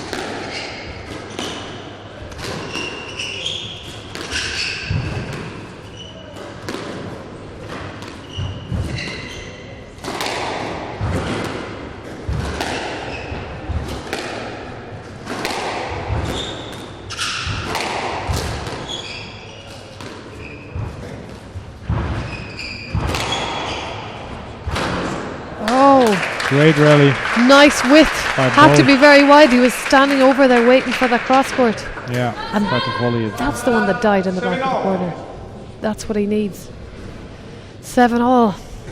Point by point, inch by inch, this game is going on.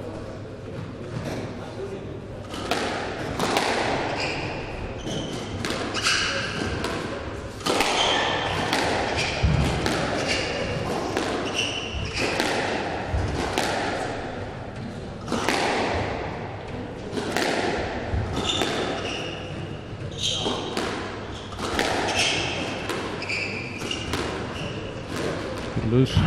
Great post from Abuash.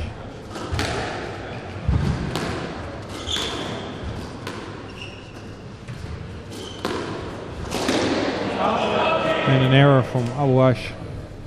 Tried to take too many risks. 8-7. 8-7. Massive point.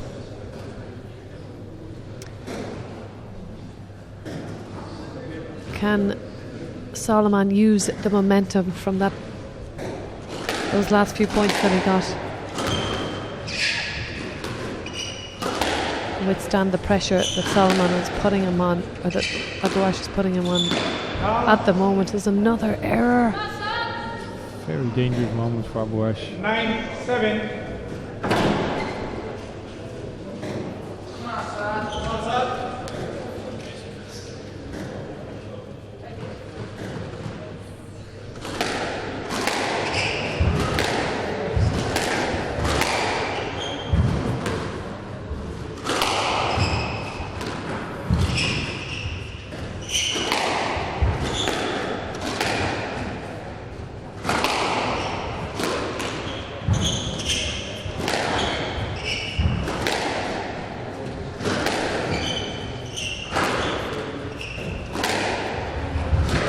Rally from both players. Mixing it up. Using the whole court. Great length from Abuash. Good deep.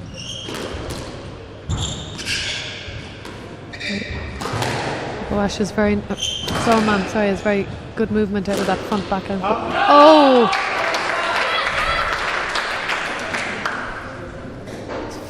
Forced that error 8-9. there. I'm not sure where that replay was coming from. But we stand at 8-9, fourth game.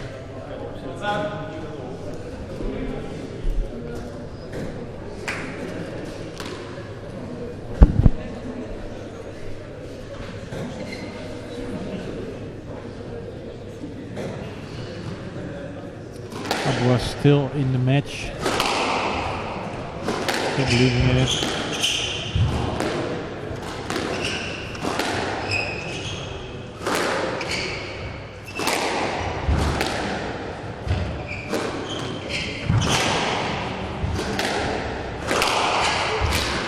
great length from Solomon to give him 2 match balls.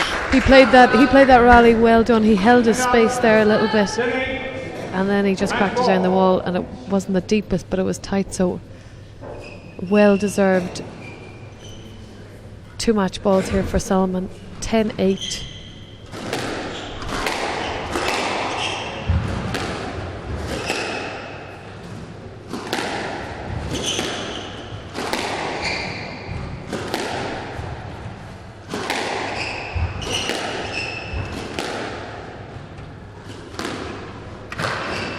Massive rally. Fully to the back.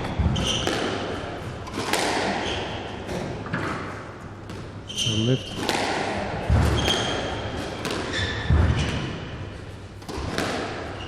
Good strong mover.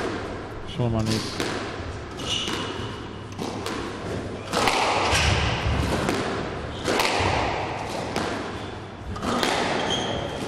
Smart play from Abouash, trying to lift the ball a bit more, get out of the pressure.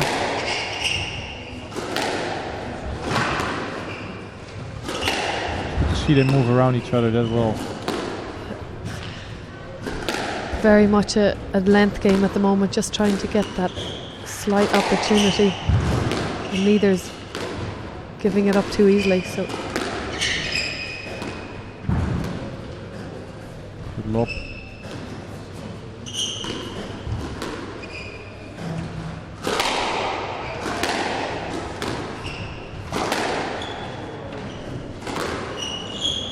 Good. nice little reactions there, good dexterity of movement.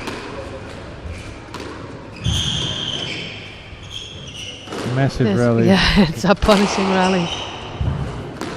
Nobody wants to lose this.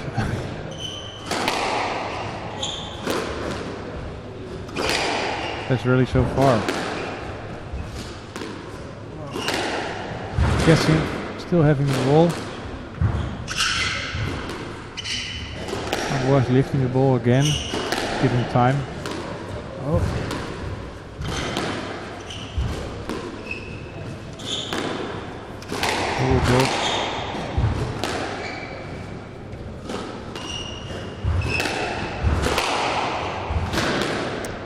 Solomon is really just playing the length game here. He's not taking. No, he's not. He's not taking any risk.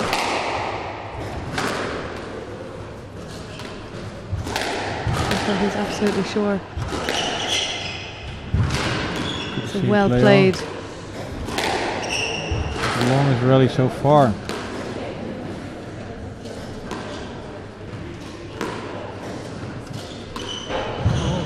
Got it. Still going. Solomon using his speed very to good effect in this point.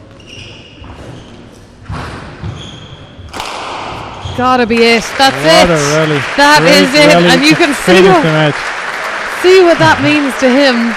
Abouash cramping up a bit. A great effort from Abouash, pushing himself to the limit after a hard win yesterday. But he pushed third seed really well. Great effort from both guys. Fine performance by the two compatriots there. They both look exhausted. Look a bit like us. I'm sure Solomon will be quite relieved to have gotten away in 4 games there. But he was a worthy winner. 3-1. It got closer and closer. He started off that match so well and positively, but you felt that the real Abouash just came to life in the 3rd game. Yeah, no, true. Like if you look at the first 2 games, it almost looked like Solomon was going to cruise through this match like in half an hour. But happy to see Abouash thought different about it, and he fought his way back into the match and even made it a good match in the end. So we'll see you tomorrow. Come back We're looking forward to a fantastic lineup in the final. We've got women's final first with Habiba Mohammed versus Nora and Gohar, a repeat of the final last year. New finalists for the men, Yusuf Solomon and Diego Elias. It promises to be an exciting day. Definitely. Hope, well, you have a good night, and hope we see you tomorrow. See you guys tomorrow. Bye bye.